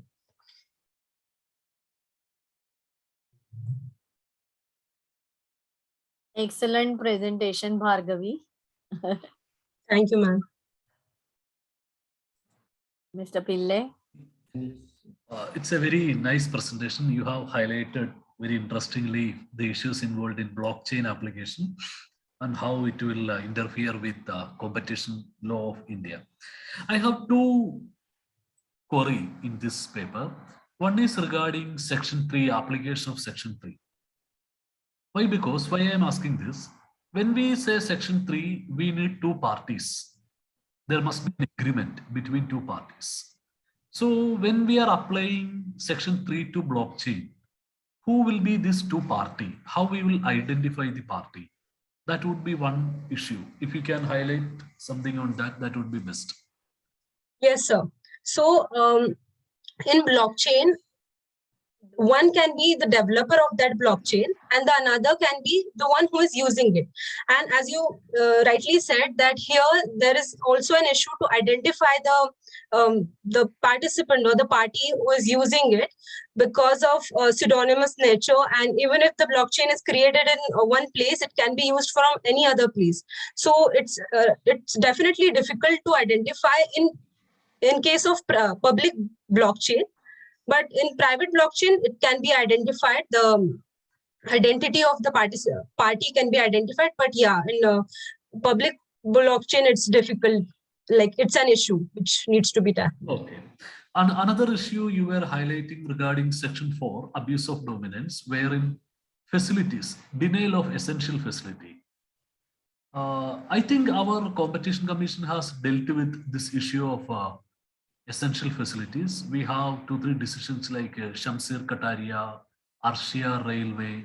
In both these cases, Section 4 Clause C, 2C has been interpreted, denial to market access. In that they were, in Arshia Rail case, CCI has defined what is essential facility, and we have adopted the essential facilities doctrine, which is well established in the European Union and the US system. So, but one thing is true, what you said, we haven't clearly said, CCI haven't clearly said whether essential facilities doctrine as applicable in EU and US is applicable in India or not. We have discussed it, that is true. But if the issue is, if this type of issues raised by blockchain comes, then I think CCI may interpret or may very clearly says essential facilities doctrine will applicable in India. If that be the case, this issue can be tackled. But we have to wait for further decisions of CCI for that. Thank you. Yes, sir. Thank you so much. I will surely read about it. Thank you. Thank you, Bhargavi. We'll be moving ahead with second last presentation, kaleidoscopic vision of competition law and the implications of regulations. The presenters will be Mr. Vedant Kishore Ashtekar and Mr. Rahul Rajendra Rote from Shankarrao Chavan Law College. Over to you, presenters. Yes, sir. So, am I audible? Yes. Yes, sir.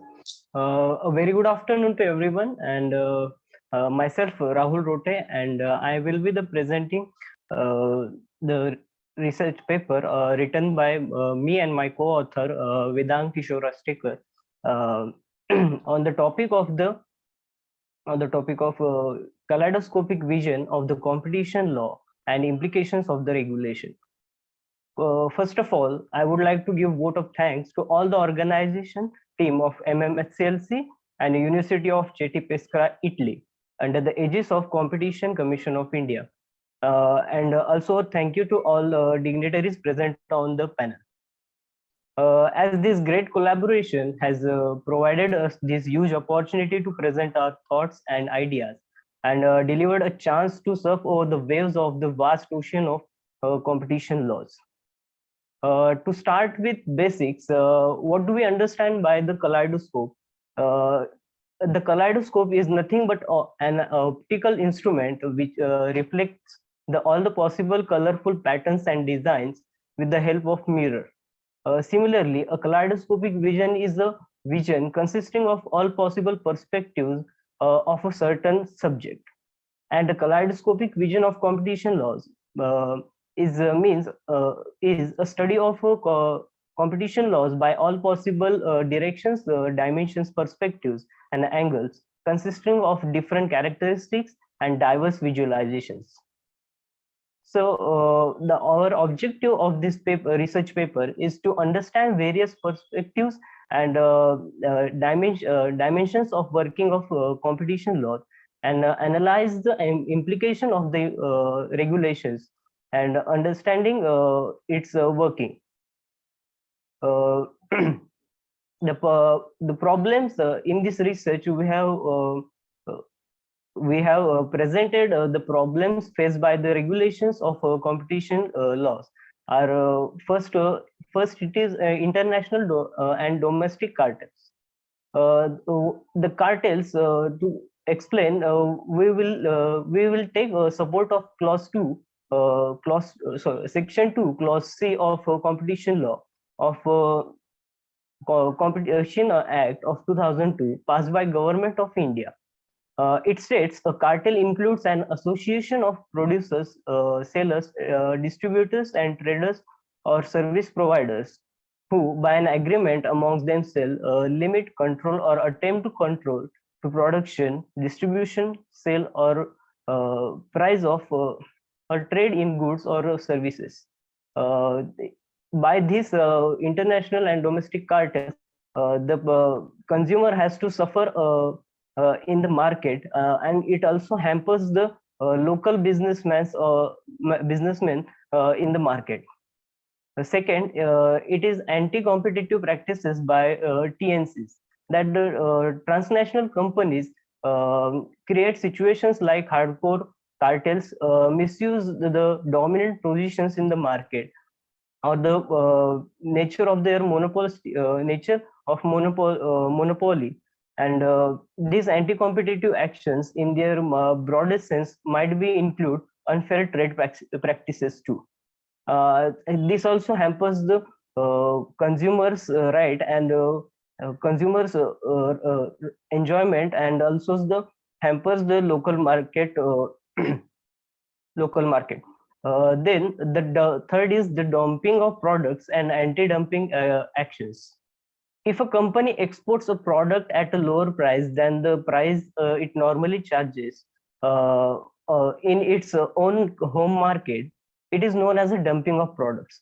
Whenever this situation is created into any market, the local sellers or the service providers has to suffer this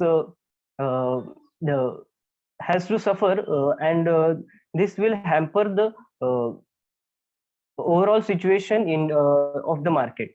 Then the cross-border mergers and acquisitions are the another key issue in the competitive business. Merger and acquisitions of existing enterprises in the host nation are attracting and increase FDI, that is foreign direct investments, which causes unfair market situations for the locals.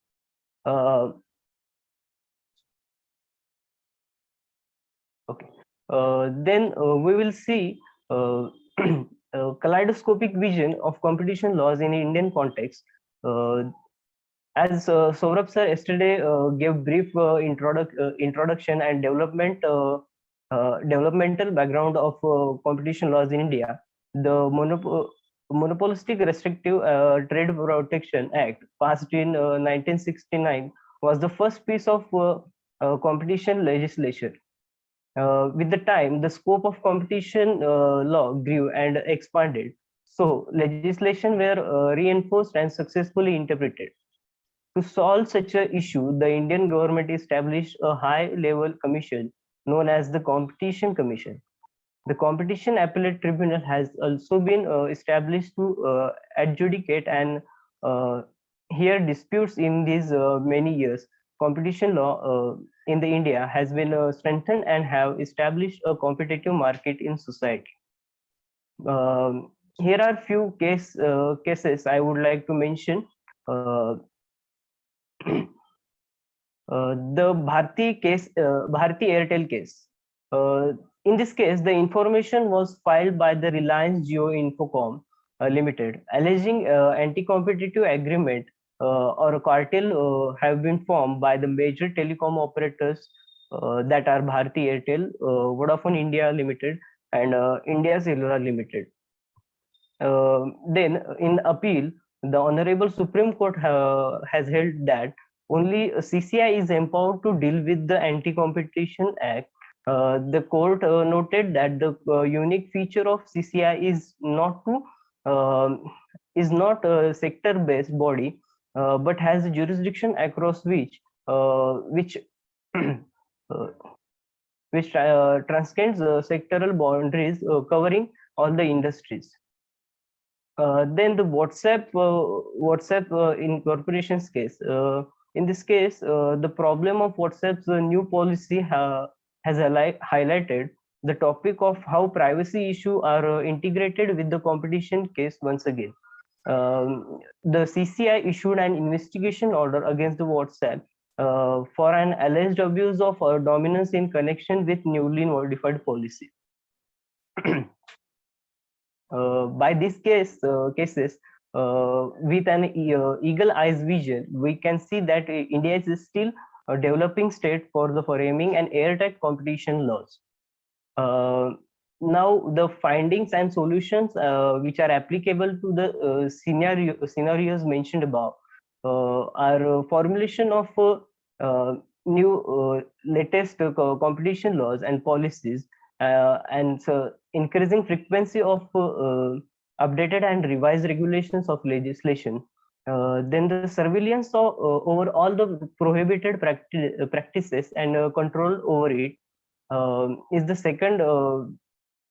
second solution we can implement. Then controlling over the mergers and acquisition and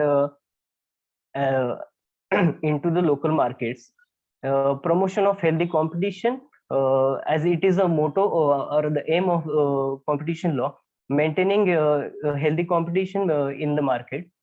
Then the leveraging and self-preferencing are some of the solutions which can be applied to the issues mentioned above.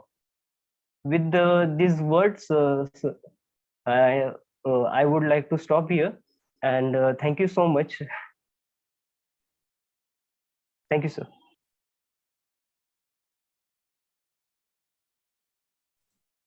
Yes, Rahul, congrats for highlighting some of the imperfections of competition too. Yes, sir. Thank you.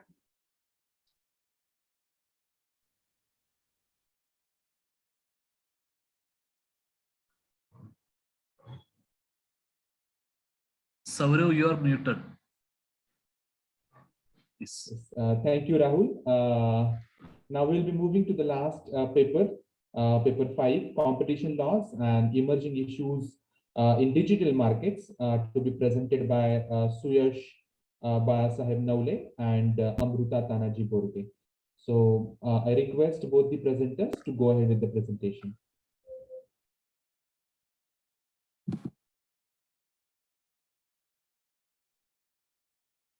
Yes, is the screen visible to all of you? Yes.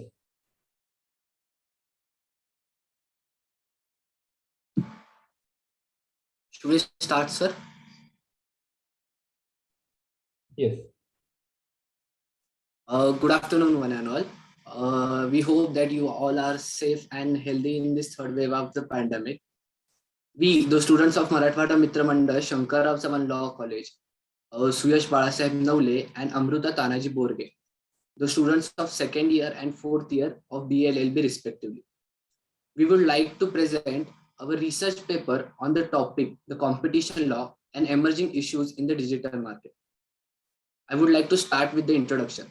We all know that the economy is one of the important area of the society. The smooth and efficient working of the economy can be obtained by the different experts and regulators having the observation on the economy. From the past, we can see there are different experts who have controlled the economy. At present, we have the Competition Act 2002. The main objective of the Competition Act 2002 is the sustained competition in the market, the welfare of the consumers, and the innovations in the market. The Competition Act 2002 was emerged taking into consideration the traditional market. But with the digitalization boom, we can see the widespread of the digital market across the world. The COVID-19 pandemic also played a vital role in the spread of this digital market. It is observed that someone who hasn't used the digital market platform at once in his life, we can have the statistical data that 6 to 7% of the economy has been provided by the digital market. There are different pros and cons of the digital market as well. This digital market has many challenges before the Competition Commission of India, which we are going to see. The first one is the geographical area and the technical experts.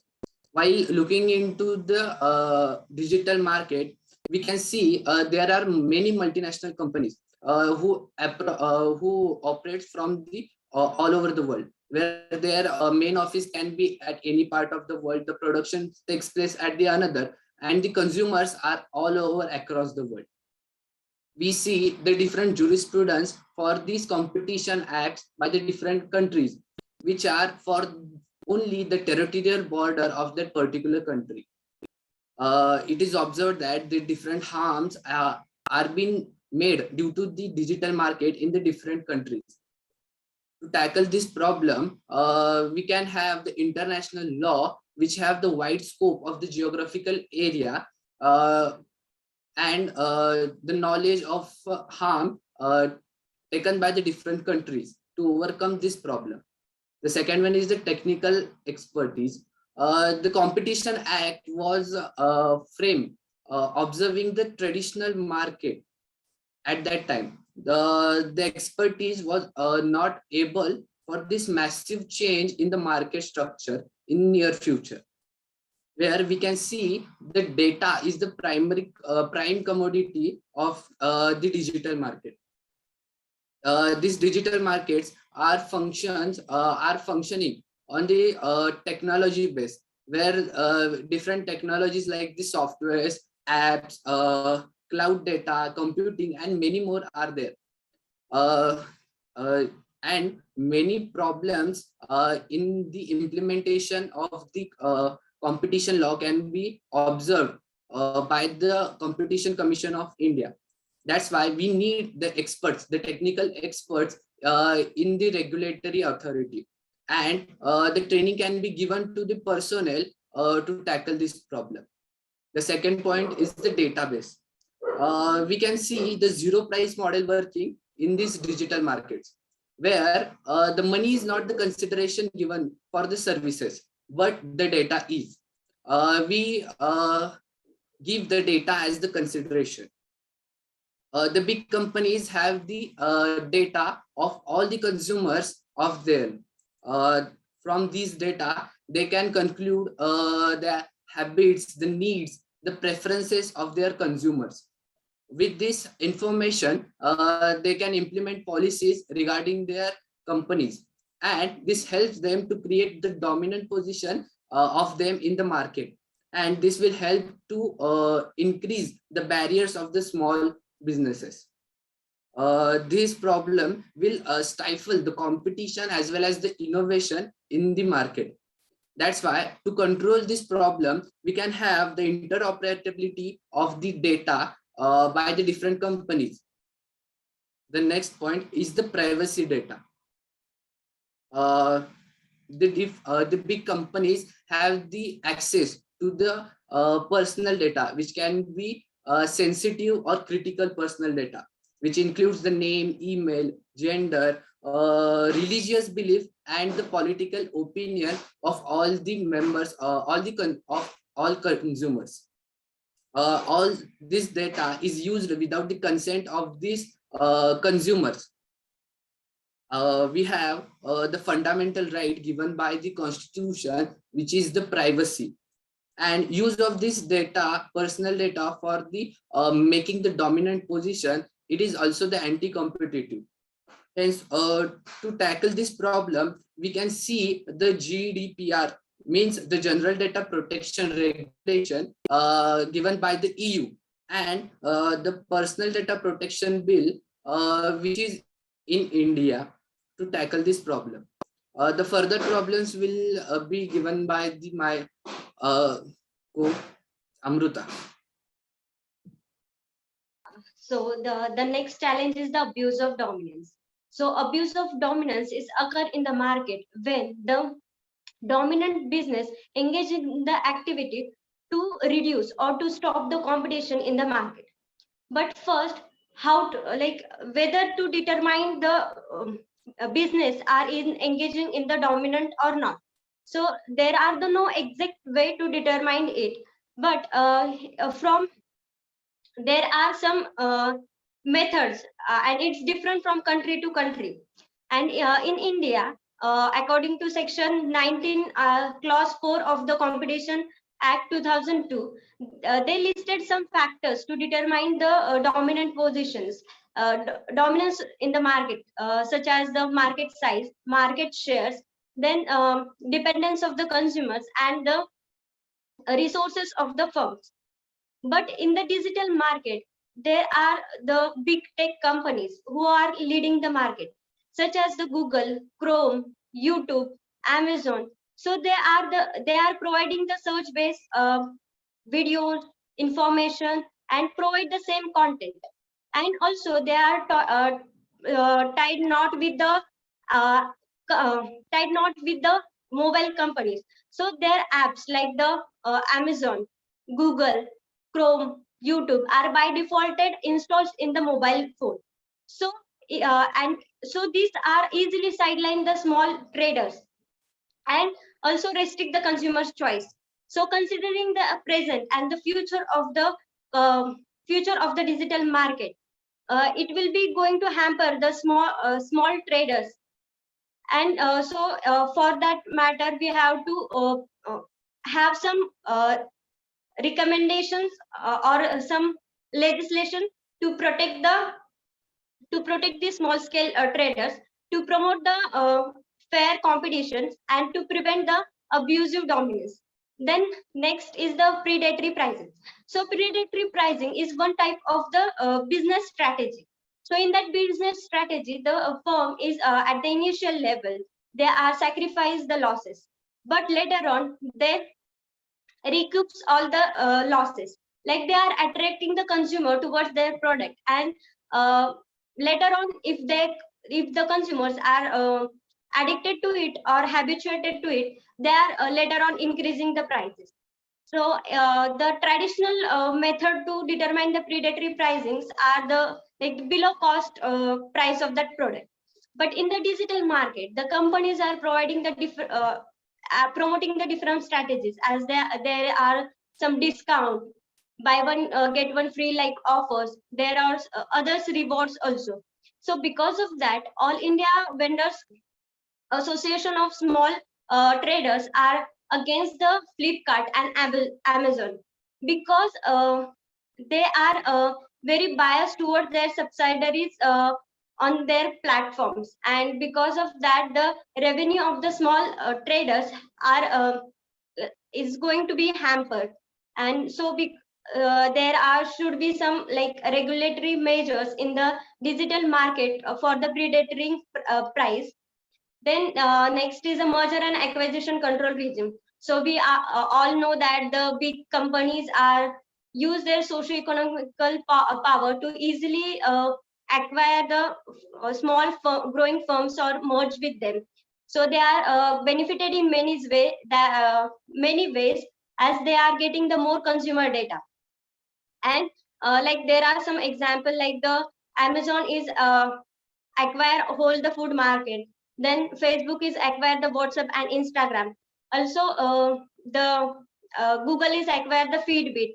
So the especially those are in the like big tech companies like the Alphabet, Amazon, Facebook, Google, Apple. They are the like big challenges before the competition commission, as because their business is not only limited to the particular territory, they are extended worldwide. So if one country is restricting their merger and acquisition, it's not going to that much affected. So there should be some regulation regarding the merger and acquisition worldwide. So going next toward the conclusion of our presentation. So we choose this topic concerning about the present and future of the emerging issues in the digital market before the competition laws, as there are some solution also, like the lack of proper legislation has to be improved as the bottleneck regarding the efficient functioning of the competition law in the digital market. Now it's high time to amend the competition law regarding the digital market, and there must be some regulation for the same. Thank you. Thank you, Amruta. Thank you, Suyash. So Suyash is the youngest researcher in the list, belonging to BA second year. Yes, Anis sir. Thank you, Suyash and Amruta, for highlighting some of the issues of competition law in connection with digital markets. So definitely we can say the new digital markets, the way in which they were operating, some are anti-competitive. So competition law has to interfere with that. But whether the existing law as such can be applied, when we apply that law, what are the challenges because of the nature of digital platform, digital markets, what sort of challenges the existing law may face. As of now, we don't have any clear idea about that. But in future, when such type of issues will arise, we will get an idea, and accordingly, CCI or legislatures will make amendments in the Competition Act. Thank you. Thank you, sir. Thank you, sir.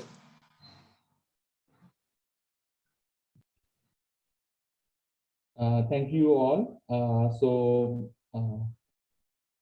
Rajeshri ma'am, we wish to have the concluding remarks from your side. Saurav, good afternoon. First of all, I'm grateful to Professor Fabrizio and Professor Stefina from Legal and Social Studies Department, University of Chetty, Pescara. Then Sri Bhausaheb Jadhav, Executive President of Maharashtra Mitra Mandal.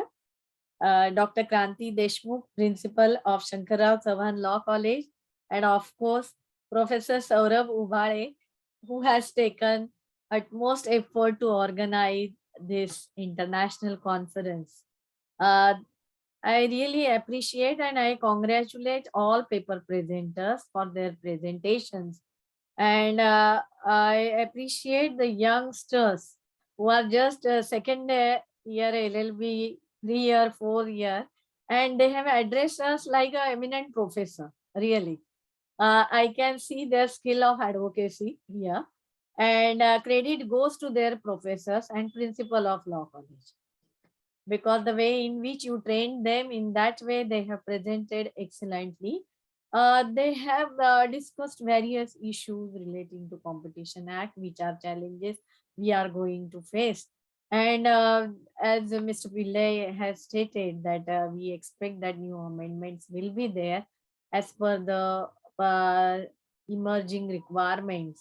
But my young friends are mostly worried about digital world and digital competition with Amazon, Flipkart, and many others are coming. But I think we have to be optimistic and see the best side of this competition.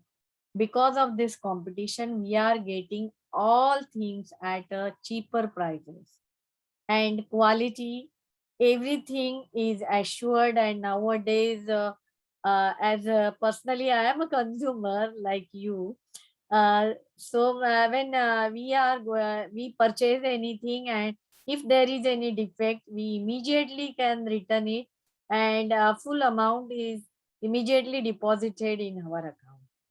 But we have to take care about cyber crimes, because some websites are fake also. So consumer, they have to be alert. We need not to rely on state government, central government, and only the act and legislations.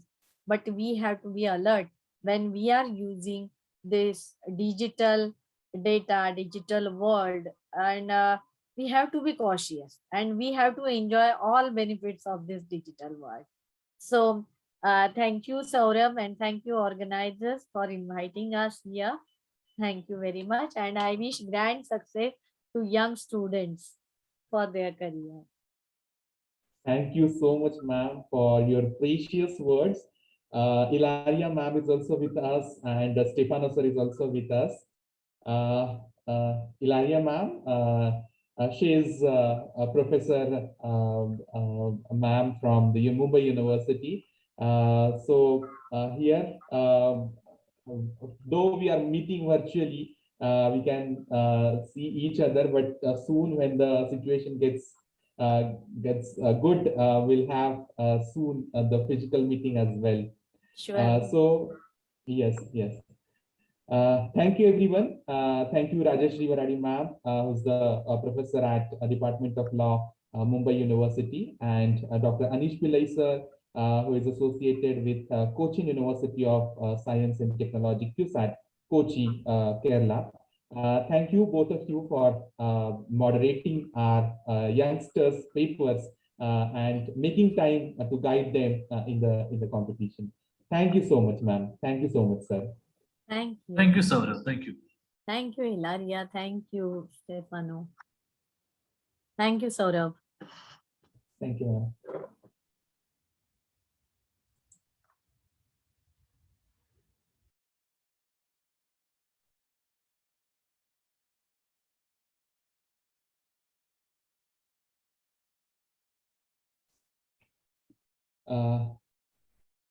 Good morning to Stefano sir and Ilaria ma'am. Good afternoon to the participants present here. I, Saurabh Ubai, the in charge of international collaborations, welcome you again to the next session of our international conference on kaleidoscopic region of competition law, a way forward, organized by Marathwada Mitra Mandal Shankarrao Chavan Law College, Pune, India, accredited with A grade by NAC and affiliated to Savitribai Phule Pune University, in collaboration with a Department of Legal and Social Studies, University of Shripaskara, Italy, under the aegis of the Competition Commission of India, Government of India, celebrating Azadi Ka Amrit Mahotsav. We are very fortunate to have amongst us today Professor Ilaria Ottaviano ma'am, who is an assistant professor of the European Union Law at the University of Shripaskara, the Department of Legal and Social Studies. Before moving to her session, I would like to introduce a ma'am. So ma'am is assistant professor in European Union Law at the Department of Legal and Social Sciences of the University of Shripaskara, in charge of the courses of the European Union Law and Cohesion Policies and the Euro Planning. National scientific qualification to be the full professor in European Union Law, and she has achieved unanimously on this on 10th May 2021. She's a managing director of the legal journal European Papers, a journal on law and integration, and a member of the editorial committee of the legal journal Study Cell of the Europe. She is a lawyer since 2002. She has been a legal consultant in EU law at the national and international level, European Central Bank, Frankfurt, AMA, Council of Europe, Strasbourg, Italian Prime Minister's Office, Rome, Italian Ministry of the Foreign Affairs, Rome. Currently, she is enrolled in the special register of the professors and researchers of the Bar Association of Chitti, Italy. She is a speaker in the conferences in Italy and abroad in Italian, French, and English as well. She is a member of research projects of national and international relevance in the field of the EU laws. So with this, now I request Ilaria ma'am to address the gathering. So ma'am is going to have her conversation with all the participants on a recent development about the EU antitrust law. So over to you, ma'am. Thank you, Professor Ubale. Thank you really for organizing this very rich and interesting conference and for involving the Department on Legal and Social Studies of the D'Annunzio University of Chieti Pescara in Italy. It is a very great pleasure to be here today, even only virtually, and participate in such a relevant symposium. So, as very well known, the main objective of the EU competition law is to enable the proper functioning of the EU internal market as a key driver for the well-being of EU citizens, businesses, and society as a whole. For more than 60 years, the EU competition enforcement has been paramount to preserve and foster the European economy based on European values and to achieve a free and dynamic internal market and promoting general economic welfare. The legal basis for that are Article 101 to 109 on the Treaty on the Functioning of the European Union and the Protocol 27 on the internal market and competition, as well as a certain number of regulations and directives. The EU competition toolbox includes rule on antitrust under Articles 101 and 102 TFEU, merger control according the EU Merger Law Regulation 139/2004, and state aid under Article 107 TFEU. In the last 2 years, many challenges have involved the EU competition law, and different changes have been envisaged and addressed.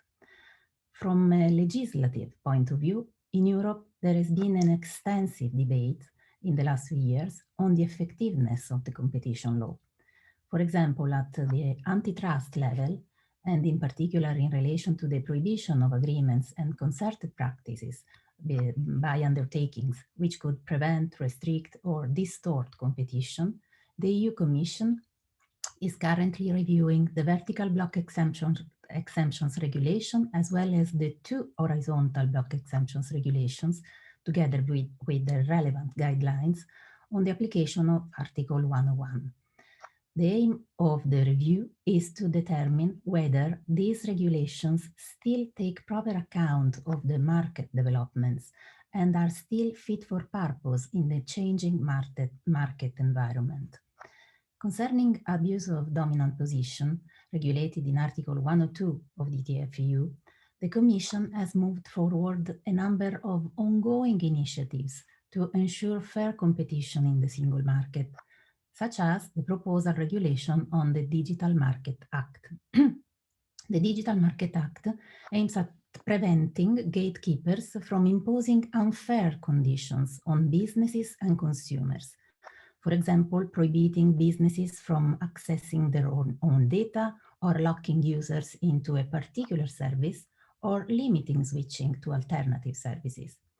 Companies will be designated gatekeepers if three cumulative quantitative criteria are fulfilled. Designated gatekeepers would be subject to a number of obligations and prohibitions to ensure an open online environment. To ensure the effectiveness of the new rules, sanctions are foreseen in case of non-compliance with the prohibitions and obligations in the Digital Market Act. However, this DMA, in its current version, ignores completely the role of private party, and private enforcement is not mentioned. The enforcement regime, as it stands, relies on automatic compliance by the gatekeepers and on monitoring and enforcement by the European Commission. The legislative procedure for the adoption of the Digital Market Act is currently in full swing, is not already adopted. And in fact, both the Council and the European Parliament, which are the co-legislator, expressed their views by formulating a series of amendments and additions to the original Commission text.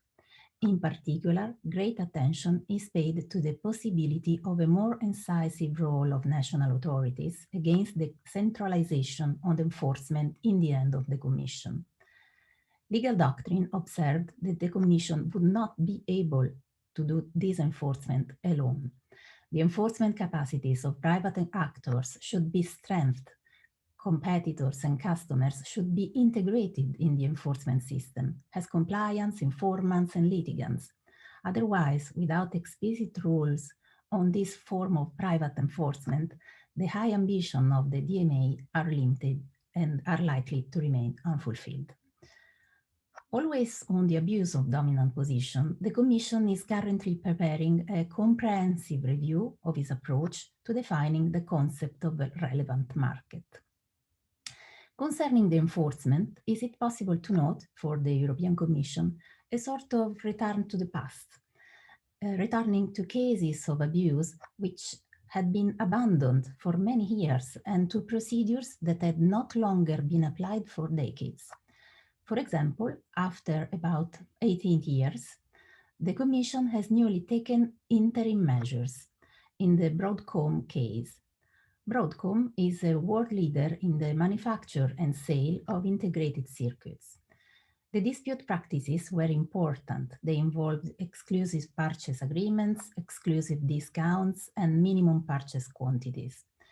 The Commission issued the interim measure decision under Article 8 of the Competition Regulation 1/2003 to prevent serious and irreparable damages to competition occurring in the global market concerning chips. Broadcom appealed against the Commission's interim measures decision, but then, after a while, proposed commitments concerning exclusively clauses to settle the case. The Commission, under Article 9 of the same regulation, accepted the chipmaker Broadcom's commitment and the procedure was closed. So the appeal against the interim measure will not be prosecuted, but in this way, the Commission quickly achieved the goal we wanted, which was the change of the malpractice in this market leader. And again, in the context of the return to the past, the Commission found forms of abuse that had not been applied for many years. I'm referring, for example, to predatory prices and excessive prices. Concerning the former, after the famous ATSCO case, the Commission had no longer ventured into this field of predatory prices, but in 2019, with the Qualcomm decision, it returned to do so.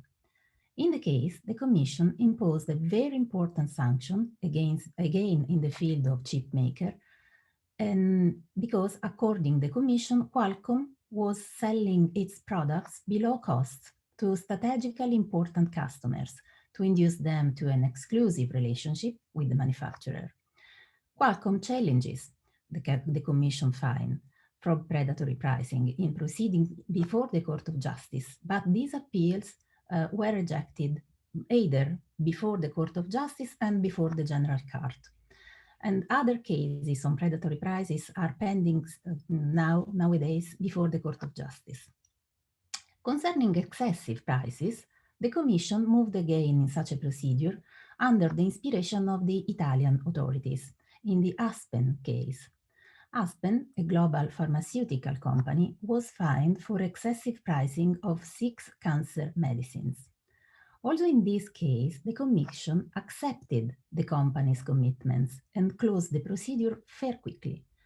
The Commissioner Vestager, which is also the Vice President of the European Commission, noted that this decision gives a strong signal to the other pharmaceutical companies not to engage in abusive pricing practices. A second major trend in the EU antitrust law concerns the variety of abusive cases founded by the Commission. The activism of the European Commission and the national competent authority in Europe has created a lot of debate in the principles to be applied in this extension of the application of Article 102, also because sometimes the cases anticipate regulatory reforms. In fact, the abuse of the dominant position as expression of a general abuse of right is a topic in continuous evolution. The basic problem here is the definition of the boundaries between what abuse is and what is not. The borders widen and narrow, and so there are no fixed and change accordingly to the circumstances. And this entails problems inherent to the certainty of the judicial relations and the legal certainty. So it will be a very interesting thing to see what the General Court will say about it. Some very important cases, in fact, are already before the EU General Court, all concerning the digital world. For example, very interesting, on November 2021, so 2 months ago, the General Court has handed down its judgment Google Shopping, case T612 of 2017, largely dismissing the Google's appeal against the Commission's decision sanctioning the high-tech giant for abuse of dominant position and confirming the 2.4 billion euros fine of the Commission. In 2017, in fact, the Commission had adopted the decision finding that Google had abused its dominant position on the market for online general search services by favoring its own comparison shopping service over those of other competitors.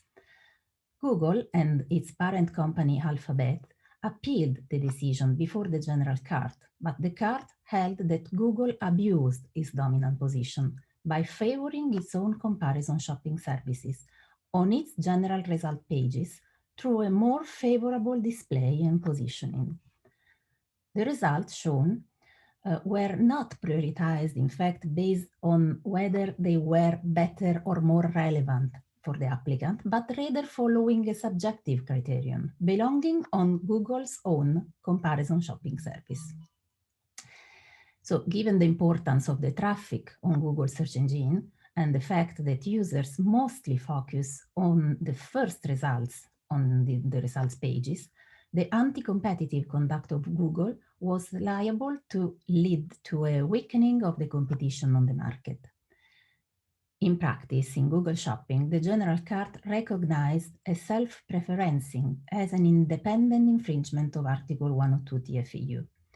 The court explained that the list of abusive practices under 102 TFEU article is not exhaustive, and recalled that the EU courts have routinely expanded the scope of application of this provision to catch new business practices by dominant firms that might harm competition in the market. In this case, the court founded the origin of the self-preferencing doctrine in the principle of equal treatment, a general principle of EU law. Always concerning case law, I would like to mention two recent rulings of the Court of Justice, both made in preliminary ruling procedures on the subject of qualifying a restriction by object under Article 101 TFEU. The first case of January 2020, generics, concerned an agreement in the line of the pay for delay, and it's related to a dispute concerning a process patent in the pharmaceutical market. The second judgment of April 2020, Budapest Bank, concerns an interbank agreement fixing the level of interchange fees.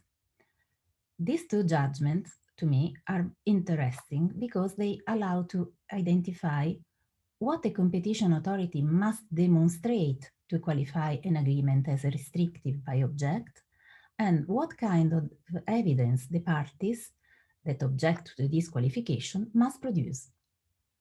Usually and normally, the restriction by object must be strictly interpreted, and it is necessary to look substantially at the content of the agreement, at the objectives, and at the legal and economic context.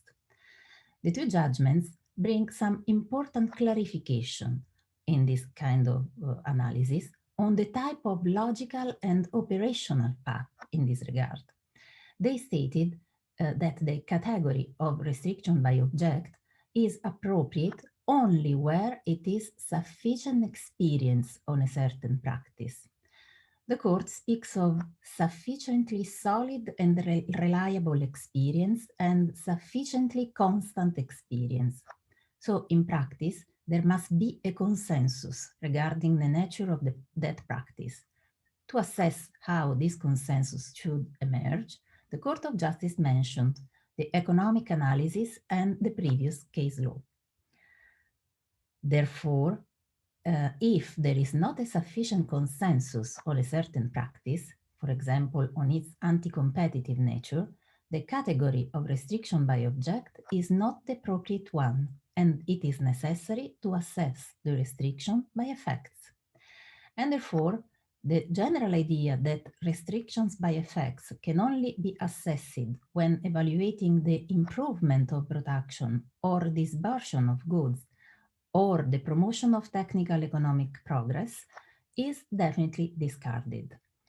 And this was also the position of the European Commission during the judicial proceeding. To prove this effect, however, the parties must produce serious clues. The effect must not be merely invoked, but it must be demonstrated and specifically linked to the agreement. And in this assessment, also the counterfactual enters, the assessment of the condition of the competition that would have existed in the absence of the agreement. This also count. Some commentators have remarked that the need for the judge of the competition authority to have to conduct this kind of full analysis on the effects already at the level of verification of this object makes the task enormously complicated, and the two categories, restriction by object and restriction by effects, lose distinction. But in reality, already the Advocate General in the case specified that the analysis is different in the two cases. not many in terms of quality, but in terms of the intensity of the work done. When assessing the counterfactual in the context of an analysis by object, there is only a plausibility threshold. The parties that must demonstrate that there are plausible effects that would not have occurred in the absence of an agreement. Therefore, there is not a threshold of probability, but is a threshold of mere plausibility. And this clarification appears important for the impact it has on the immediate practice for the operators, and it is extremely relevant in particular in this period, in which complex investigations are taking place on new markets, for example, in the green field and ecological transition promoted at EU level, in which companies need to cooperate to achieve a better environmental standards. I would also mention another very recent judgment of the Court of Justice, the judgment of 6 October 2021, the Sumal case, also in the context of a preliminary reference procedure, in which the opinion of the Italian Advocate General Pitruzzella has been accepted. The referring court, so the Italian one, asked whether the victim of an anti-competitive practice could bring an action for damages indifferently against the parent company, which in the present case was the sole addressee of the Commission decision, or against a subsidiary, which, however, was not mentioned in the decision, to the extent that the two constitute a single economic entity. The court decision is affirmative in this point, and this is the first case in Europe of downward liability of its subsidiaries due to the conduct of the parent company. The court, however, modified the notion of economic unit in a restrictive sense, stating that it is necessary to have a specific and concrete link relating to the object of the infringement. Furthermore, the judgment contains interesting notations on access to justice before the national courts. This is a climate-friendly decision, which therefore broadens the access to justice and allows the victims of the offenses to identify the most appropriate jurisdiction to promote a claim for damages, instead of being discouraged by bringing an action in a foreign jurisdiction. Changing a bit the field concerning merger control, as it is very well known, under Regulation 139 of 2004, concentration which would significantly impede effective competition in the single market or in a substantial part of it must be declared incompatible with the single market. The Commission must be notified of planned merger if the resulting company would exceed a certain threshold, the so-called concentration with the community dimension. Below these thresholds, national competition authorities can review mergers. This is more or less the structure. The merger control rules, obviously, equally apply to companies based outside the EU if they do business in the single market. If this is the structure, in March 2021, the Commission adopted the guidance paper on the application of the referral mechanism between Member States and the Commission, as set out in Article 22 of the EU Merger Regulation, with a view to encouraging Member States to refer mergers to Brussels for review. The aim is to allow the Commission to examine mergers which, in its view, merit an EU merger review, even if they don't meet the threshold of the EU merger regulation. And this is in particular relevant for the killer acquisition, in which dominant players acquire nascent innovative companies, eliminating future competition. So far, the Commission's focus in this respect has been on biotech and digital sector, in which innovation is an important parameter for the competition. These operations generally escaped the control also at national level and were in fact totally removed from all control. So to address these problems, on one hand, many member states have changed their national merger control condition, introducing thresholds based on the value of the transaction. And on the other hand, the Commission decided to make an innovative use of Article 22 of the regulation by modifying its approach in applying the mechanism through the guidelines. These guidelines of the Commission on Article 22 really seem to mark a radical change in merger control. In essence, they move from a preventive control on the basis of an assessment made by looking at the threshold of a company involved in a time frame, which is relatively certain and predictable for companies, to notification of transactions totally uncoupled from the exceeding of turnover thresholds in a very uncertain, perhaps, temporal context. And so this new approach allows some considerations. First, in the referral, the Commission examines the effect of the mergers in the territories of the notifying member states. So, in theory, the only way to ensure that the Commission examines the cross-border effects of these mergers, assuring legal certainty, would be to have all member states adhering to this referral, but it is extremely difficult. And in fact, for example, in the leading case on this topic before the General Court, the Illumina Grail case, number T227 of 2021, the referral request has only been made by France, Belgium, Greece, Ireland, Netherlands, and Norway, and not by the all 27 member states of the EU. Secondly, a request shall be made by member states at most within 15 working days of the date on which the concentration was notified, or if no notification is required, otherwise made known to the member states concerned. Now, while the notification date is certain, the problem here is that sometimes the notification may not exist because we are below the threshold. And even more, the notion of make known is not certain. The guidelines do not clarify what made known means or what information is needed to enable this assessment. In the Illumina Grail case, the Commission initiated the phase 2 in July, and in August, Illumina announced its acquisition of Grail prior to receiving the Commission's approval, and while the in-depth investigation in the proposed acquisition was taking place. Illumina did so because challenged the jurisdiction of the Commission before the General Court, alleging that the decision of the Commission to examine the merger was invalid because the referral submitted by French competition authority was out of time.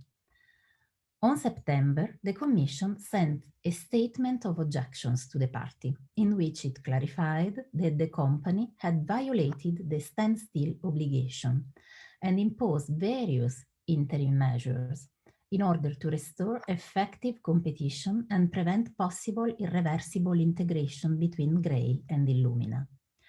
This was the first time that the Commission adopted interim measures following an unprecedented early implementation of the merger.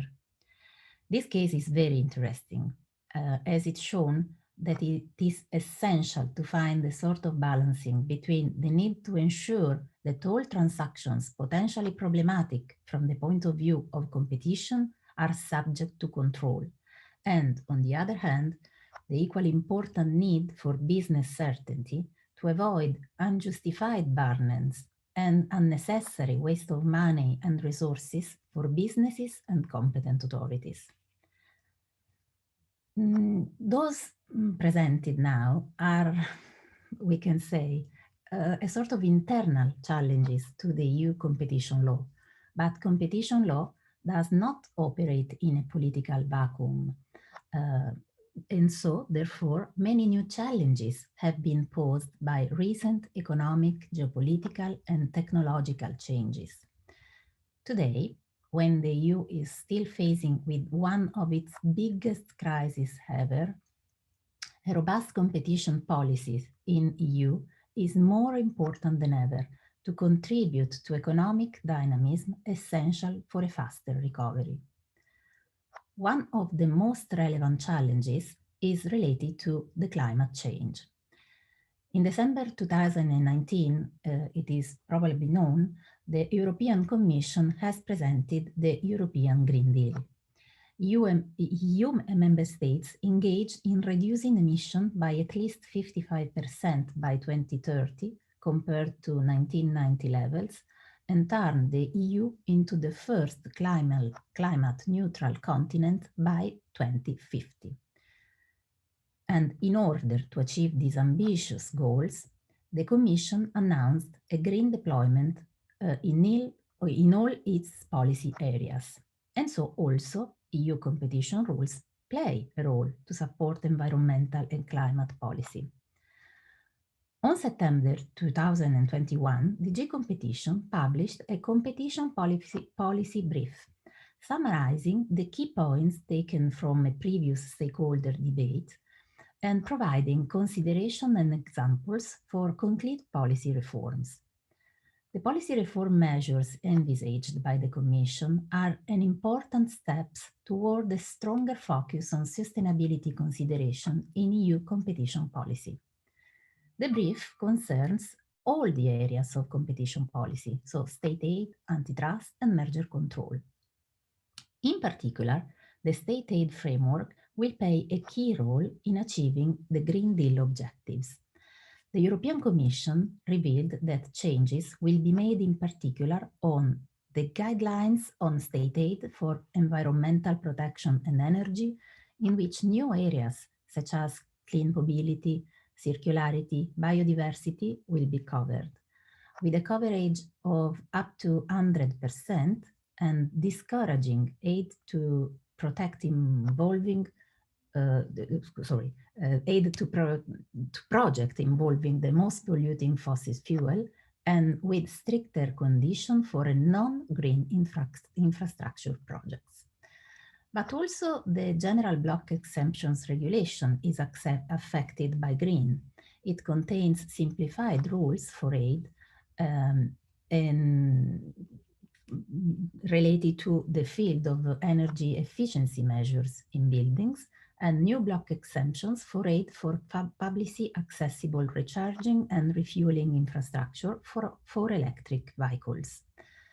And also the state aid rules on important projects on common European interest concerning cross-border projects that requires joint investment from several EU member states have been revised, including a wider scope of application for participants, such as, for example, small and medium enterprises, and the link to the do not significantly harm principle.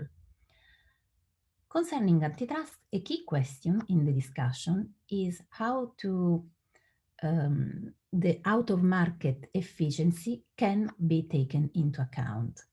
The Commission pointed out that the objective of competition is to protect competition on the market, not out of market, and that the assessment of the anti-competitive effects of a practice must therefore be made within this market. However, the Commission also explained that benefit on separate markets can possibly be considered if the consumers of both markets are substantially the same. Another problem in the assessment of the sustainability, cooperation, and green initiatives is that the recognition of efficiency gains requires that the cooperation is indispensable.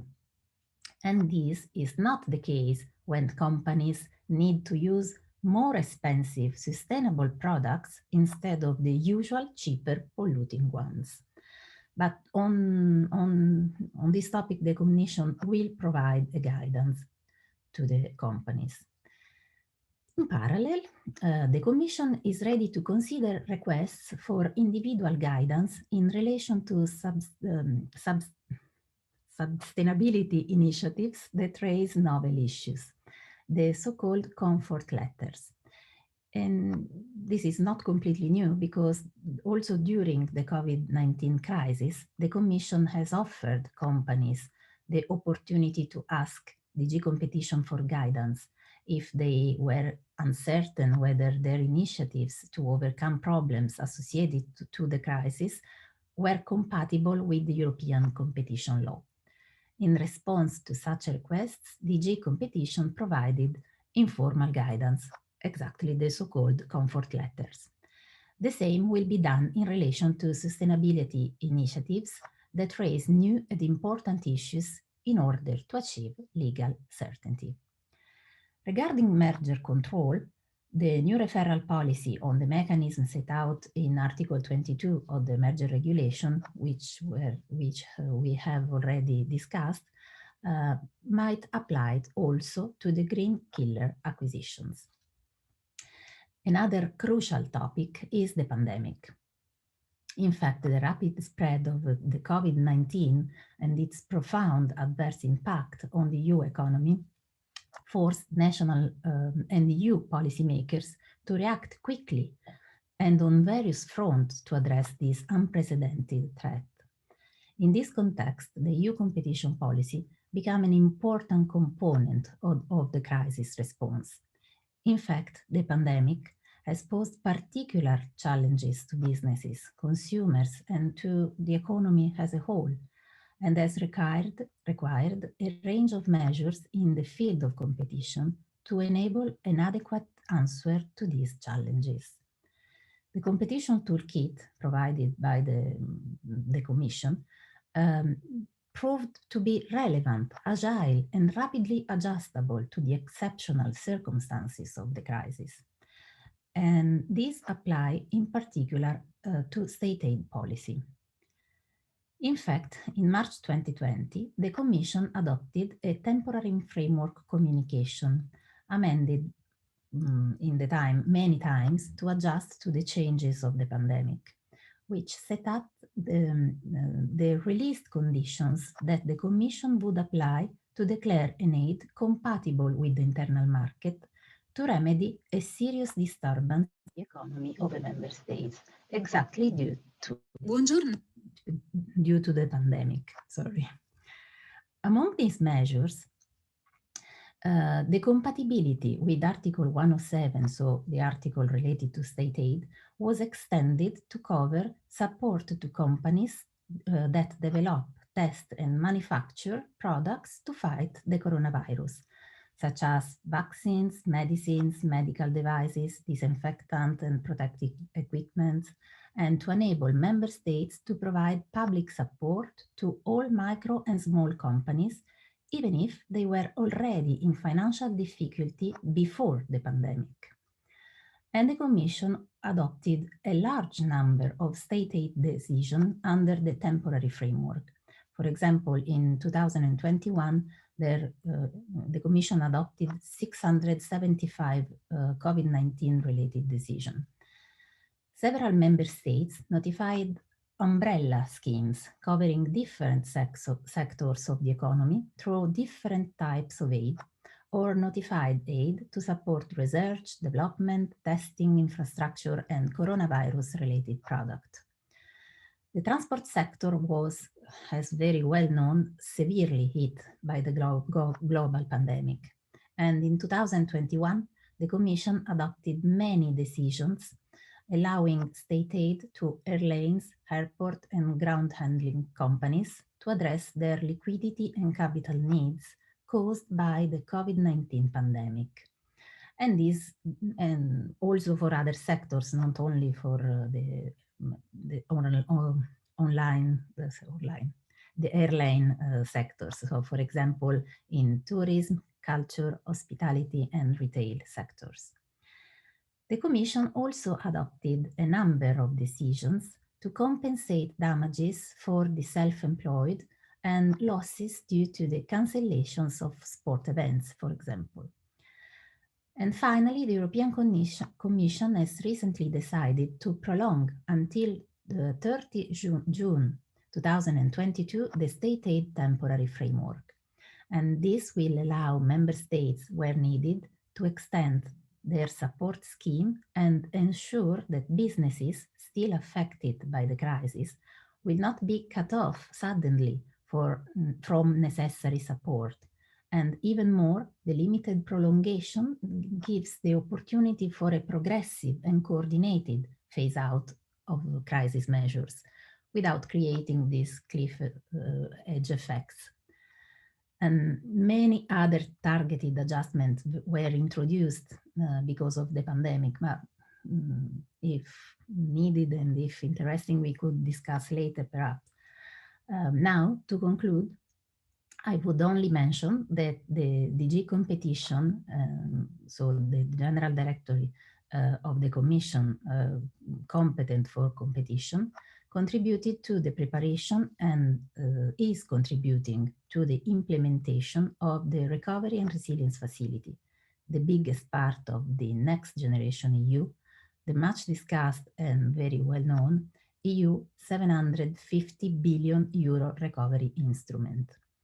The Recovery and Resilience Facility, RRF, will support public investments and reforms in member states, helping them to address the economic and social impact of the pandemic, as well as to facilitate the green and digital transition.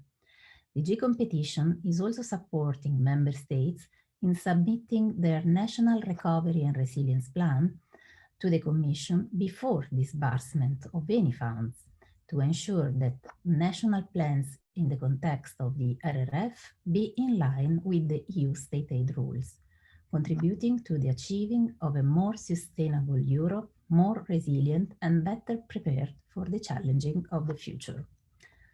And I thank you for your attention.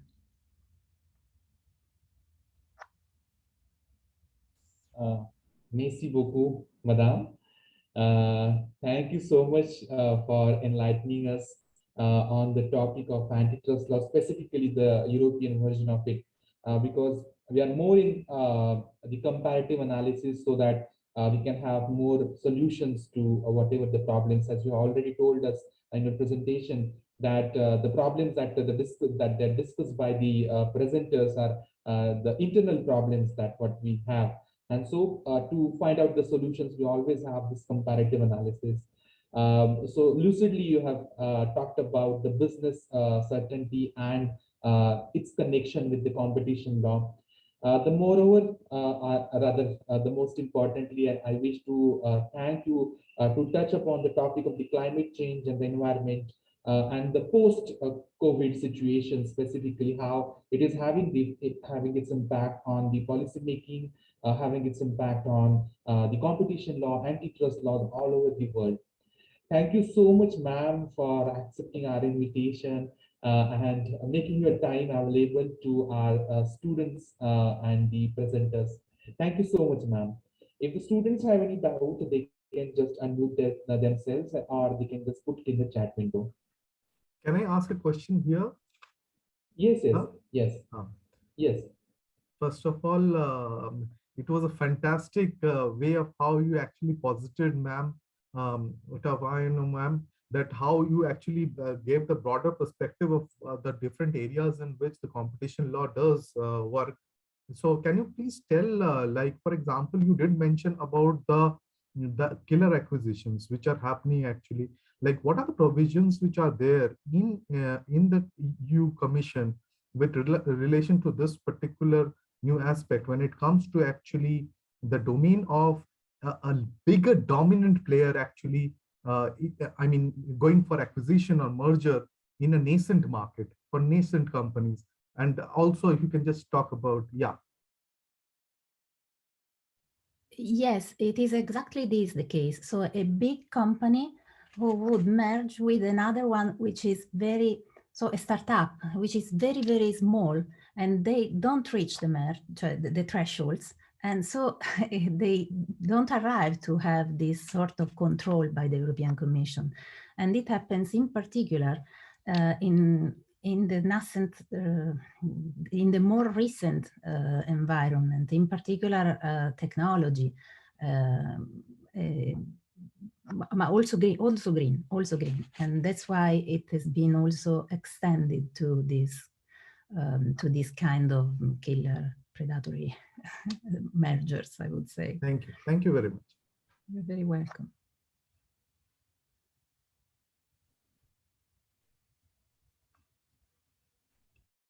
Yes, thank you so much, ma'am. So indeed, this is a virtual conference, but soon we wish to host the conference offline and wish to invite Stefano sir and Ilaria ma'am, you both to our campus so that in physical we can have your presence and we'll be able to host you and to provide our hospitality as well. Thank you so much, ma'am.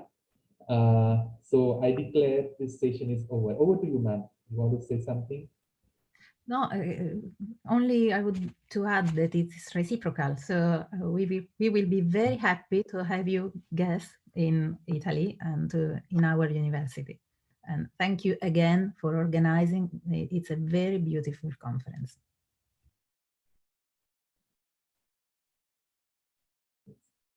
Thank you, everyone. Yes, I concur.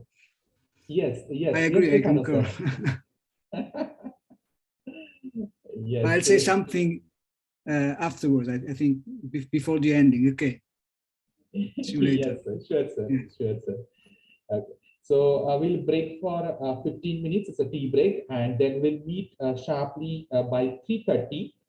So after 15 minutes, 15 minutes, and then we'll have the last session to be delivered by one of the speakers from the Mr. Shekhar, sir, from the Competition Commission of India, the Government of India. So we'll start this session sharp by 3:30.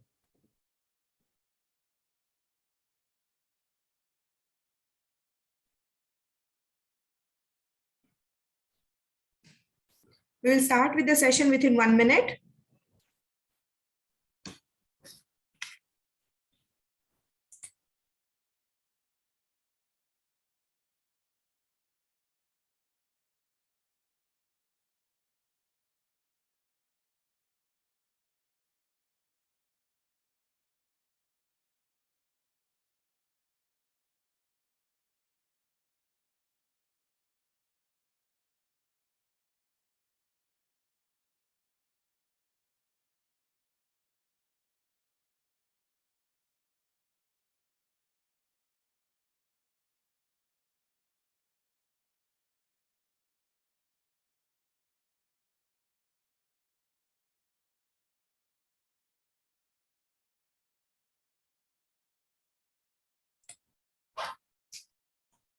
Good afternoon, everyone.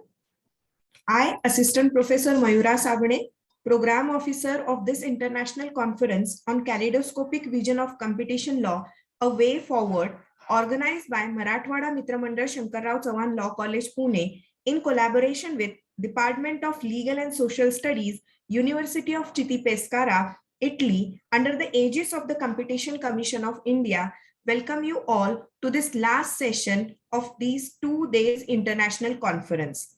Today, we are fortunate to have amongst us Mr. Shekhar sir from Competition Commission of India. I would like to briefly introduce sir. Mr. Shekhar sir is a director in financial analysis stream of the Competition Commission of India. He joined Competition Commission of India in the year 2010, and thereafter he has worked in various capacities, including in the combination, that is mergers and acquisition division of the commission. He carries of more than 17 years of professional experience, including those with telecom regulator TRAI and state-owned regulator BSNL. In academics, he holds a professional degree from the Institute of Cost and Management Accountants of India. He has also perused BBA, BCom honors. He has also completed postgraduate diploma in portfolio management and master's in economics and bachelor's degree in law. He has participated in various domestic and international conferences, seminars, workshops related to the competition sector as well as telecom sector. Sir is an avid reader. We are very fortunate to have you amongst us, sir. Hence, without wasting further time, I would request Shekhar sir to enlighten our audience on the topic of compliance of antitrust law in India and overview. Over to you, sir.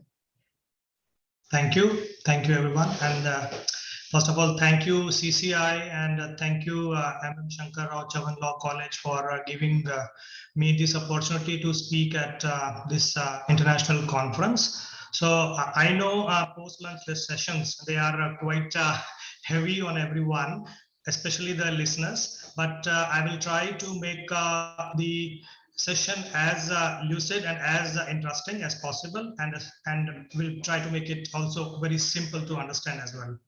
So just because many of our previous speakers, they have spoken a lot about the competition law and the Competition Act provisions. But I'll see to set a background, to set a context first before going on to the topic, the compliance of antitrust laws in India. So when we just look around, we see that in our rooms, in our outside locations, we note many of the products which gives us the comfort, and they may be the technology, advanced technology products, and like our water-resistant mobile phones, or they may be the thin laptop with the long life battery. And while you are listening to me, you may be receiving notices on your phone and reminders to your digital assistants.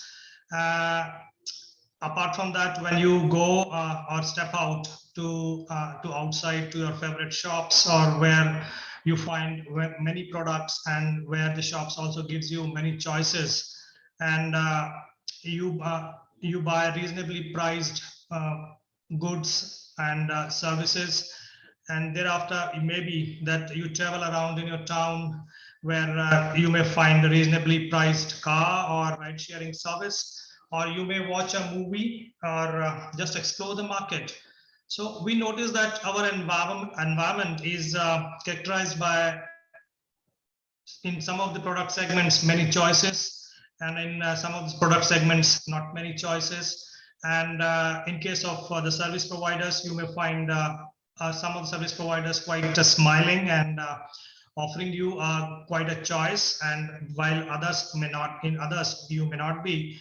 And it may also be the case that you find some of the products as reasonably priced, and while the others may not be. So if we just pause for a second and appreciate one of the key things in this entire environment, the one thing is common.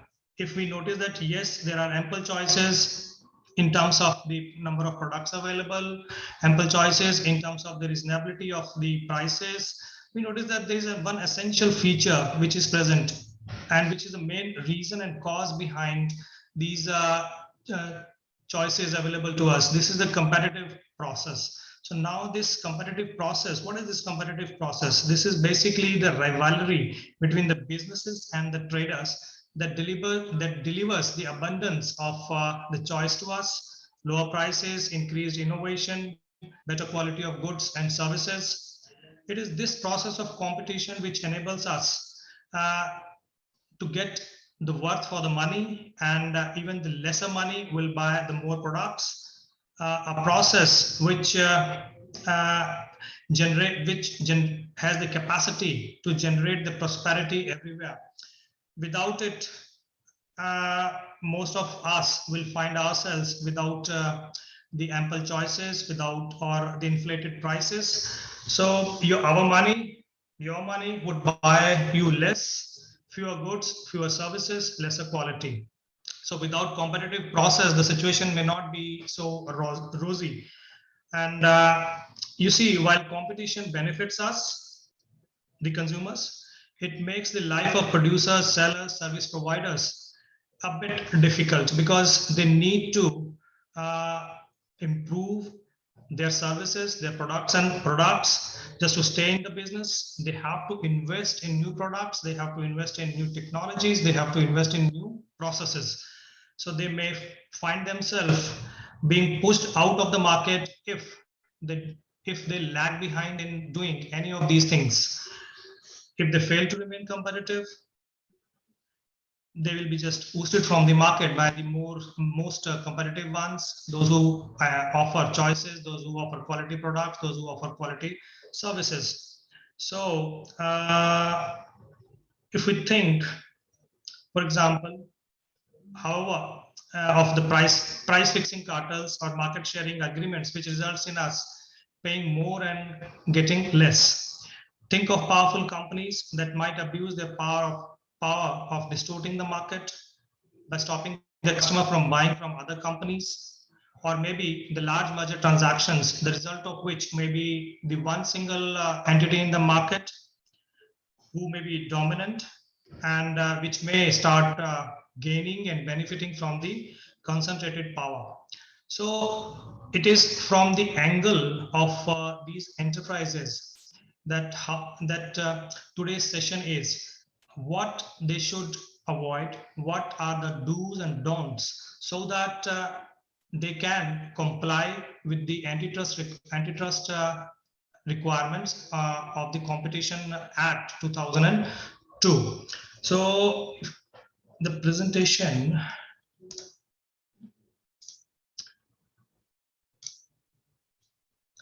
is it visible? Screen is visible? Yes, sir, it is. So the gist of this entire, basically the context set is that competition is basically, I will say, the best means through which the consumers can have access to the broadest range of goods and services at the most competitive prices. Producers will also have the incentive to innovate, reduce costs, and meet the demand of the consumers. Competition, in a way, thus promotes the various types of efficiencies like allocative, dynamic, and the productive efficiencies. So now, from the perspective of the enterprises which are in the market, which are competing in the market, which are chasing the consumers in the market, and what they should do and what they should avoid, so that they do not risk contravening the provisions of the Act. So they may be having a certain compliance program in their organization. This compliance program should cover certain activities in relation to the Section 3, which is anti-competitive agreements, Section 4, which is abuse of dominant position, and Section 5 and 6, which are related to the combinations, which is basically the merger and acquisition provisions in India. So if we come to Section 3 of the Act, so the Act prohibits anti-competitive agreements and abuse of dominant position. Enterprises should not enter into agreements having anti-competitive effects on the markets in India. So an enterprise which is dominant has a special responsibility. It should be conscious of its acts and conduct and should not engage in anti-competitive practices by abusing its dominant position. So coming on to Section 3, Section 3 explains the anti-competitive agreements and prohibits them. So these agreements can be between the enterprises which are operating at the same level, which are called horizontal agreements, and there can be the agreements which are where the enterprises operating at different level of the supply chain enter into the agreements, which are called vertical agreements. So now, while dealing with the competitors, which is basically Section 3 or the horizontal level, what an enterprise should take into consideration, basically it should avoid arrangements in respect of prices or quantities of goods or provision of services.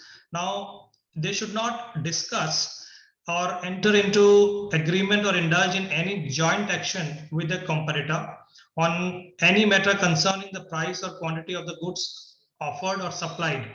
And if some examples can be given for this, then those can be they should avoid discussing or deal in cost of manufacturing products or providing services, quantity proposed to be provided, credit, sale, purchase, billing terms, discounts, profit margins, profitability, transportation, carriage, freight. So all these things they should basically avoid discussing with their competitors. Apart from that, there can be some more examples like they should avoid discussing fare, rates, tariffs, or any other business sensitive information. So I will say the prohibition basically is on the discussions on current, proposed, or contemplated prices or price changes, and discussion on pricing strategies and methods or policies. If we come to the second part, avoid arrangements in respect of production, development of goods or services. I will say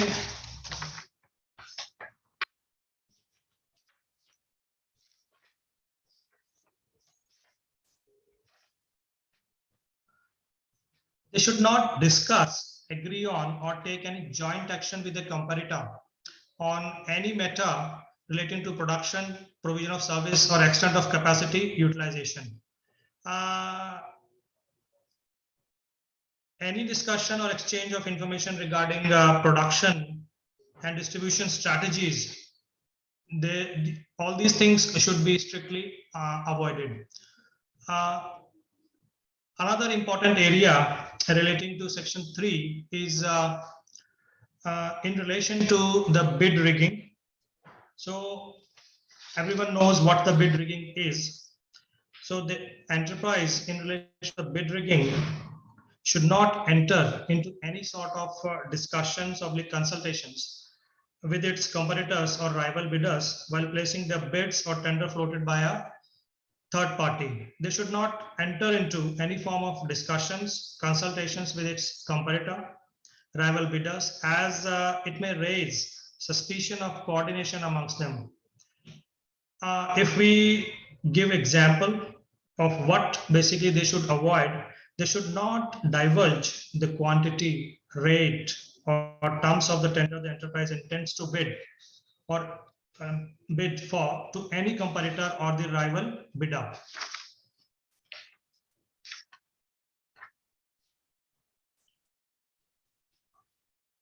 Then the organization should avoid arrangements with any of its competitors in relation to the marketing, distribution, supply of goods or provision of services.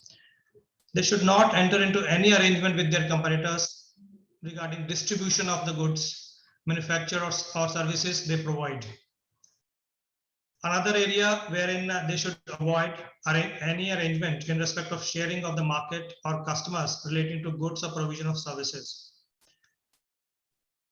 I would say in this, the enterprise should not agree with its competitor to share or allocate markets or customers. An enterprise should not discuss with its competitor any matter relating to whether or not or to extent to which the enterprise will serve a particular territory. Examples in this area would include wherein they should not discuss anything with their competitors are commencement or continuation of supply in a particular geographical area. So anything like this, if they disclose to their competitors, would in a way alert their competitors in advance so that they can share the market in the future.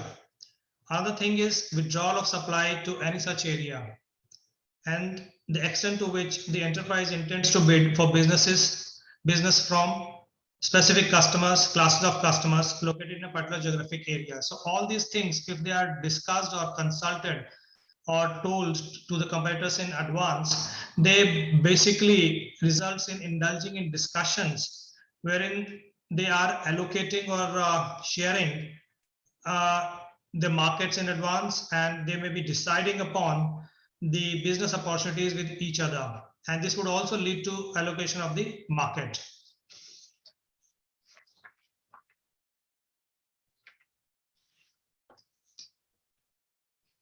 So many a times the organizations, they enter into the joint ventures, they enter into the agreements with the other competitors or the entities operating in the market. So what can they do while carrying out the due diligence exercise so that they do not contravene the provisions of the Act? So they should adhere to the norms like this due diligence exercise is conducted by their legal department or a third party, and not by any member of the company who is associated with the day-to-day operations of the company. The personnel on behalf of the legal department or the legal party, they should be bound by the confidentiality and non-disclosure agreement, and the exchange of any sort of forward-looking statements or planning documents or the details of the pipeline products or strategic plans, they should be basically avoided and should be considered as the commercially sensitive. All the data pertaining to the cost, pricing, discount policies that are not publicly available, they should also not be disclosed while doing this due diligence exercise of the competitor enterprise. So now coming on to the another area,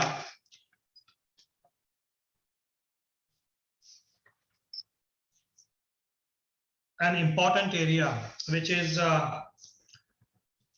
the trade associations, and the commission in the past has found out many of the activities carried out by the trade associations as anti-competitive, wherein the under the edges of the association itself, many of the anti-competitive activities were allowed to be carried out by the association.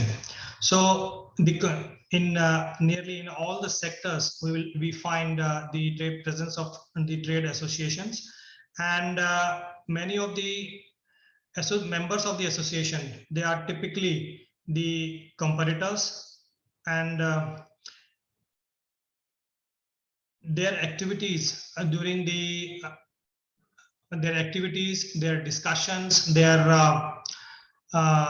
consultations during the meetings of the association sometimes cross the boundary line, which basically contravene the provisions of the Competition Act. So when we see the functions of the trade associations basically carry out the role of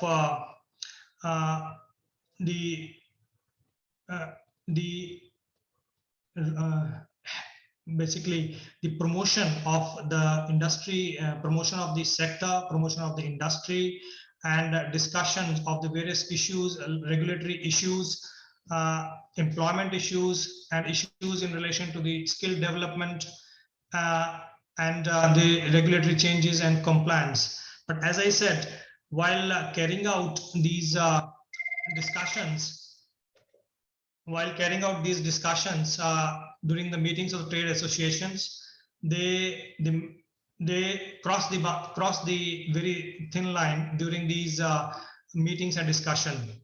So it is important for the trade associations, their office bearers, and their members to be fully aware about the type of the conduct that the competition law prescribes, and because the antitrust problem that their activities may present relate to the agreements that fix prices, pricing terms, agreements to control or limit production, allocation of customers or markets. It is also noticed that the incumbents tend to use collective power of the associations to block a new entrant. Similarly, any agreement among the competitors under the edges of trade association to jointly fix prices of the product or services is also a serious violation of the competition law. So the enterprise should not indulge in the activities which are violative of the competition law at any of the association sponsored meetings. So the enterprise which is present, which is going to attend the meeting of the association, should prepare in advance, should read the agenda circulated by the association carefully and ensure the full notes are made of the discussions at each stage of the meeting, not to engage in any business related discussion at the trade association which go beyond the written agenda, avoid discussion on any commercially sensitive information, avoid attending association meetings organized at competitors' premises, avoid exchange of trade-related information, which includes the information like the pricing or other terms given to the customers, price changes, credit terms or related financial information, capacity utilization, production or inventories, any enterprise-specific business plan, marketing initiatives. So if any of these topics or any of these subjects are raised or discussed during the trade association meeting, I would say one must leave the meeting immediately and inform its legal department of the same. One should also adhere to this conduct even in the case of social gatherings of the association. I would say, I would give an example. Very recently, the Commission passed a decision in the anti-competitive activities carried out by the paper manufacturers under the aegis of their association, where many of these things what they should have avoided were carried out by and done by the members of the association, and in their pleas they have stated that they were unaware about these many of these do's and don'ts. So the association members, while going to the meeting, should adhere to that. The agenda should not specifically talk or allows any discussion on any of the commercially sensitive information relating to the enterprises. Coming on to the vertical agreements, we all know now what are the vertical agreements, and they are the agreements between the enterprises which are at the different levels in the supply chain, and the different types of the agreements which are mentioned in the Competition Act under Section 3(4) are tie-in of the products, exclusive supply of goods. So in all these agreements, the rule of reason is applied, and there is no presumption as such that these agreements are anti-competitive. So in these, whether a vertical agreement would violate the provisions of the Act, a detailed assessment of the market involved, the position of the parties in that market is carried out, and all the factors of the Section 19(3) for assessing whether there is appreciable adverse effect on competition as a result of a particular agreement or not is carried out.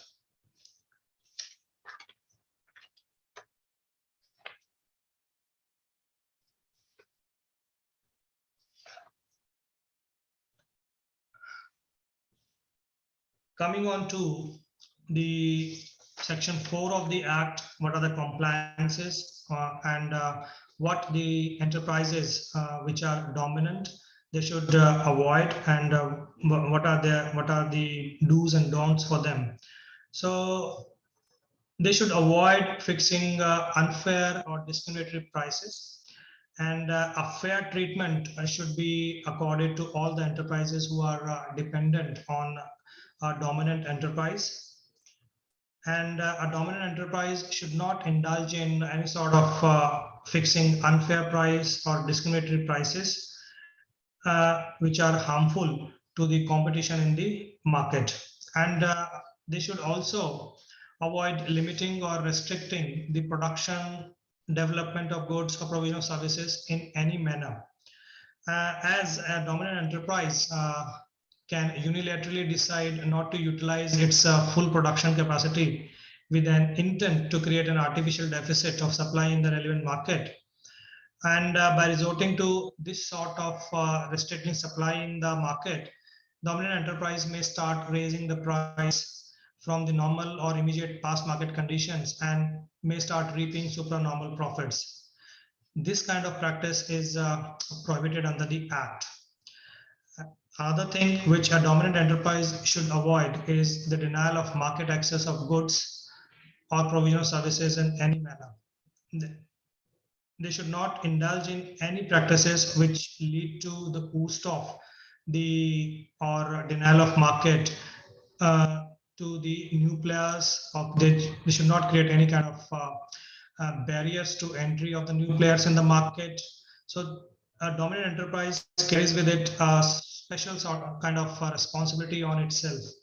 So when a dominant enterprise in the relevant market controls an infrastructure or facility that is necessary for accessing the market and which is neither easily reproducible at reasonable cost or in a short term or nor can be interchangeable with the other products, then the enterprise which is dominant cannot without sound justification refuse to share it with their competitors.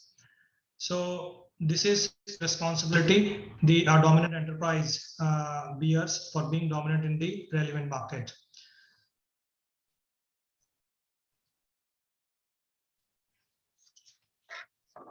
Now, coming on to the consequences of non-compliance. So consequences of non-compliance can lead to the initiation of the inquiry. The commission can pass a cease and desist and imposition of monetary penalty on the enterprise. The commission can also fix the individual liability. And you know, this thing, the non-compliance with the provisions of the Act can also have the adverse effect on the reputation of the enterprise.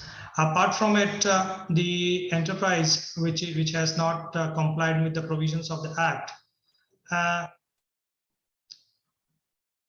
the enterprise which has been aggrieved by the conduct of the other enterprise or which has contravened the provisions of the Competition Act, that enterprise can also file proceedings for seeking the compensation, which may involve the huge cost. So what during the inquiry process with the commission, what the enterprises are supposed to comply? They have to comply with the notices and summons issued in the course of the investigation inquiry. As you know, the investigation inquiry, they are to be completed within a reasonable time. So the law provides for the penal provisions in case of non-compliance of the said notices and summons. So it is incumbent, therefore, upon the parties or the third parties to ensure compliance with the notices and summons issued to them within prescribed time. And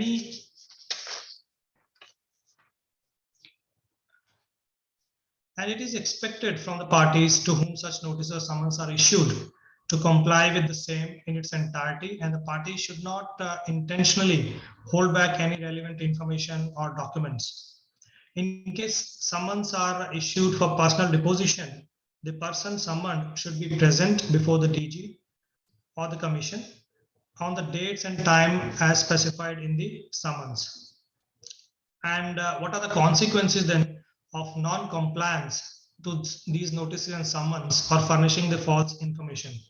So these this non-cooperation during the inquiry or investigation is a serious violation, and it invites sanction under the sections 43 and 45 of the Act.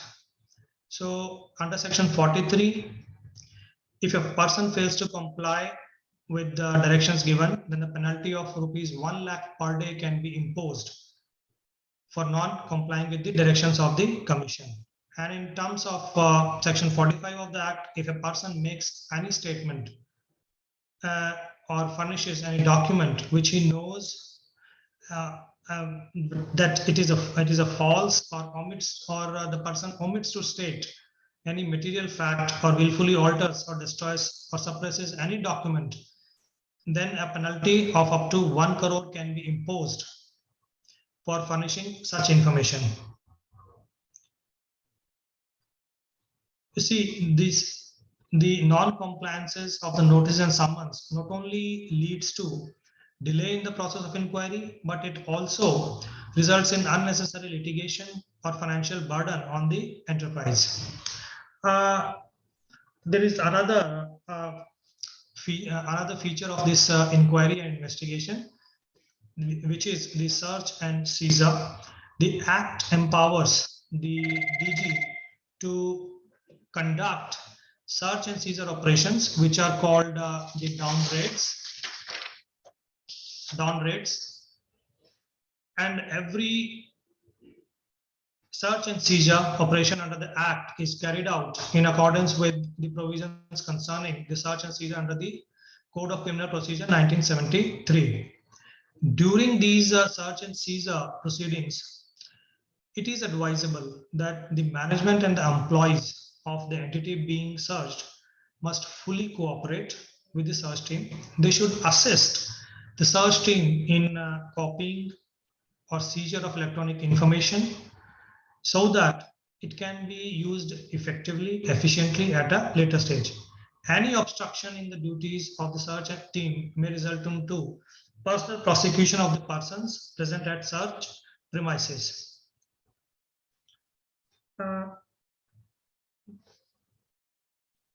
Then comes the another area wherein the compliance is expected of the enterprises against whom the interim orders are passed by the commission during an inquiry.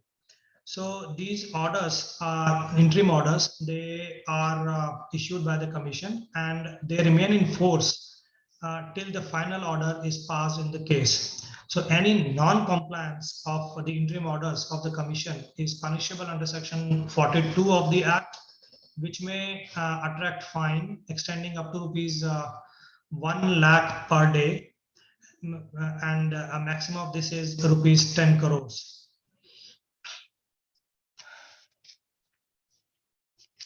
The Act also provides for a lesser penalty program, wherein a person who is member of a cartel and provides information of such a cartel, along with all the relevant information to the commission, that entity or the enterprise providing the information may get immunity or reduction of the penalty, which can be up to the 100% for the first applicant. So now the conditions which are to be fulfilled by the lesser penalty applicants for availing the benefit of the lesser penalty provisions. So an applicant who is seeking benefit of lesser penalty under the provisions of the Act as well as the relevant regulations framed thereunder, they have to cease to participate in the cartel from the time of its disclosure.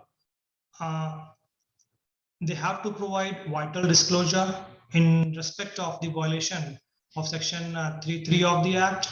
They have to provide all the relevant information, documents, and evidences as required by the commission. They have to cooperate genuinely, fully, continuously, and expeditiously throughout the investigation process. And they should not conceal, destroy, manipulate, or remove the relevant documents in any manner. Further, it has to be kept in mind that the lack of continuous cooperation entitles the commission to fully reject the lesser penalty applications.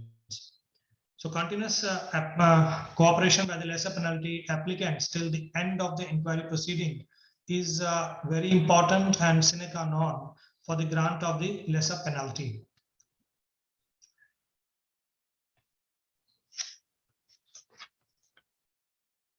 So what are these compliance post antitrust sanctions? So these are I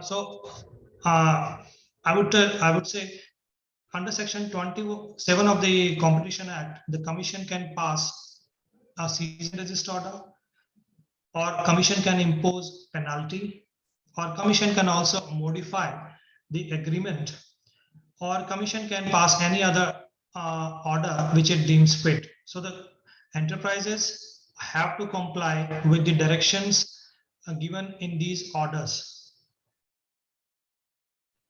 Now coming on to the another important leg of the Competition Act, and what are the compliance requirements and what the enterprises should do to avoid any sort of sanction by the competition is, are related to the trigger events and timelines. So when we say trigger event or timelines for filing, it means that the act gives a trigger event which triggers the filing of the combination notice with the commission. So the enterprises should come to the commission before implementing or before execution or before carrying out the combination. So they have to seek the approval of the commission prior to implementing that particular combination. So only those enterprises which meets the threshold in terms of the assets and turnover have to come to the commission.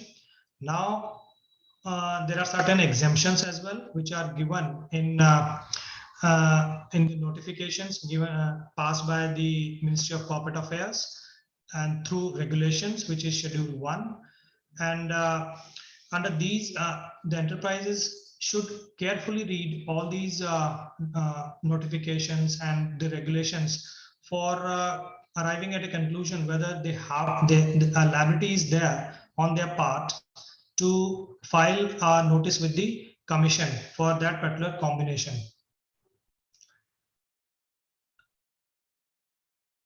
The important of these things is if an enterprise fails to file a notice of a combination with the commission and implements the combination, then it contravenes the provisions of section 43A of the Act. In another case, situation where an enterprise files a notice with the commission but implements the combination in part or full while the combination is with the commission for assessment and for approval. So both of these two situations give rise to the gun jumping concerns and attracts the penalty under section 43A of the Act.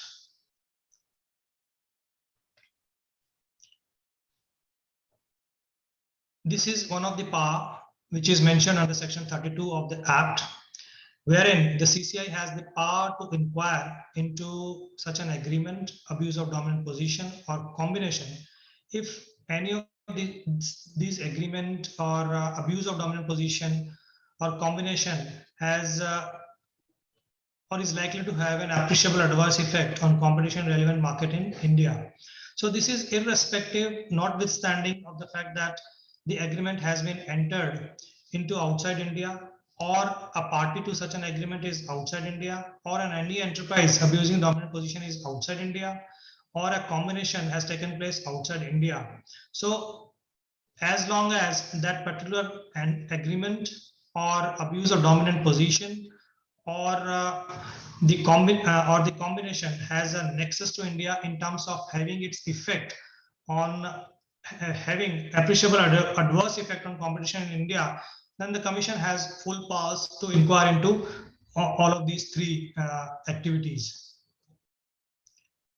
For this purpose, the commission has entered into the MOUs with 8 competition agencies or representative bodies of the other countries, which are the FAS Russia, USFTC DOJ, ACCC Australia, Digicom, BRICS, Competition Bureau Canada, GFTC Japan, and CADE Brazil. So the MOUs entered into with these competition agencies are basically aimed at enhancing the cooperation between the competition authorities in the area of competition law enforcement and on various other competition related aspects like advocacy, policy and enforcement development and technical cooperation initiatives. So now, if we have to say what a foreign enterprise has to comply, basically in relation to the acquisitions or merger, if a foreign enterprise is seeking entry into India, then it has to abide by the competition related provisions of the competition law. If they meet the thresholds at the global level or at the India level in terms of the assets and turnover, then they are supposed to file the notice of that particular combination with the CCI. Again, the CCI can, if there is any breach of the Competition Act or any cartel activity, although all these entities may be outside India, but they are selling in India and accordingly has the effect on the markets in India, then the CCI has the authority to investigate and penalize if a contravention is found.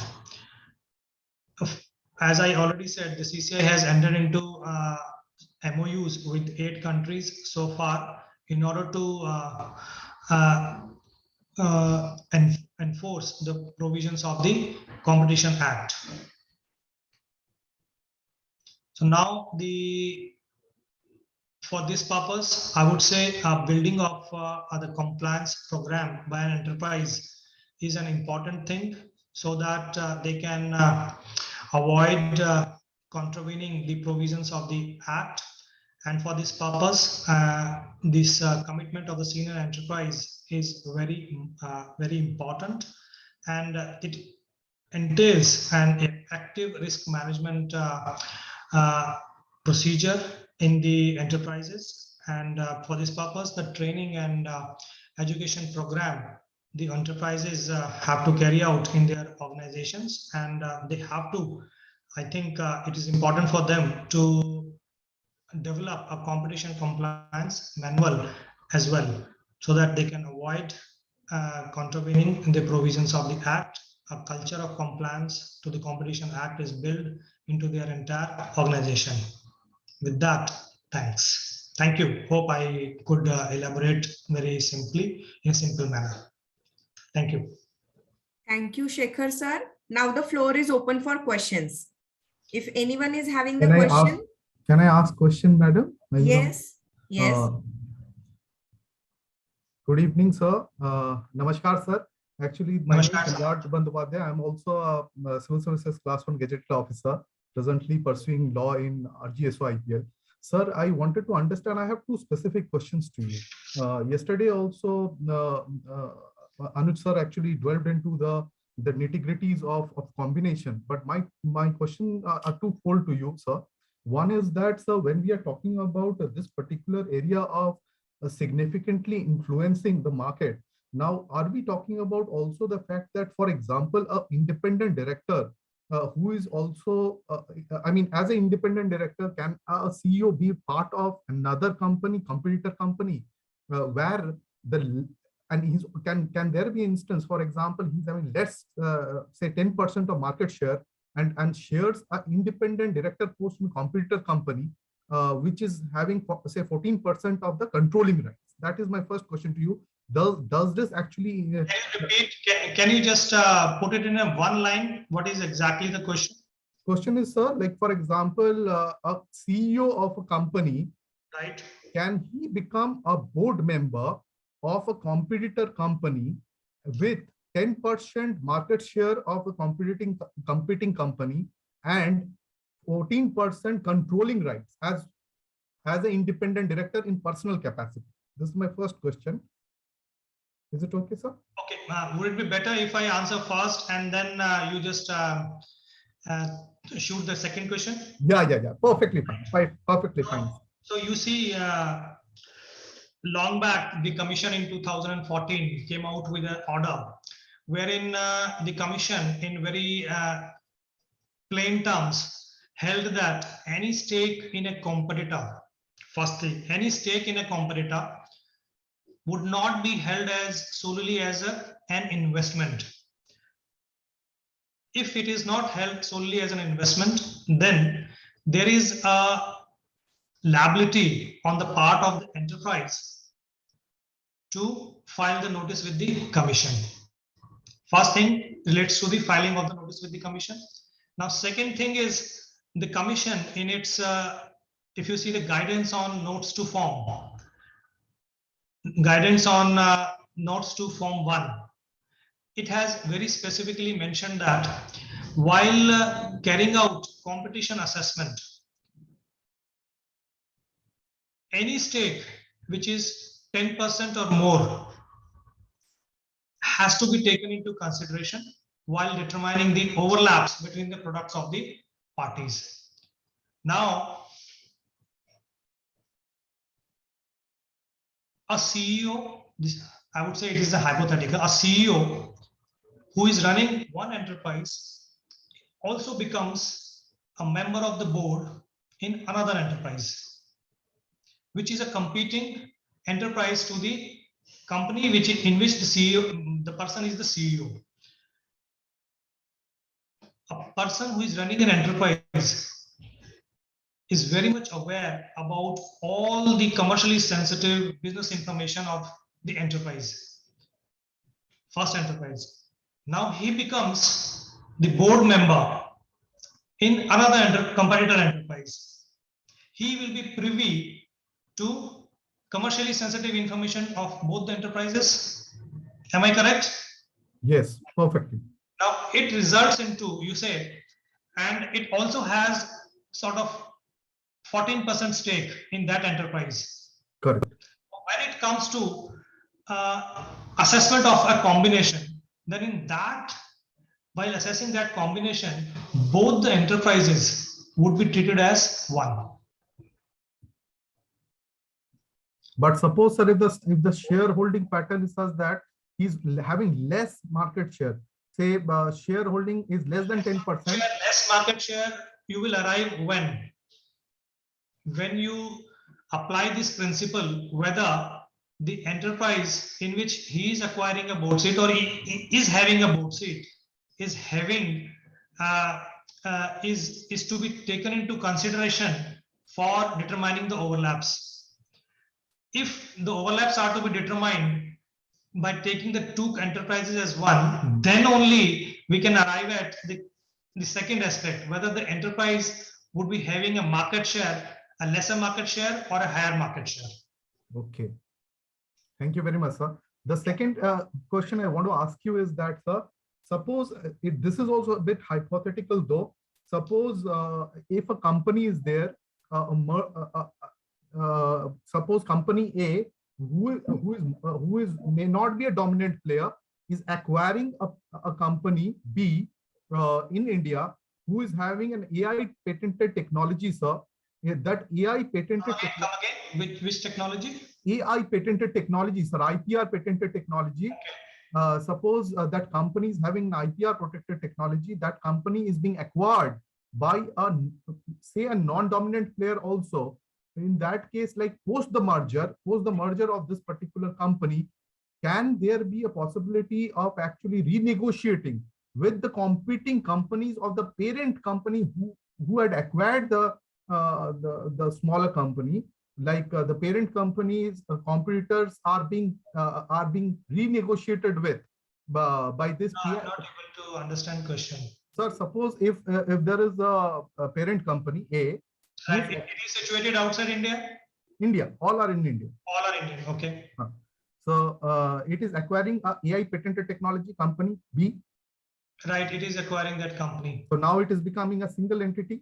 Yeah, both entities become single. Single entity, sir. Now, post the merger, what it is doing is that, hypothetical though, is that it is actually telling that I have new licensing policies for my AI products with competitor B, C, D, E, F, so many, which are basically competitor of A, the parent company. Right. And that be a scenario for refusal to deal. Refusal to deal, sir. Clear to me. Now, the entity acquiring, entity acquiring another entity which is having an IPR. Because of that IPR, that particular entity is dominant. Exactly. Right. Now the company which is acquiring also having an IPR. May not be, sir. Okay, then this can be answered two ways. Okay. If it is not having any IPR, and then it is only the enterprise which is being acquired, only having IPR, and that enterprise is only the one which is dominant in that particular area. Exactly. There is no change in the market brought because of this particular combination. True. Right? So it means because of the acquisition, no change has been caused to the dynamics of the competition in the market. So post combination also, if that particular enterprise does anything, it may not amount to any sort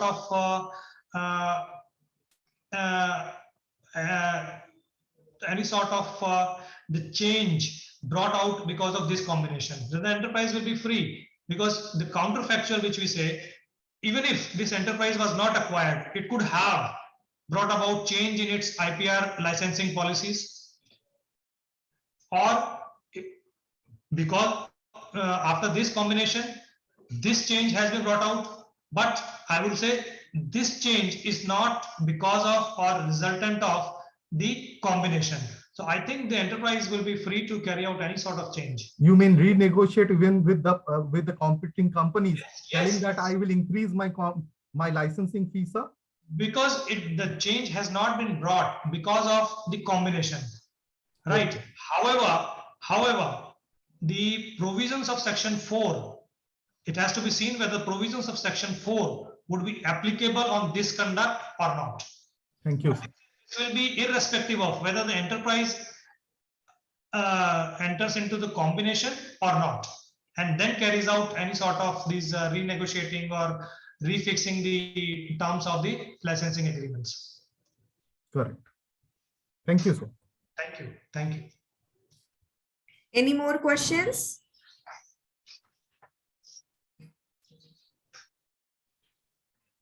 So wanted to just ask one more thing, sir, because of the interest which you have created, that gun jumping procedure, sir, आपने कहा है section 43A is the basic, touchstone on basis of which actually the gun jumping procedures are being initiated. But the cease and desist operations and in fact the dawn raiding also, which you are talking about, which actually, for example, when a person goes for DG goes for dawn raiding, sir, I mean the senior official going and actually doing that kind of dawn raiding operation, do you actually have some kind of thing like, for example, like a natural justice philosophies to be applied? For example, companies, lawyers can be actually invited in the campus and they could be allowed to explain before actually going for going for the dawn raiding exercise to happen, or does it like happen that the suspicion merely is enough to actually warrant that kind of search and operation, or a show cause notice has been given prior to this sponsor? I think just now, I wouldn't say it just a suspicion which is enough to go for the dawn raiding. Obviously, when going for such a dawn raiding, there must be having some strong evidences in hand. So 2 witnesses are also being taken, right, sir? Please? 2 witnesses are also being taken, right? Yes, witnesses are also being taken. Yeah. So do you rely also upon electronic computer data and emails, for example, sir? For which purpose? For when you are doing the seize and seizure operation, do you also look at email transactions, which happens with the various companies? So as I said, during the search and seizure operations, all the computer data, all the information which are stored, they are taken during the search and seizure operations. This may involve the entire email dumps as well, the pricing data as well, or any communications. All these things are important to the commission. Thank you, sir. Thank you very much. Thank you, Shekhar sir, for enlightening us and all of our audience on this very brightening issue, that is the compliance of antitrust law in India. Now, I would like to declare that this session is over and we will be starting with the valedictory session at 4:30 sharp, that is within 3 minutes. So please be joined in and we will start with the session within 3 minutes. Thank you all. Thank you. Thank you. Pleasure to be here.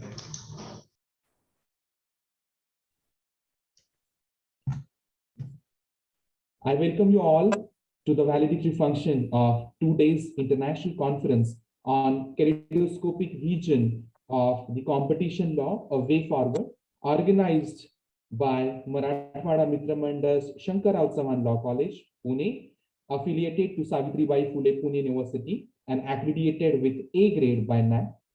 We have organized this international conference in collaboration with the Department of Legal Studies, University of Shripaskara, Italy, under the aegis of the Competition Commission of India, Government of India, celebrating Azadi Ka Amrit Mahotsav. We are very fortunate to have amongst us as our chief guest, Dr. T.S.N. Shastri sir, who is the founder Vice Chancellor of Sikkim National Law University, Gangtok, who is also former Vice Chancellor of Tamil Nadu, Dr. Ambedkar Law University, Chennai, and former Head Department of Law, Savitribai Phule Pune University. Along with sir, we'll be having two guests of honor today, Mr. Shekhar, Joint Director, Antitrust Division, the Competition Commission of India, Government of India, and Professor Vasanta Sanaviratne, Madam, Professor in Public and International Law, Head, Department of Public and International Law, Faculty of Law, University of Colombo, Sri Lanka. We are greatly honored to have association with the University of Shripaskara, where we'll be having Professor Fabrizio Fornani as the head of Department of Legal and Social Studies, University of Shripaskara, Italy, and Professor Stefanos Civitaris, Professor of Public Law, Department of Legal and Social Studies, University of Shripaskara, Italy. We have amongst us today also Professor Ilaria Ottaviano from the same department of the University of Shripaskara, Italy. Now I request Dr. Kranti Deshmukh ma'am to address the gathering with a welcome speech. Over to you, ma'am. Thank you so much, Saurabh sir, and good evening, everyone. Good morning in Italy. Finally, we have reached to valedictory program of this 2 days international conference, and it is our pleasure and privilege to receive Honorable T.S.N. Shastri sir, who is Vice Chancellor of Sikkim National Law University, former Vice Chancellor of Dr. Babasaheb Ambedkar Law University, Chennai, and former Head Department of Law, University of Pune. Sir has graciously accepted our invitation, and in spite of his busy schedule, he took proactive interest in the conference, and he is with us today in the evening to deliver keynote address. Sir, on behalf of entire organizing team, I extend my warm welcome to you. We are very thankful to you for your presence, and you have accepted our invitation. I also welcome Vasanta Madam from Colombo University, Sri Lanka.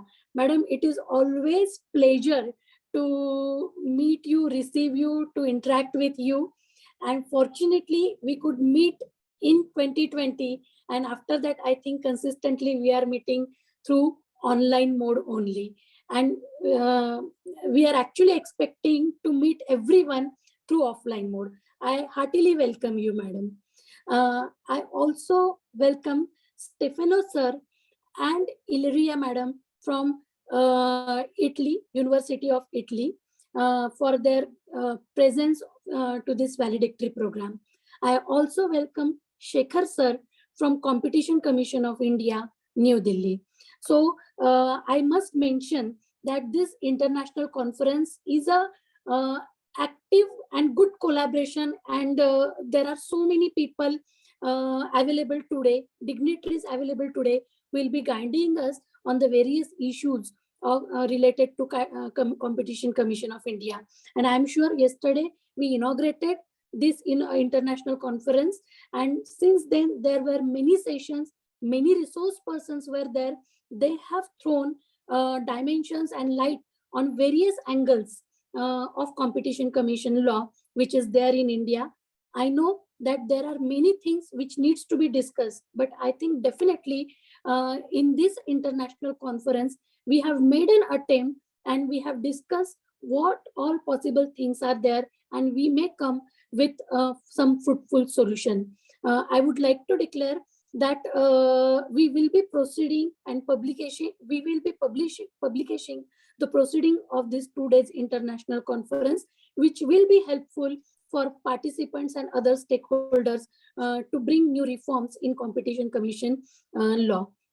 Now, I take this opportunity to convey my heartfelt thanks to Department of Legal and Social Studies, University of Italy, for their collaboration. Sir, Stefano sir, yesterday you mentioned that this collaboration will not stop here only, and definitely we are looking forward for some faculty development programs, student exchange program, and I also take this opportunity to invite you to India and would like you to visit our institute personally.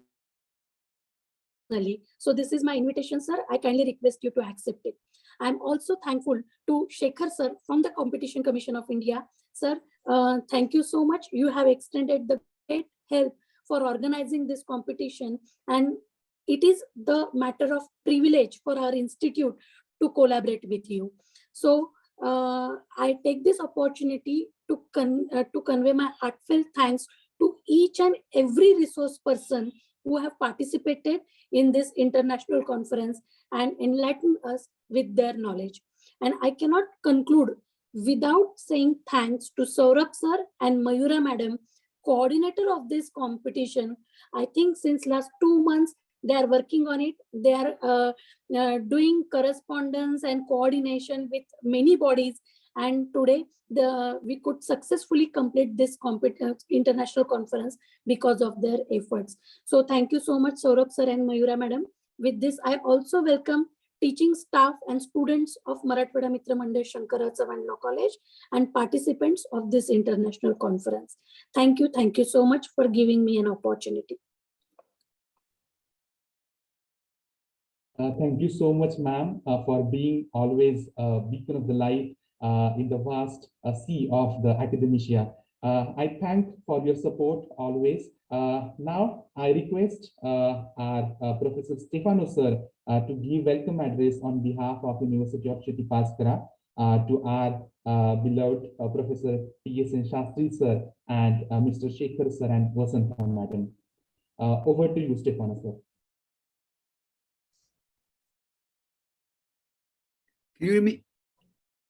Yes, I think so. Yes. Thank you very much again for having us. I want to express my gratitude on behalf of the University of Chitti Pescara, I would say, as a whole, University of Chitti Pescara Gabriele D'Annunzio, to Mitra Mandal, Shankarrao Chavan Law College in Pune, and the Competition Commission of India for letting us contribute to the organization of such a fascinating and excellent conference. And I'm honored today to share this floor with such distinguished colleagues from different universities. And I'm eager to meet you in person, thanks to your kind and generous invitation you extended right now. By the way, I was thinking that the complete name of our university, Gabriele D'Annunzio, refers to one of the greatest Italian poets of the 20th century. He was born in Pescara, a small city in central Italy, small especially compared to Pune. D'Annunzio is famous primarily for his cult of beauty, his attention to interests and all things beautiful, let's say. And much of these aesthetics by D'Annunzio comes from D'Annunzio interest and love, almost obsession for Hinduism. And there's an Italian scholar, according to an Italian scholar, this resides primarily in the concept of the artist's ability through his or her heightened senses to perceive the union of the self with the universal soul. So there's another connection we can highlight here. I think it's fascinating, isn't it? Anyway, I think over these 2 days, we have learned a lot. The conference, in my opinion, has entirely fulfilled its goals and showed once again, I would say, the importance of comparison and international cooperation. All legal scholars must agree that comparative research helps us overcome a pure black letter approach to legal systems and expand our understanding of law and society in context. And I want to say I was particularly impressed with the quality and efficacy of presenting,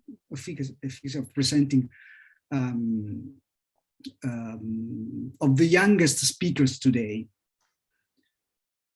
To say finally a quick word on the merit, I have appreciated that the issue of the digital regulation has been raised under various and stimulating perspectives, something to follow up, I think.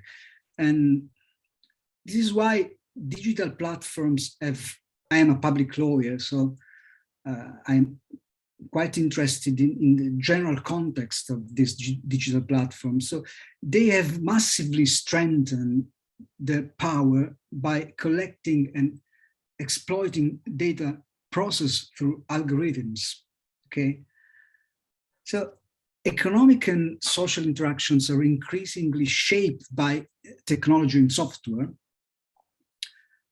And the most concerning aspect, in my view, is that such digital giants are no longer just market players, participants in the market.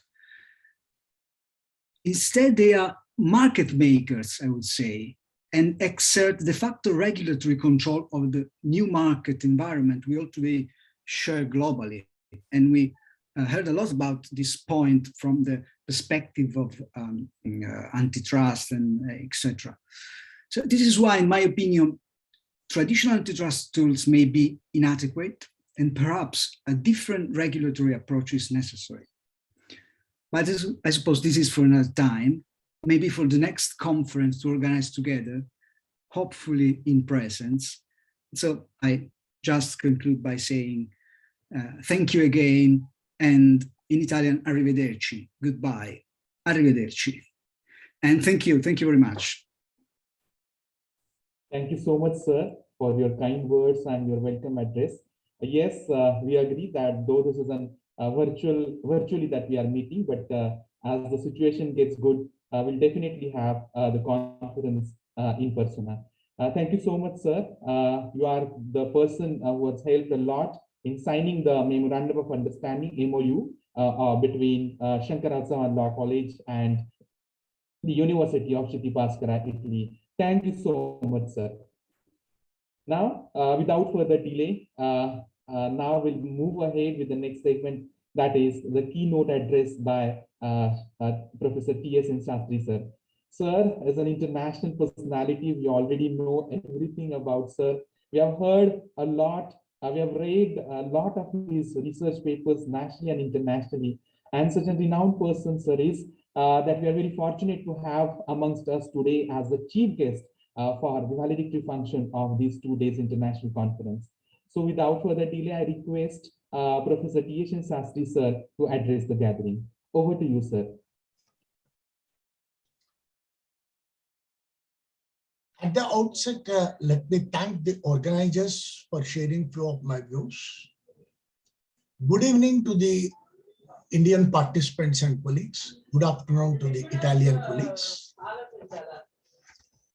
Professor Dr. Kranti Deshmukh, Professor Faverio, Professor Stefano, Professor Ilaria,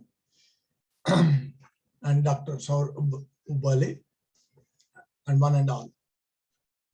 I'm extremely happy that competition law with the various parameters of the kaleidoscope vision has been undertaken by Marathwada Mitra Mandal institution, particularly by the law college. This is a very important area, which according to Andrew Gumnan, he said we are already living in a world of international competition policy. Well, there is no institution to or agreement that governs the subject of competition policy, either nationally or internationally. Nationally, you may have organizations within your domestic law. What I mean is that by international standards, no institution is there, and in international law, there is no treaty, no international institution deals with respect to the competition law policy. Often it is referred to Economic and Social Council or to the World Bank or IMF, and to deal with the trading perspectives. Of late, it has been started going into WTO and other things. But there is no appropriate form or no appropriate treaty in the international economic law sphere with respect to multilateral provisions of competition law.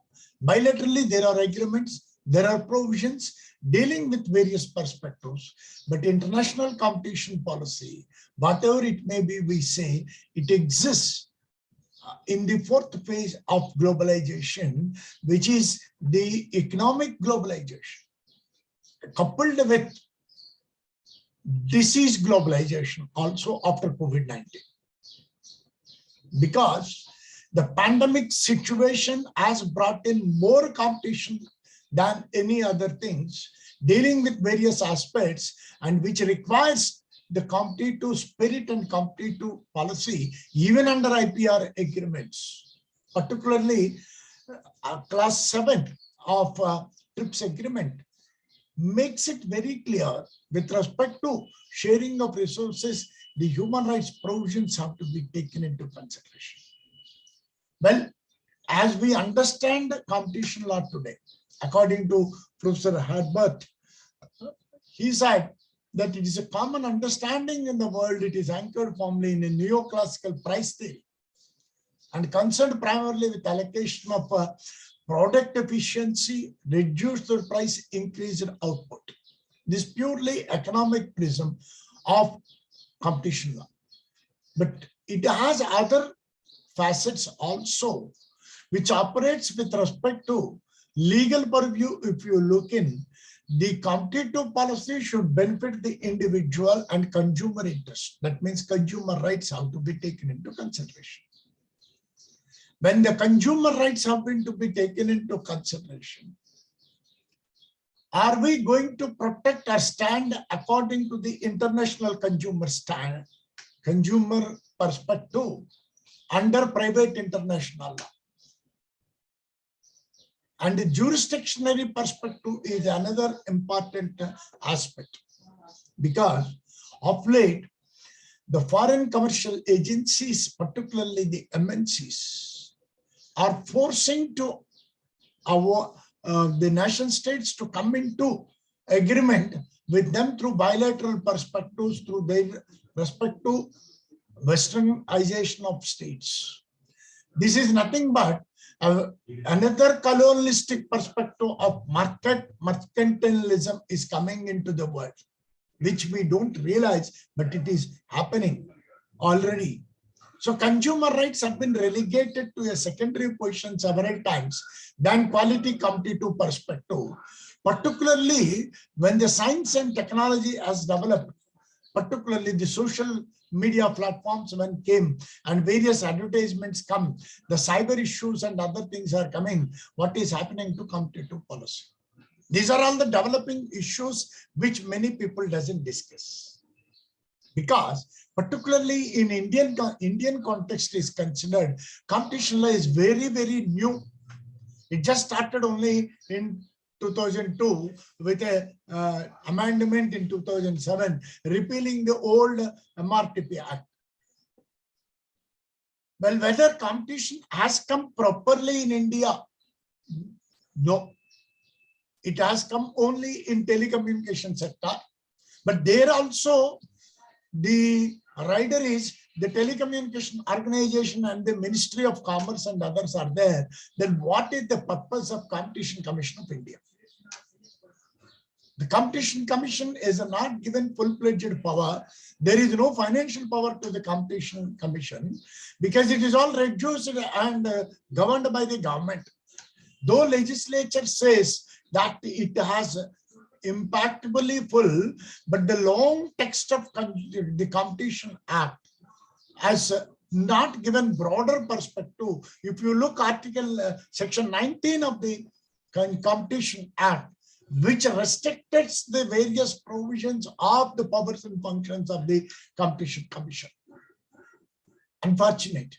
Moreover, in India, the tendency is of the governments, whatever may be the government in power, only appoint bureaucrats as members of each and every commission. If you see Competition Commission also, arbitration secretaries are there. As if only the secretaries can run. No academician, no academic perspective is brought into the commissions of India like our Western counterparts. Then you cannot have academic germic perspective of development of various perspectives, and the lacunas will be there in the legislation with respect to various aspects of it are considered. Because in India, unfortunately, we don't give much importance to international law and private international law, which are the current subjects which are taught very highly in Western countries. And when you opened the market economy in 1990s by late Prime Minister P.V. Shankarrao, continued by the successive governments, and the present Prime Minister making Make in India, Made in India, the present government is making. Are we restricting competition to make a competitive perspective of competition policy? When we deal with this type of aspects, normally the competition policy perspective consideration will play a vital role in particularly in the augmentation of the rights and affecting the rights of labor, merchants, consumers. Three important perspectives of labor rights, are merchant rights and consumer rights are affected. Because competition policy normally deals with the price fixing of the cartels, export cartels, exclusionary conduct, international single firm conduct, and international mergers. These are the main important aspects. For example, in the international mergers is considered by wrong advice to the government of India of the merger that took place between Vodafone and Hutch company in Germany. Today, the government of India is supposed to pay lakhs, crores of rupees as, that is millions of billions of dollars as compensation than the real money that it is supposed to be.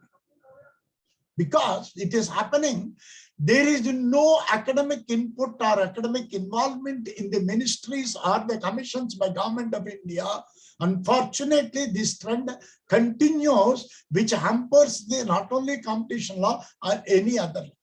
When this being the situation, let me deal only one particular single important area with respect to three important perspectives, not all, that is human rights phase of competition law. The human rights phase is most important both for the liberalists, neoclassicalists, and non-classicalists, and the relationship between competition law and the human rights is very complex. Because one side concentrates on the sharing of the resources, another side sharing on the prism of individual rights with the social justice, international social justice paradigm. The other side, merchant-consumer relations, which are important for multinational companies. These are the three important paradigms of competition law, which is unfortunately not discussed by many at all. Even the brochure which I have gone through might be not discussed the facet that is very important for competition law is considered. Well, there are so many rights that are going to be affected. But let me take only four important rights. That right to liberty, which includes right to privacy, and right to security, and right to competitive market, second one, right to property, right to equality, right to food. These are the major areas that competition policy has its own impact on various perspectives. How do we assess? We assess from the basis of the covenant of economic and social and cultural rights, which play a very vital role. Unfortunately, human rights is relegated to a secondary position by the nation states across the world for their own vested interests. Not even a single state follows the full prism of human rights mandate that is given by the United Nations, though they are parties, though it has been binding on them by the Charter principles. Even the preamble of the Charter makes it very clear that these rights are binding. Well, they have signed the covenant. Many have ratified. Many are parties. No state. Then if this is the situation of the developed world, the developing and underdeveloped and less developed state situation will be so pathetic with respect to human rights perspective. Because the human rights perspective always advocates with the economic policy or a competition law or any law for that matter you take it with respect to the enjoyment of economic and social and cultural rights, which are otherwise called as directive principles of state policy in the Indian context under the Indian Constitution. This is the only constitution which divided the civil, political rights, economic, social, cultural rights as fundamental rights and directive principles of state policy. In spite of it, the state is not willing. The judiciary has to tell that the economic directive principles, that is the economic, social, and cultural rights, are the prime important rights that need to be taken into consideration. Because if we see the preamble of the covenant, Article 1, Clause 2 of the covenant makes it very clear that all people for their ends freely dispose of their natural wealth and resources without prejudice to the obligations arising out of the international economic and social coordination and cooperation based on mutual consent and committee of nations and of principles of international law. In the same way, Article 2, Clause 4 specifically says right of the states to economic limitations subject to international law and human rights. These two, read together with Article 9 of the covenant, clearly advocates social security is an important paradigm. Well, when we read these classes of the covenant, linking with economic perspective of competition law, because competition law is one part of international economic law. The various. Why there is a multinational treaty is not there in international economic law regulating all these aspects? Why only bilateral investment treaties that the states are interested? $1 million question to be answered by the states only. The United Nations several times requested the states that let us come for a multilateral treaty. Unlike UNCTAD and UNICITRAL conventions, why not we make a regulative perspective of the competitive policy of the regulating the law? Because today, what is happening, anti-suit injunctions has become another important perspective. Unfortunately, Indian scholars or Indian law schools are not recognizing the developing subjects because the dictum, the Bar Council of India says you teach the mundane olden perspective. Thanks to Government of India and the Prime Minister's call to repeal all the colonial laws. Definitely, it is time that we should rewrite our laws and involve. First time the Government of India started involving academic institutions in the penal law. In the similar way, it has to identify scholars and to write the laws on par with and deal with various aspects. Because with respect to right to food is considered, Article 12 of Covenant of ICESR and Article 15, which talks of cultural rights with respect to science, technology, intellectual property rights. Right to food is a very important perspective connecting competition law and undertaking various exclusive framework of the competition law values may be reconciled into the international human rights values. Because food shortage is already started, and how do we deal with the food shortage on the land? because the maritime resources are considered as the major resource. Unfortunately, we consider the hydrospace as a dumping ground. Hydrospace is not a dumping ground. Hydrospace is a rich resources of flora and fauna that we need to consider. That means the jiggery of international law has to be considered. When we come into Article 15, well, MRTP showed a very important perspective with respect to restrictive perspective. Competition law, though 2002 it has been done, till date the competition law has not brought in various perspectives of it are considered. Then right to health, Article 12 of the Covenant, TRIPS agreement, or even TRIMS agreement if we see. Both advocate the human rights prism. So the competitive policy within the framework need to address right to health, particularly in the severe pandemic situation. What are we did with respect to various aspects? So the government of India should open its doors. Even the international standards, international laws need to be done. It's not only competition law with respect to the directives are considered, but what the legislation in India that is being prompted to be done is that the political parties and consumer affairs experts and others should be involved. It is there in the Competition Act itself. Are really why political parties should involve?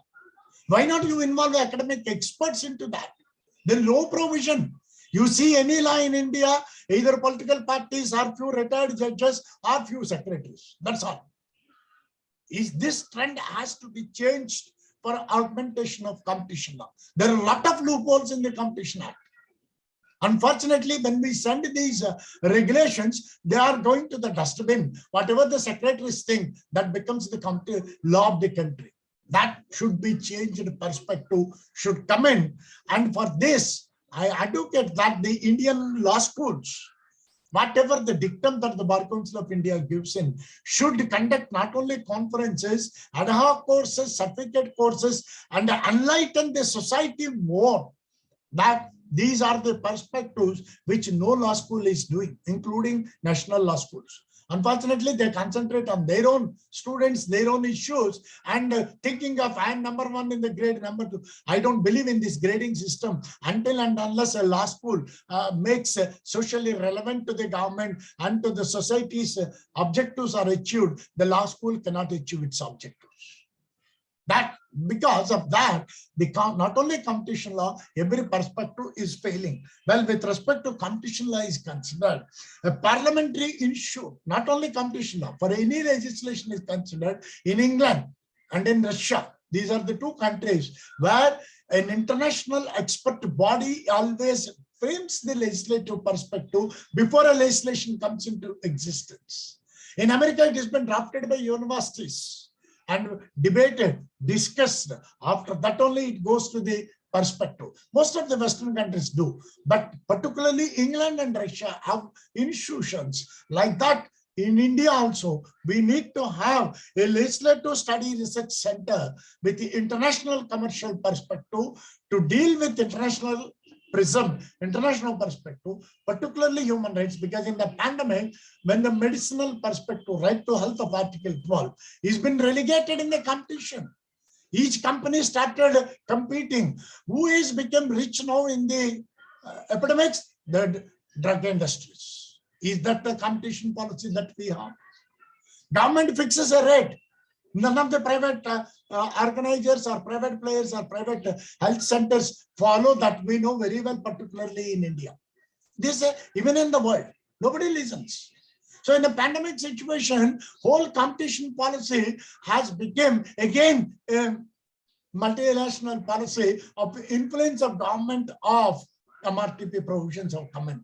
That means indirectly, monopolistic policy is prevailing in competitive era due to lack of an internationally regulated institution, an internationally regulated treaty. Hence, nation states, academicians across the world, this being an international conference, thanks to the other side of the Italian colleagues, that a an international treaty provision has to be involved, for which an academic movement has to be started and brought in.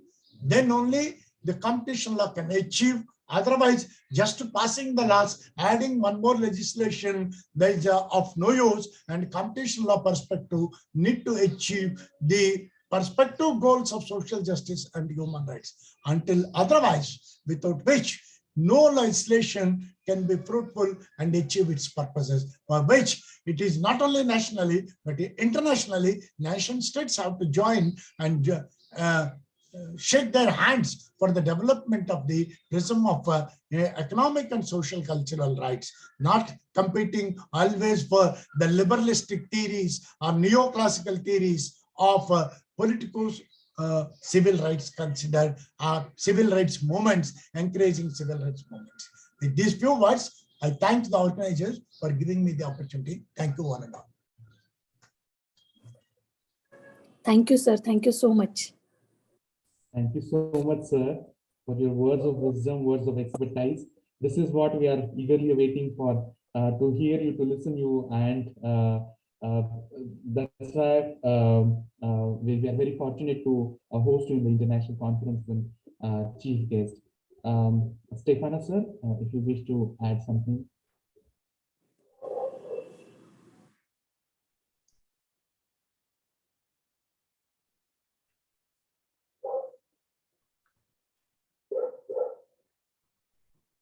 Thank you. First of all, thank you for this very illuminating, enlightening speech by Professor Sastry, Vice Chancellor, and I want to thank you very, very much to be present and to give this very heartening, very, very. I was enthusiastic to be honest, of this kind of intervention. And I completely agree on the necessity of tackle this neoliberal kind of approach to policy and even antitrust and competition policy. So I completely agree on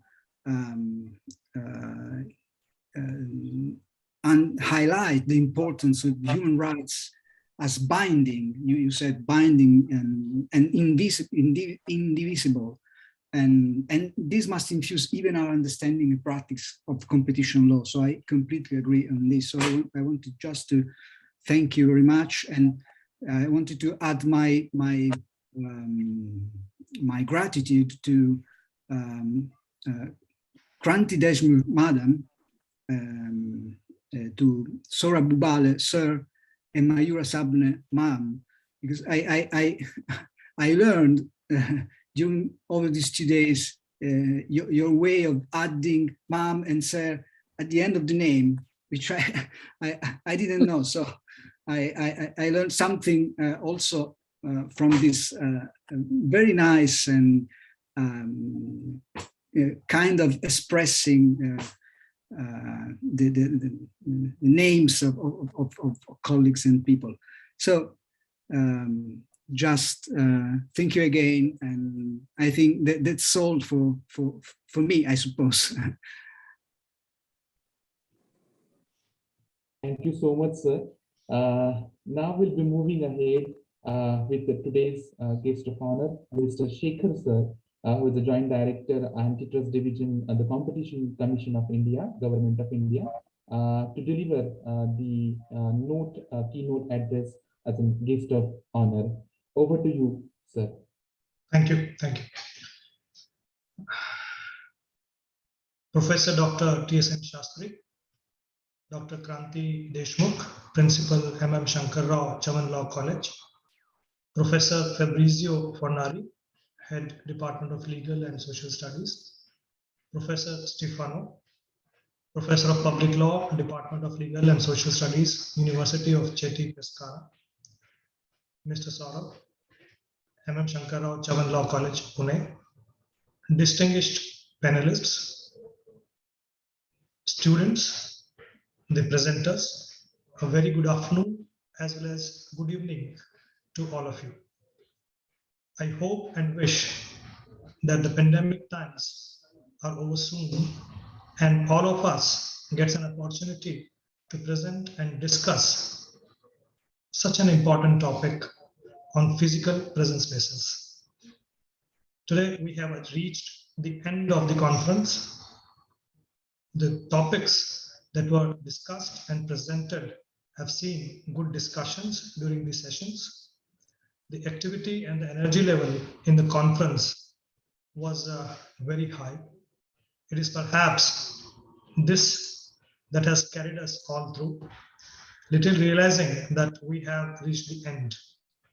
It looks as if the conference has just started. Looking at the numbers, there has been a very enthusiastic response to the conference. The presence of experts in the field of competition law is in a way a testimony to the passion and the commitment to the cause of the competition. The conference has witnessed learning by sharing and developments in other important jurisdictions like you. I would like to thank everyone for their active participation and contributions to the discussions and deliberations during these 2 days. Discussions in the various sessions were insightful. I would like to highlight that despite differences in the time zones, geographies, and businesses, the content of law, there is a common language of communication when it comes to implementation of competition law. One gets a taste of it in a session like recent developments about EU antitrust law. Dr. Kranti Deshmukh, Professor Stefano have already kind of, I'll say, summed up the proceedings and deliberations which have taken place. So I would not like to burden you further with any more details. Friends, conferences like these requires preparation and planning. It is happy to see that we have achieved it as we have planned it. I would like to thank the university and the officers at the CCI for putting in their best. I must convey special thanks to all of them. As an officer of the CCI, it gives a feeling of immense satisfaction that everyone learned about competition law, different aspects of it, different dimensions of it, and everyone enjoyed the deliberations taken place in the conference. I hope that everybody present in the conference will retain and carry for a long time the learnings of these 2 days. Here, I would like to thank Professor Ilaria Ottavano, who shared important developments about EU antitrust law, as well as my colleague, Mr. Anuj Verma, Professor Dr. Kondaiya Junal Goda, Mr. M.M. Sharma, Mr. Saurabh Ubale, Ms. Maurya Sabne, Mr. Anand Kumar Singh, and Advocate Ketan Makhija, Devanshu Gupta, for sharing and discussing various aspects of competition law in India and developments. Before I conclude, I must thank each one of those who have contributed and assisted us in making this conference a great success. My heartfelt thanks to each and everyone from CCI. Thank you, and over to you, Mr. Sir. Thank you. Thanks a lot. Pleasure to be here. Thank you so much, sir, for making us feel privileged to have a collaboration with the Competition Commission of India and the Government of India. Thank you for summing up the whole conference of the 2 days, and thanks for the session that we have really enjoyed that you have delivered, delivered today. Thank you so much, sir. Now I request Professor Vasantha Sanevratne, Madam, guest of honor, the professor at the Faculty of Law and the head of the Department of Public and International Law at University of Colombo, Sri Lanka, to say a few words about it. Over to you, ma'am. Thank you, Dr. Saurabh, for your very kind invitation. Madam, Professor Dr. Kranti Deshmukh, Professor T.S.N. Shastri, Professor Stefano, and all the distinguished academics, practitioners, ladies and gentlemen. With warm greetings from Sri Lanka, I bring blessings to all the good endeavors conducted by Shankarrao Law School of Pune University. Actually, I wish to recall the cherished memories of our long-lasting friendship and collaboration with this very important law school. Just after the pandemic started, I believe it was in January 2020, a delegation from Sri Lanka, I think about 10 or 15 very senior academics, as well as some research students, participated in a physical conference at your prestigious law school. We were received so warmly, and we were greeted, and we were facilitated, and we conducted a collaborative research conference. So this particular present conference recall me that you all are progressing from those collaborations to the Europe and now with Italy. So we are very happy from Sri Lanka to see all this progression, and I am pretty sure this very respectful, distinguished academics from your law school will make all India and the world be proud. And they have been doing that by way of your academic activities, professional activities, and you have maintaining higher standards. Let me wish you good luck, and we too look forward to see you all in Sri Lanka, and again to come back to Pune and to engage in more and more research, academic and professional activities. So good luck and warm greetings again. Thank you. Thank you so much, ma'am, for your support and your guidance since 2019 that we are coming up with a lot of academic ties, and we are further developing on it as well. Thank you so much, everyone, all the participants, all the dignitaries. Before moving to the vote of thanks, I wish to talk about the conference that we have witnessed. This conference, the 150 participants that they were the participants to this international conference.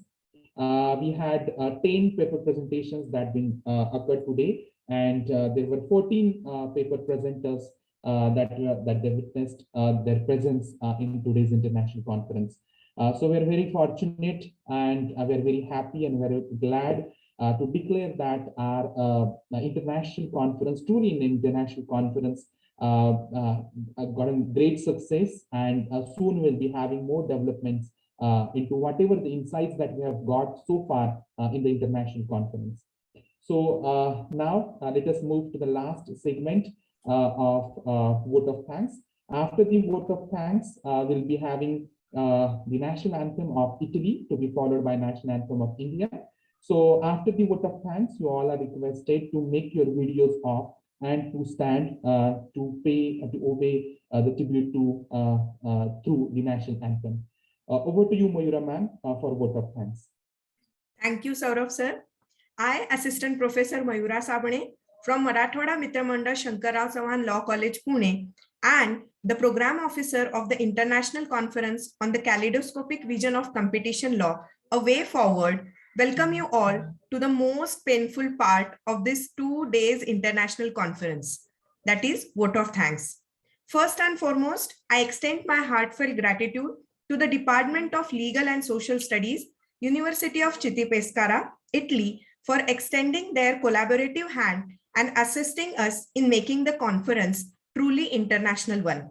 Professor Fabrizio Fornani, HOD, Professor Stephanus Orr, and Professor Ilario ma'am extended their kind, dedicated participation throughout the conference, and we will be always thankful to them in the near future. The second significant support which was provided to us was by the Competition Commission of India. We are really privileged to be associated with the Competition Commission of India. They extended their wholehearted support to make this conference as a true celebration of Azadi Ka Amrit Mahotsav. Mr. Anuj Verma sir and Mr. Shekhar sir enlighten our audience with the niceties of the Indian competition law, and I thank them on behalf of all the stakeholders.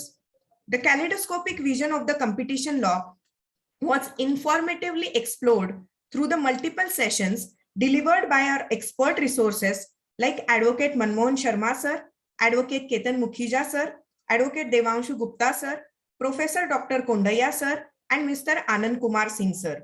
I extend my heartfelt gratitude for their insightful, valuable contribution. Another important part of this 2 days international conference was the paper presentations. I wish to say thank you to Professor Dr. Swati Rautela ma'am, Professor Dr. Rajashri Varadi ma'am, Dr. Samina Javed from the Lord's Universal Law College, Mumbai, and Dr. Anish Pillai from CSAT, Kochi, for accepting our invitation to be session moderators for paper presentations and providing guiding valuable remarks to our presenters. As a part of SCLC family, I extend my heartfelt gratitude to Professor Dr. TSN Shastri sir for taking out time from their busy schedule and enlightening us with his wisdom and blessings. I also thank Dr. Vasanta Seneviratne ma'am for their valuable recalling the memories of our last international collaboration. I take this opportunity to thank our patron, Principal Dr. Bhausaheb Jadhav sir, Executive President, Marathwada Mitra Mandal, without whose support, guidance, and wholehearted support, this event would not have been possible. I also express my gratitude towards our beloved principal, Dr. Kranti Deshmukh ma'am, whose constant support and inspiration assist us in making the conference a successful one. Without participants, this event is incomplete, and hence I say thanks to all of them. I extend my thanks to all teaching and non-teaching members of SCLC family for their blissful encouragement and constant support. With these words of gratitude, I say grazia and thank you from the bottom of my heart. Over to you, Saurabh sir. Thank you so much, ma'am. Thank you all. Stefano sir, if you wish to have last concluding few words, then please share. Then we can move to the national anthems to be played.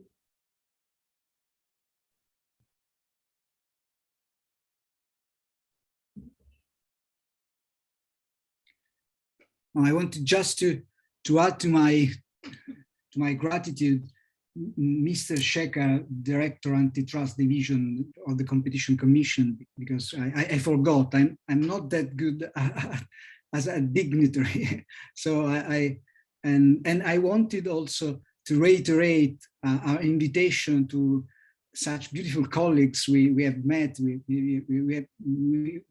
We are so fortunate about meeting you as colleagues and regarding this cooperation. So Ilaria said before, we are very happy to have you in Italy. So, and I wanted just to reiterate this invitation, which is mutual. And so I hope for new and exciting and things to do together. And so I look forward to the national anthems now. Thank you very much again, all of you. Thank you so much. Yes, thank you so much, sir. Now I request all the participants and the resource person, dignitaries, to make their videos off and to stand for the national anthem.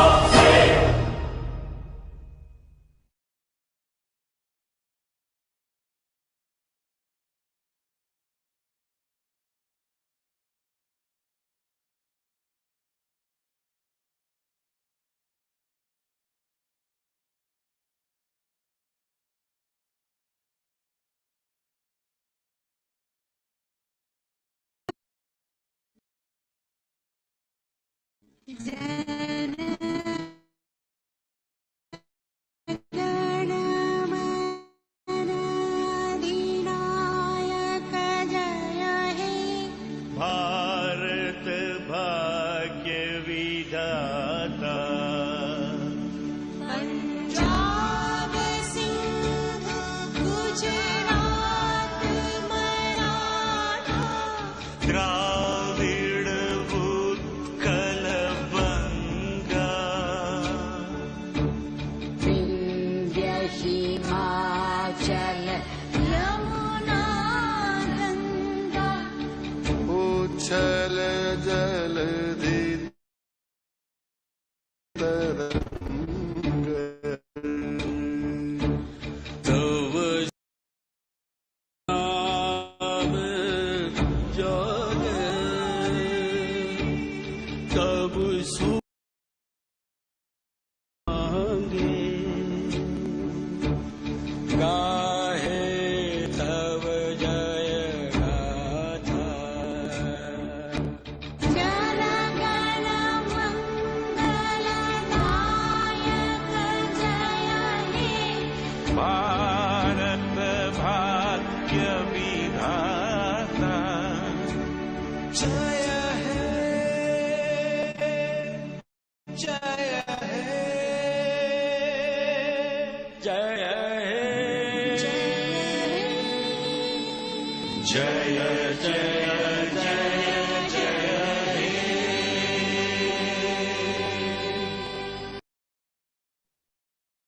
So I thank everyone. So it is just not the end of the conference, but we can say it is the start of the new academic ties and starting point, kickstart to the future collaborative events. Thank you everyone for being with us. Hope we'll get the support of each one of you henceforth as well. So I declare the 2 days national conference is over. Thank you.